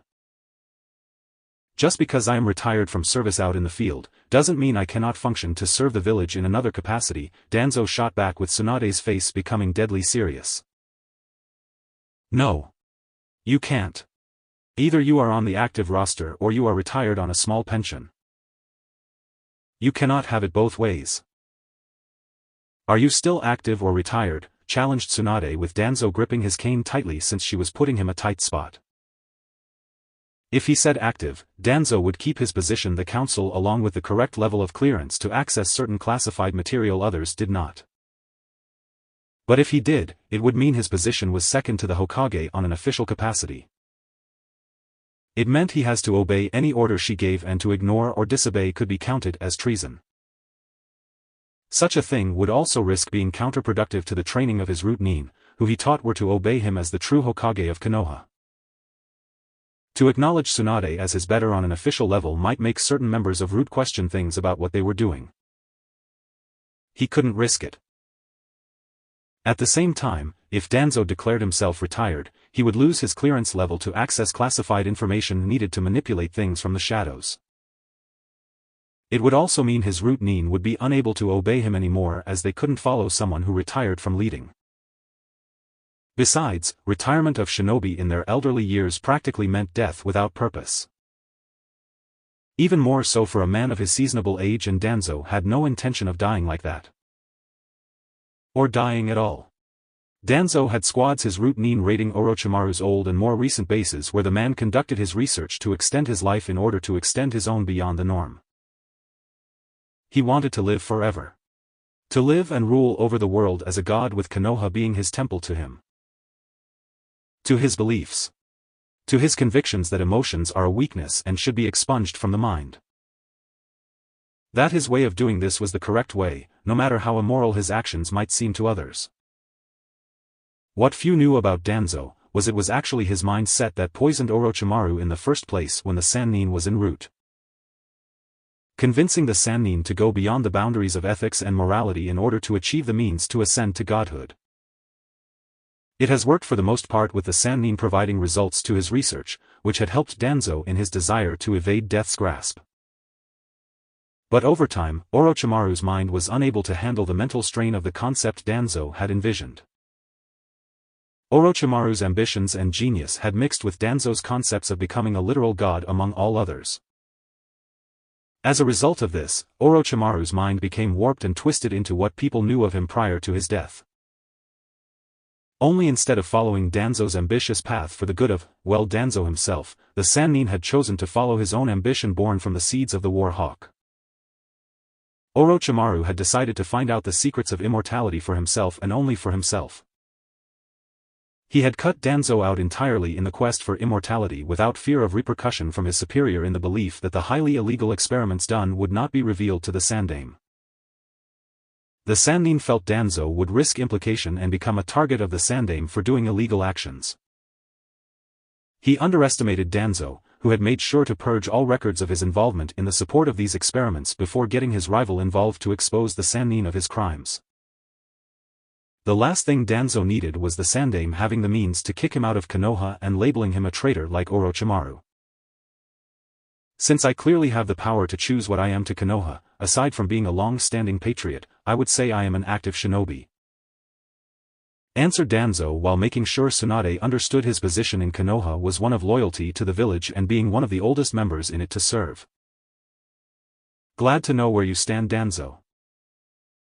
And since you are an active shinobi, no matter how seasoned, I have a mission for you. One where I can make use of you and your root nin lying underneath Konoha, said Tsunade while Danzo's eye widened in shock before it narrowed. Root was disbanded years ago, said Danzo while trying to play the "I don't know what you mean" and the much more subtle "you can't prove it" card. And yet I have it on good authority that it is still very much active. Now, before you say I have no proof, I want you to think real hard about what I just said. If I didn't have proof of Root being active, would I have mentioned it right to your face? And to answer the obvious question in your head, yes, I have the proof, and no, I won't tell you where it is or who provided it. All you need to know is I know it is active, I know you are running it, and I know you have done plenty of shit that if it came to light would turn every single shinobi village, if not every country, against us in an all-out war. Provided I don't give them you and your Root Nin as a peace offering, replied Tsunade with Danzo gritting his teeth since it was clear to him that she did have proof and wasn't afraid to expose him. And he once more cursed his dead rival for leaving said proof for someone to pick up to use against him. It seemed he underestimated the Sandame's desire to deny him what he wanted and would go so far as to deny him from beyond the grave. What mission do you require of me and my Root Nin, Hokage-sama? Asked Danzo with Tsunade narrowing her eyes at him.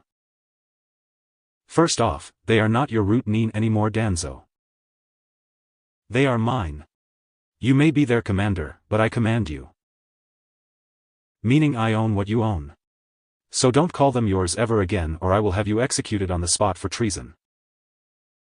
Second, you and my Root Nin are going to redirect their efforts on the one major threat threatening the balance of the elemental nations, ordered Tsunade with Danzo's eye widening slightly. The Akatsuki, concluded Danzo since they were the only ones left outside of the other shinobi villages threatening Konoha. Yes. You and all the Root Nin that you've had under your command will be redirected toward finding and eliminating the Akatsuki's contacts, informants, and eventually their main base. Jiraiya reports they are not yet ready to move against us or the other shinobi villages, so we have a chance to hit them first and hard by targeting all of the high-ranking members of the Akatsuki. I want you and the full might of Root taking the fight to them. Is that going to be a problem, Danzo? Asked Tsunade in the end with Danzo shaking his head no. No, Hokage-sama, answered Danzo, though he didn't like giving it to her. Good. I expect results and you will provide me with detailed reports when ordered. If I find you have been trying to subvert my orders or using any of the Akatsuki's resources for your own purposes, I will break you, Danzo. Painfully. I will break your body into so many pieces, even my medical skills won't be enough to put you back together properly if I wanted to save your miserable life. Warned Tsunade with Danzo now fighting the urge to reveal his hidden arm and eye so he could usurp the woman of her position. No. He was exposed enough as it was right now. Tipping his hand at this stage of things would be unwise since there were still too many obstacles in his path. Not to mention a certain Kyubi Jinchuriki would take his attacks on Tsunade personally and seek to obliterate him from this world. He wasn't sure how his powers could compare to the village weapon right now. Too many variables. Not enough information. As you command, Hokage-sama, said Danzo before he left the room and planning to get around this troublesome issue. With Sasuke sometime later. Sasuke was livid. Every day that went by, it seemed he was getting weaker while the loser was getting stronger. The most recent incident with Spring Country and him transforming into something else entirely burned his Uchiha blood something fierce. The dead last with no real talent was getting the power, the strength, and the glory from these missions. The greatness that came with those things belonged to the Uchiha clan. To Uchiha Sasuke. The last loyal Uchiha in all of Konoha. Sasuke needed to obtain power to rival, if not surpass Naruto. He needed to do something drastic. Something that would tip the balance of power in his favor. To achieve absolute power in order to bring Naruto low and into the ground. Power he couldn't get here in Konoha. If anything, they had given him all they could and Sasuke was done with their sudden desire to want something more from him. He was an Uchiha. He didn't have to give anything back to anyone. Sasuke was an Uchiha. An Uchiha took what they wanted when they wanted. Everyone was a tool, a stepping stone, and resource to be used for the purpose of making any and all members of the Uchiha clan stronger. And with Konoha no longer able to give him what he needed, the only thing left to do was go somewhere else. I need to leave this place. Leave and go where I can get stronger to kill Itachi. Once I do, the fools here in this village will give me everything that loser has obtained just to gain my loyalty back. Thought Sasuke, knowing the village would bend over backwards for him no matter what crime was committed. Making up his mind, Sasuke went to his room, packing his essentials needed to survive long enough to get outside of Konoha and Fire Country. Once he was in another nation, Konoha wouldn't be able to touch him. Not yet at any rate. Knowing the councils, they would move to have him pardoned for any future crimes provided he gave the village a bunch of Uchiha children in the future. And Sasuke had no problem with that, provided they were any and all women his loser for a former teammate loved and cared about. What better way to hurt the Saiyan than to take someone close to him as his personal breeding bitch? And rub it in the Saiyan's face every single day. With that in mind, Sasuke took off from his house, heading for an exit near one of the damaged walls still being repaired after the failed invasion. No one was really guarding it at the time since none of the villages wanted to provoke Konoha at the moment given the stories of how one of their own could turn into a giant ape-like creature and handle a three-headed snake summons. Many shinobi were actually wondering why it sent Iwa's Tsuchikage into a frenzy and making false accusations of some kind about it the first 2 weeks following the failed invasion. Though why the old man went ranting about a Jinchuriki and a giant ape was beyond most who didn't know about the 9 Biju and which one was which. Not that it mattered to Sasuke. He would find a way to get stronger, beat the Saiyan loser who shamed him repeatedly ever since changing during the Chunin exams. And prove to everyone that the Uchiha clan was the most superior clan in existence. And never realizing that someone was watching said Uchiha from above with a frown on his face. Hokage's office short time later. So the Uchiha brat ran. Why am I not surprised, commented Tsunade since she knew this was going to happen after Inoichi had given her the psyche report on the brat. Or rather the sorry excuse for a psyche report the Yamanaka in charge of it had filed after Itachi killed his clan and mentally tortured Sasuke. The mental evaluations that followed were no better and Tsunade demanded an explanation about how this could be allowed to pass. Her sensei let this excuse for reports on the Uchiha's mental health go by like it was normal and ignored the real mindset of the brat. Fortunately, Inoichi had found the member of his family responsible for the assignment, dragged him before the Hokage. After getting answers on why the fool basically fudged the reports on Sasuke's mental health at the request of those high in the governing body of Konoha, he was taken to Ibiki for good measure to search for anything else they might want to know. Though it was fortunate this, now spilling his guts out, Yamanaka had also made a secret file on Sasuke detailing his real mindset in the off chance of getting caught and he needed a bargaining chip to hold off losing his head. Inoichi proceeded to explain the real mindset of the Uchiha based on the real report and it was clear the brat had a lot of issues running around his head. An overinflated opinion of himself. Inferiority complex. Superiority complex. Emotional issues in the belief people were either tools or obstacles to his goals.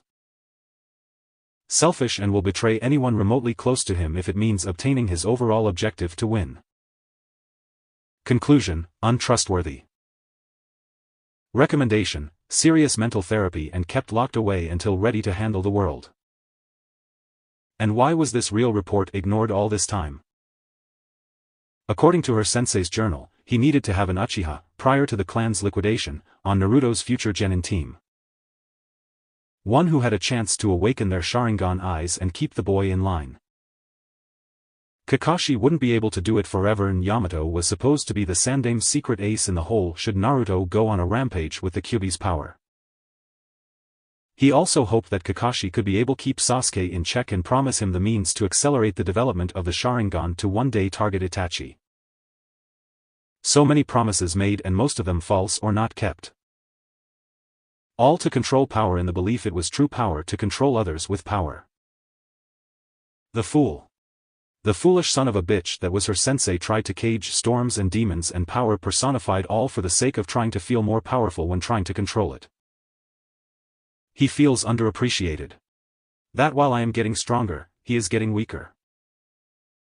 The idiot can't stand the idea of someone our age being stronger. Hell, he could barely tolerate the idea of Haku being stronger than us back in Wave. Commented Naruto, knowing the Uchiha had been broody ever since Wave happened and he lost to someone only a few years older. It only proved to Naruto that Sasuke's pride was easily hurt and really fragile. He would act cocky, arrogant, acting like his skills were unparalleled. But when someone comes along and upstaged him, usurps him, or even shows just how pathetic his power is by some kind of comparison, Sasuke would whine like a little bitch. Bring him back to the village. Beat him within an inch of his life if you have to, Naruto. He is a disgrace to Konoha, his clan, and the will of fire my grandfather believed in all those years ago, ordered Tsunade with the Saiyan nodding.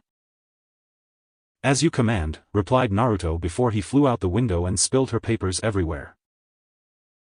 Damn it, Naruto. Use the door next time, yelled Tsunade, since she now had to have the work redone or reorganized. Oh, how she yearned for some sake. Damn Shizune for taking her secret stash just an hour ago. It should practically be a prerequisite in order to deal with this kind of crap. Valley of the End. Sometime later, Sasuke had finally made it to this place where his ancestor Uchiha Madara and Senju Hashirama fought each other. All was left was a few more miles and he would be over the border and would seek out one of Orochimaru's hidden bases in Rice Country. Once he found it, all Sasuke had to do was see which experiments left behind by the Sannin had the potential to increasing his power. Going somewhere? Asked Naruto, who was hovering behind him with his arms crossed. Yes. To Rice Country. To find the power needed to become stronger, answered Sasuke with Naruto smirking. You won't find it there. Or the other bases Orochimaru left behind for that matter. They have all been destroyed, replied Naruto with Sasuke growling.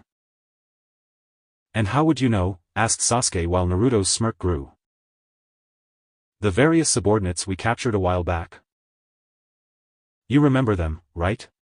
They were some of Orochimaru's most trusted people. He took them everywhere. We know about every single base he set up in Rice Country and all the other countries.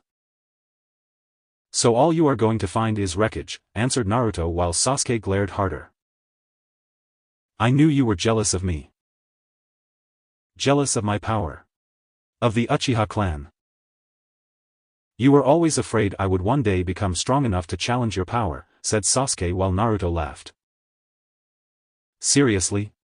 Are you that pathetic? Is your ego so fragile that the idea of someone being stronger than you makes your mind seek delusional means of coping with life? Asked Naruto with Sasuke gritting his teeth. Shut up. I'm an Uchiha. An elite. I am a direct descendant of Uchiha Madara himself.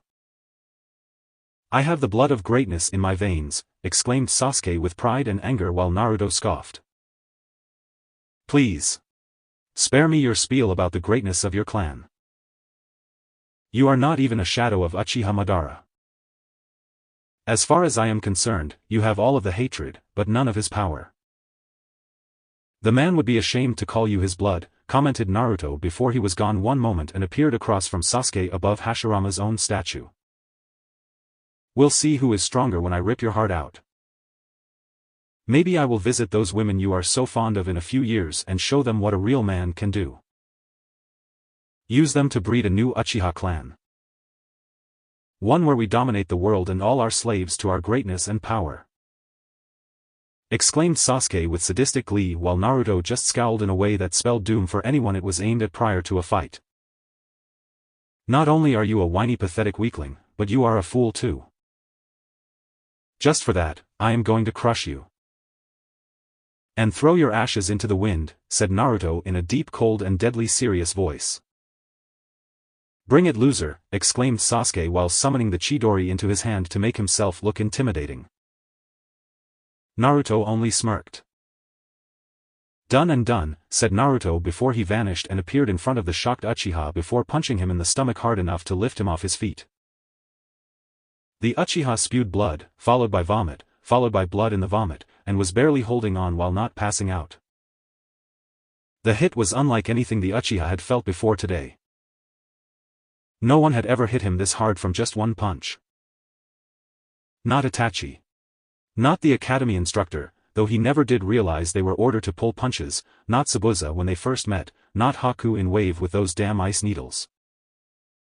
And not even Orochimaru when fighting him in the Forest of Death. This one hit was on a whole other level. Is this it? Is this all you can do, Uchiha? So weak. So pathetic. Take away Orochimaru's curse seal and your Sharingan eyes. This is what you are, Sasuke. Weak. Pathetic. You were given so much by the people of Konoha. Yet you didn't earn what you were given. Not one piece of it, exclaimed Naruto angrily now while Sasuke struggled to breathe. I lost my clan. My family. My mother and father. I lost everything. Sasuke shot back while gritting his teeth with Naruto growling at his horrifying loss, like nothing else in the world mattered. So what? You think you are the only one who lost everything? Look at Kiri. They went through an entire civil war regarding bloodlines.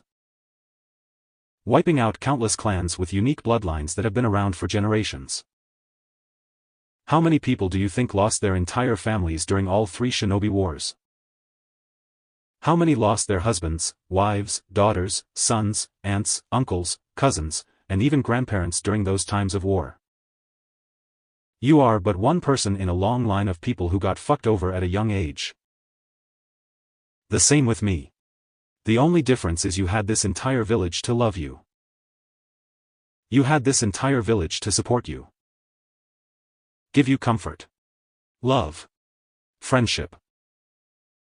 Ready to do whatever it takes to make you happy. And yet despite it all, you throw a hissy fit when someone in the village actually has a good day while in your emo presence, countered Naruto before kneeing Sasuke in the air, grabbing his foot, and slamming him into Madara's statue. No one deserves to be happy. No one in Konoha deserves to walk around with smiles on their faces. They should be scowling and filled with anger and hate every day over losing what they love. It's only fair, exclaimed Sasuke while Naruto scoffed. So what you are saying is, it's only fair that the people in throughout the world become miserable just like you? In what universe do you believe this world owes you everything when you have lost so little by comparison? Asked Naruto while Sasuke spit out blood and tried to hit his rival with taijutsu. Little by comparison? I lost my entire clan in a single night. You don't know what it is like to lose so much. The world owes me and my clan 1,000 times over, exclaimed Sasuke with his mind clearly showing signs of madness while trying to hit Naruto. And all the while, the Uchiha continued to mention how it was his duty to avenge his clan by any means necessary. How the world, if not the entire universe, owed him for the loss of his clan. How he deserved everything and was going to take it one way or another due to being an Uchiha owed a universal debt. Only to be viciously punched off Madara's head before being hit again in midair into the cliff wall near the statue of the Uchiha. Sasuke gasped in pain and found Naruto's hand nearly crushing his throat with the Saiyan looking increasingly pissed off. Enough. I'm sick and tired of all your belly aching. All of your bitching. You want to talk loss? I'm come from a clan of my own and we were nearly wiped out by an alliance of nearly every shinobi village on the planet. What's worse, is I learned more about my Saiyan side and how I obtained it in order to keep the warrior race I now represent alive. Saiyans are not a clan with an actual bloodline. We were once an actual humanoid race with our own planet to call our own. We had our own culture. Our own beliefs and a way of life suitable to our nature. Do you know what happened? Some power-hungry lizard fucker feared our potential and wiped out the entire planet by blowing it up. Exclaimed Naruto, angry with the memories of Bardock and what Frieza did to destroy the Saiyan race. What? Asked Sasuke in shock. Yeah. An entire planet. Filled with life, people, and almost all of them being Saiyans. And to make it even worse, Saiyans were part of that lizard fucker's army. We served him and his empire loyally. And what does he do? The fool blows up our Kami-damned planet because he feared the Saiyan race would one day become too strong for him to control. If this universe owes you so much for the loss of your stupid clan totaling a little over 100 people, then I am owed more by the fucking multiverse. And all for the loss of my mother's clan and the entire Saiyan race totaling well over into the millions, stated Naruto before throwing Sasuke from one end of the valley of the end to the next. You lie, protested Sasuke after coughing heavily and struggling to breathe. Foolish Uchiha. Always using all the muscles within your body except the one that truly matters most in your head. Would I honestly lie about something like that? No. Why? Because it's 100% true. I lost far more in life when compared to your pain, you twit, said Naruto before kneeing Sasuke in the stomach and relishing the sound of several parts of him breaking. It doesn't matter what you say. You are a demon. A monster. A freak of nature despite your claims. You will never be able to know true peace. Konoha will never accept you for anything else but a monster like they did in the past and into the future, said Sasuke while Naruto narrowed his eyes at him. So what? The opinions of the arrogant and a village filled with bigots means nothing to me. And if they do try anything, I will take great pleasure in ripping them apart piece by piece, said Naruto before throwing Sasuke into the water below. And Naruto simply floating above the water in the air and sensing Sasuke's angry chakra signature easily through it all. Even now, the Uchiha was still making his chakra levels known with the negative emotions attached to them. If the brat had any sense, he would mask his signature and try to run away before the beating continued. Though it seemed common sense was no match for Uchiha pride. Always having to win no matter the outcome just to prove their so-called superiority to everyone.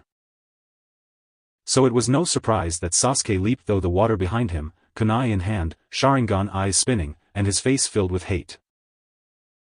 No surprise that the boy was so damn angry about being cheated from what was his in life and wanting everything the world had as compensation. "Die, you tailed freak," exclaimed Sasuke angrily while ramming the blade into the back of Naruto's head. Only for the blade to break upon contact with Naruto's skull. "I know people say I have a hard head, but this puts a new spin on it," Naruto remarked casually before backhanding Sasuke into the literal feet of Madara's statue. "Why? Why can't I beat you? How are you so strong?" demanded Sasuke while looking at Naruto with rage in his eyes. "Because I worked for it.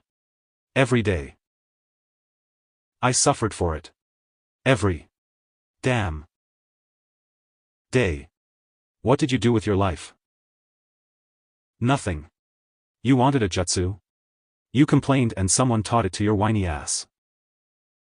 You wanted something from a store, but couldn't afford it? You just went and complained and the shopkeeper would give it to you at a loss from his own pocket due to a hefty discount being made. Do you know how those stores were able to give you all of those high-level discounts every single time and still make a profit in the end?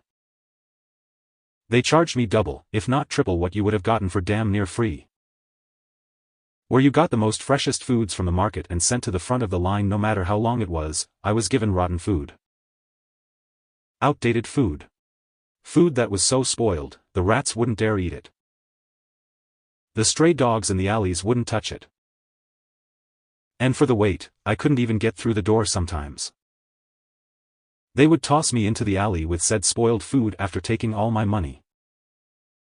Did you honestly think someone as spoiled as you would and could become strong enough to kill your brother with the entire village handing things to you without working for it? Strength means working for it day in and day out. Non-stop. Like I did, said Naruto while Sasuke spat out some blood and a tooth before glaring at him. You didn't get strong through hard work. Your Saiyan powers did that for you. Sasuke shot back. Wrong. The only thing my Saiyan blood did was speed up the process. Even if I wasn't a Saiyan, I could still best you in battle. You have no endurance. No real strength, except for your eyes. Face it, Sasuke, your title of Rookie of the Year wasn't earned through hard work. It was a gift made out of pity, mocked Naruto while Sasuke lashed out and with a punch to the face. Only to feel like he punched solid steel and broke his hand.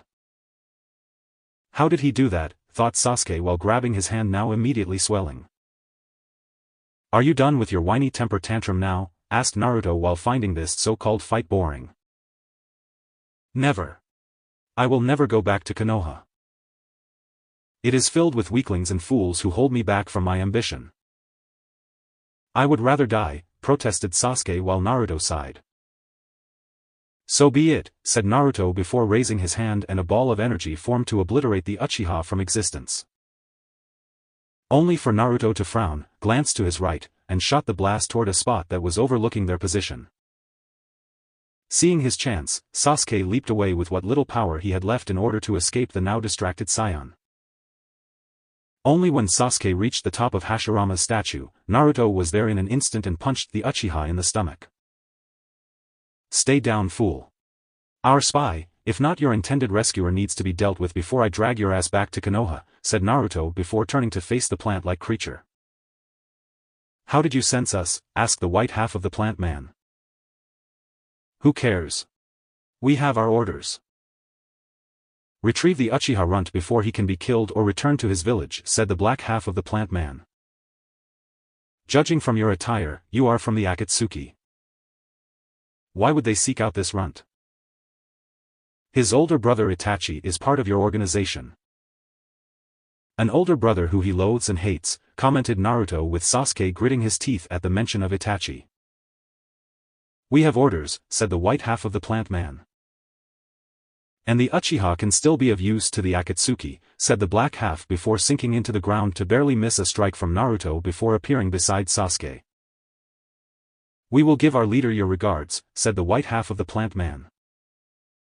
Be sure to mention I called him a cowardly asshole, remarked Naruto while the black half of the plant man snarled. Don't get too comfortable, brat. The Kyuubi will be ours soon, said the black half of the plant man before it grabbed Sasuke and disappeared into the ground. Well, this complicates things, said Naruto before heading back to Konoha to report what happened. Akatsuki HQ. Here he is per your orders, said the white half of Zetsu with the Uchiha in hand. Still don't know why you want him. He's a weak little shit, said the black half of Zetsu before throwing the beaten form of Uchiha Sasuke at the man's feet. Of course he is weak. Konoha made him weak. They fear those who have the potential to be strong enough to become great, said the figure in front of the downed Uchiha boy. You sound like you know from first-hand experience regarding Konoha, commented Sasuke while looking up at the leader of the Akatsuki. Of course I do. I was once part of Konoha's shinobi forces. Proud patriot. Eager to serve my village during the last shinobi war, said the figure while Sasuke was shocked there was someone who was from Konoha leading the Akatsuki. Who are you? Asked Sasuke while the figure chuckled behind his spiral mask and his own Sharingan eye showing. I am Uchiha Obito. The one and only student of Uchiha Madara himself, said Uchiha Obito before removing his mask to show Sasuke his scarred face. How? How is this possible? Asked Sasuke with Obito smirking before putting his mask back on. I will explain everything to you. The truth that Konoha doesn't want you to know. And in time, you will become strong enough to crush the fourth Hokage's son with ease, said Obito while Sasuke was almost satisfied with the offer. And what about Itachi? Asked Sasuke with Obito tilting his head. What about him? Asked Obito with Sasuke's anger showing. I want the power to kill him. To avenge my clan, replied Sasuke with Obito sighing. I suppose I can help train you to one day kill your brother in the near future. Itachi will most likely be useless to the organization in a few years anyway and have to be replaced with fresher blood. Commented Obito like it was going to be a hassle to lose Itachi for his younger brother. Teach me, commanded Sasuke after standing before he violently backhanded to the ground once more. First off, you do not command me, brat. Now before you go on a rant about how you are an Uchiha elite, you forget I am an Uchiha as well. Older, wiser, and more powerful than even your big brother Itachi. Second, I already agreed to teach you, so there is no need to act like a whiny bitch. 3. You will do what I say, when I say, and how I say, or I will snap your neck like it was a wet twig, commanded Obito while Sasuke glared at being hit by his fellow Uchiha brethren. I am not one of your subordinates or those fools in the Akatsuki and will not be treated like one, Sasuke shot back while Obito scoffed. And you are not my superior or better. So don't act like you are either one, boy. For now, you will do what I command because I am your teacher. You want to get stronger? It is called listening and obeying when given orders. Everyone starts off like that and you are no different. You think Orochimaru was all strong and powerful from the start? No. He had to listen and obey just like everyone else. Same went for me, Itachi, your father, and all the Kages from every village past to present, countered Obito with Sasuke glaring. With the loser being an exception it seems, commented Sasuke with Obito's one visible eye behind the mask narrowing. That so-called loser is the son of my sensei Namikaze Minato and Uzumaki Kushina. Both of them were exceptionally dangerous shinobi in their time. Don't believe me? I was the one to rip the fox out of Kushina just after she gave birth to Naruto, and it should have killed her outright. Yet she was so strong that the woman endured long enough to use what little strength was left in her body to hold back the fox's claw from killing her only child. Minato was fighting me prior to this and still had enough strength to force my retreat and sealing the Kyuubi into Naruto. Had Konoha properly nurtured their son from the start, or if they had been around to raise him, I imagine the Gaki would have been high-level Chunin Lo Jounin while you were still trying to graduate from the academy. The fact is, Sasuke, my old village could have had a valuable asset in Naruto much earlier if they had just let their own stupidity die soon after that night occurred. Instead, they tried to cripple him and deny Naruto from reaching his full potential because they feared his already amazing potential inherited from his parents before factoring in the possibility of the Gaki using the fox's power to its full potential. This hate-filled issues you have with the Saiyan blood are pointless, as the Saiyan part of him is merely countering all of the damage my village did while growing up. Explained Obito while Sasuke grit his teeth in anger and frustration. It's not fair. To get stronger so fast and with each new battle. Adding the Kyuubi sealed into him only makes it worse. That power the loser wields should be mine to command, exclaimed Sasuke while Obito sighed like he was dealing with an unruly child. Before punching the boy in the face once more. Are you done bitching? Complaining about this so-called unfairness you feel right now when compared to the Yondaime son? To think the two of us here are from the same damn clan. I almost wish Madara was here to see how whiny his descendant has become and the way the clan acted following his death, said Obito, but it was more to himself.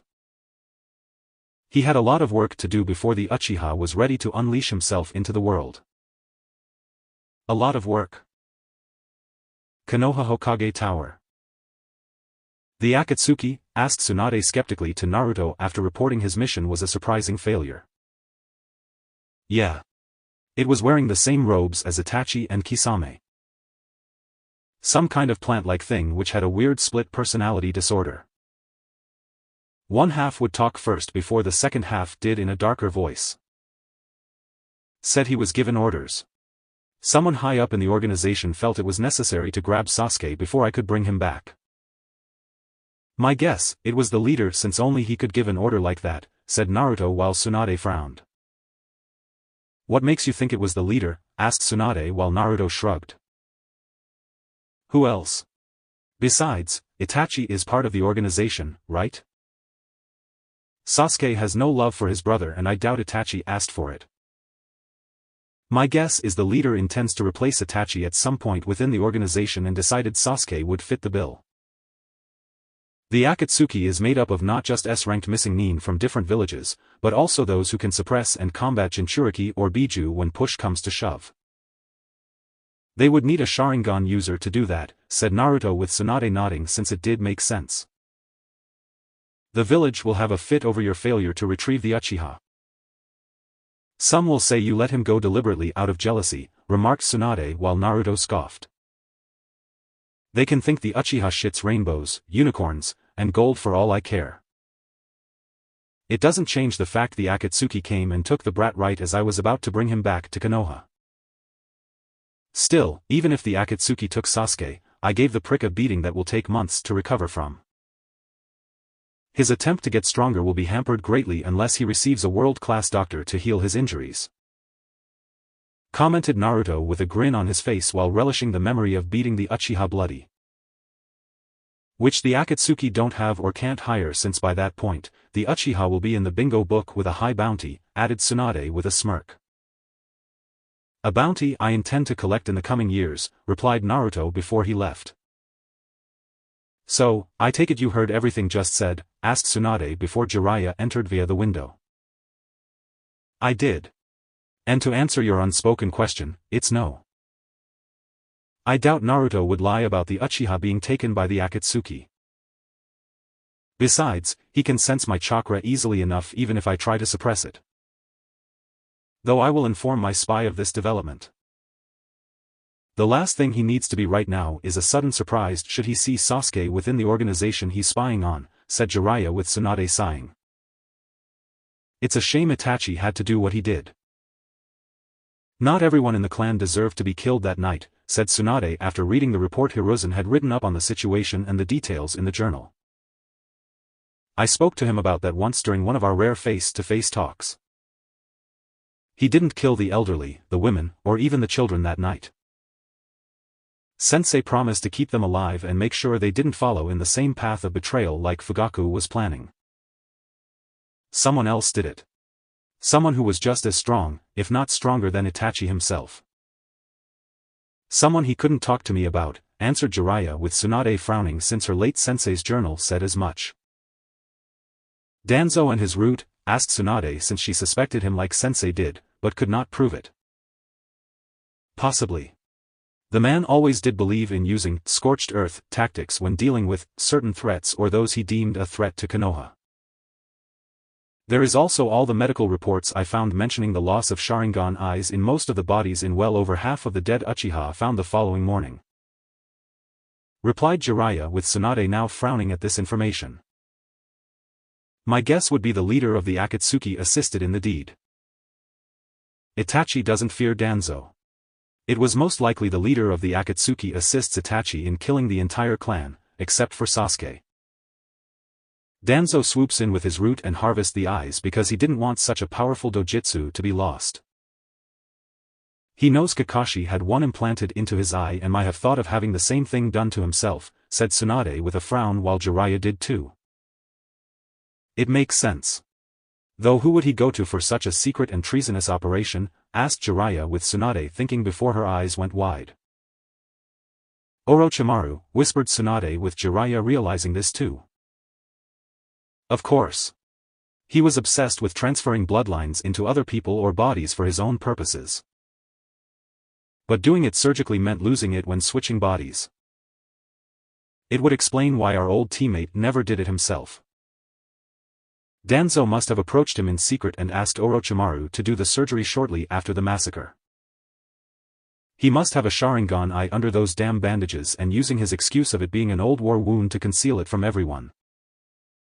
Concluded Jiraiya since it would be the only way to hide the Sharingan on his face.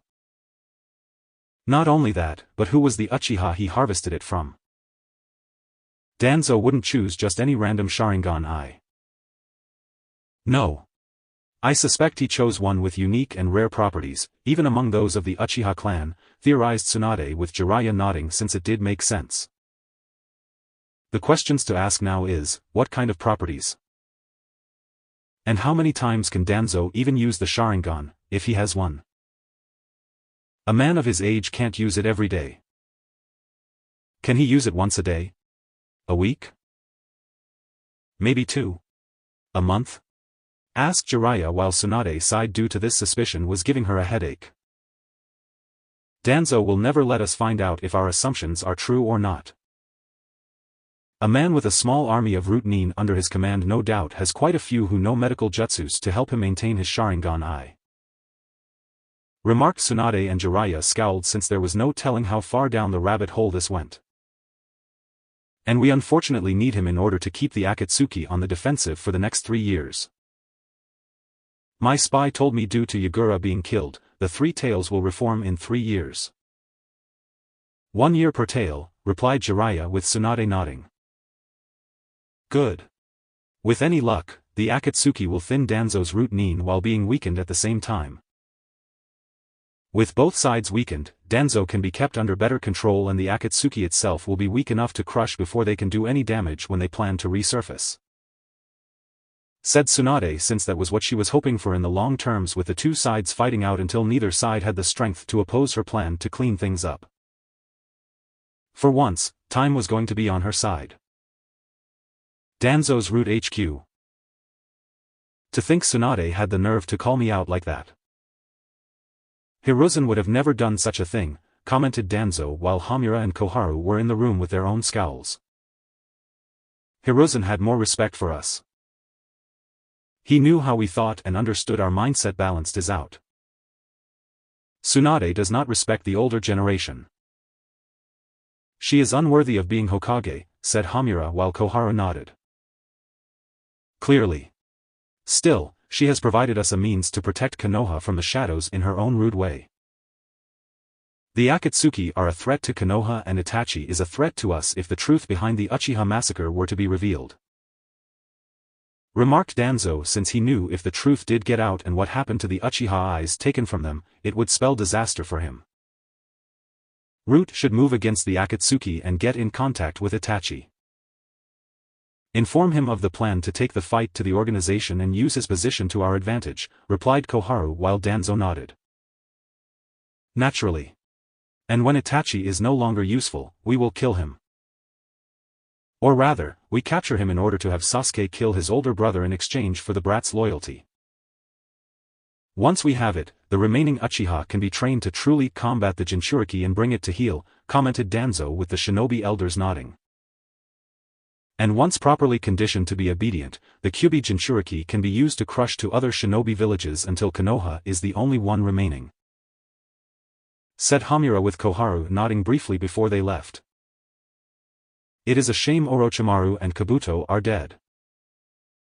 The Jinchuriki's unique Saiyan powers, added with the Uzumaki lineage, might have been useful to help prolong my life. Said Danzo to himself while walking into his office and stared into a nearby mirror before a deep scowl formed on his face. For years, Danzo found his body getting weak and weaker. His hair was thinning. His once young-looking skin now had more wrinkles to it. His bones and joints were aching more with each passing day. It got harder to move around to the point where medication for his body might be required, with all the side effects involving his mind slacking for a few precious hours. His medic nin within Root had used medical chakra to prevent the need for such things, but soon medication would soon be required short of a medical miracle. Unacceptable. We still have time. We will use the next 3 years to prepare for the true Konoha, the real Konoha, to rise up and replace this farce the Yondaime tried to create. It is a shame Hiruzen had to follow the path the Yondaime set for Konoha, seeing how popular it made the village. Otherwise, he could have easily changed things to our way of thinking, said Koharu with Hamura nodding and Danzo standing still with his back toward them. The Yondaime died a martyr all those years ago. A symbol of the will of fire that he along with Hashirama and Tobirama believed in. The beliefs of a martyr cannot so easily be removed or changed. A symbol can be, if given time, perception, and enough people willing to believe in the change we wish to instill in them. We did it with the Uzumaki clan when removing all knowledge of their existence from Konoha when their clan fell. By making sure the next generation of shinobi would know little to nothing of their very existence. We created the belief it was our village's might alone that prevailed against our enemies in the Second Shinobi War. Not the aid of allies from some island filled with a dangerous clan refusing to join Konoha fully like they should have done from the start. We easily did it with the Uchiha clan by slandering them in secret and let their pride run its course by letting the fools demonize themselves in the process to further justify our own actions in wiping them out with one of their own. As a result, we had the last Uchiha within its walls loyal to us because we gave him the belief that our power was absolute in all things and only through us could the spoiled brat achieve his own personal ambitions and goals, explained Danzo with Hamura and Koharu nodding. Only for the Kyuubi Jinchuriki to make the Uchiha question those beliefs of the world and perception we created in Konoha. This action made the Uchiha go rogue and weaken Konoha considerably.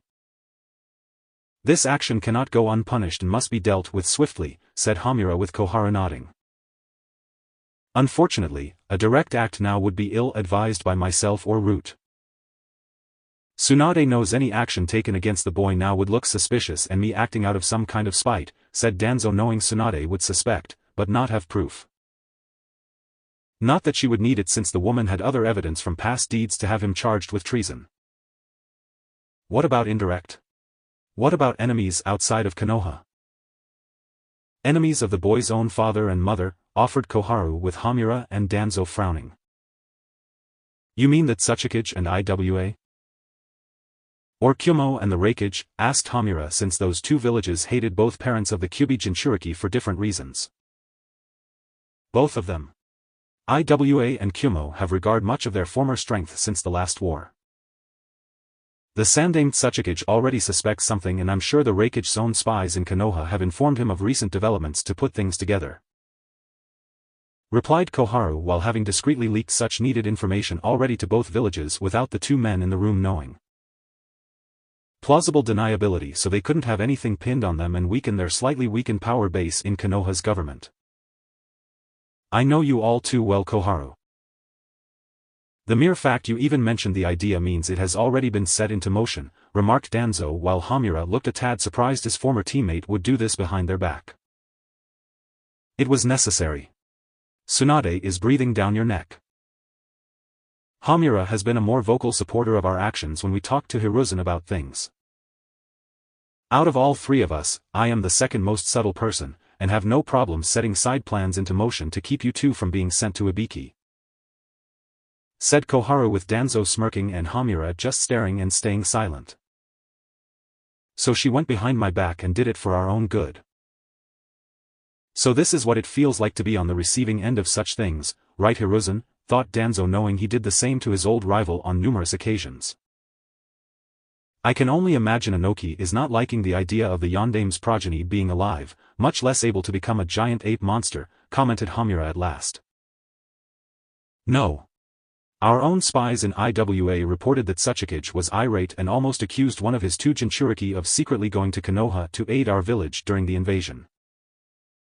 One of the two Biju Iwa currently possesses is the four-tailed giant ape, so it is somewhat understandable why he even made his outrageous, yet not entirely usual claim at the time of hearing how the Kyuubi Jinchuriki transformed to fight the one-tailed in battle, said an almost amused Koharu. With any luck, the future actions of Kyumo and Iwa will allow us a way to weaken and control the Kyuubi Jinchuriki. If not, we can always make sure his actions weaken them instead, added Hamura with Koharu nodding. No matter what happened regarding the final outcomes of Konoha's weapon fighting the other two shinobi villages, they would be the ones winning in the end.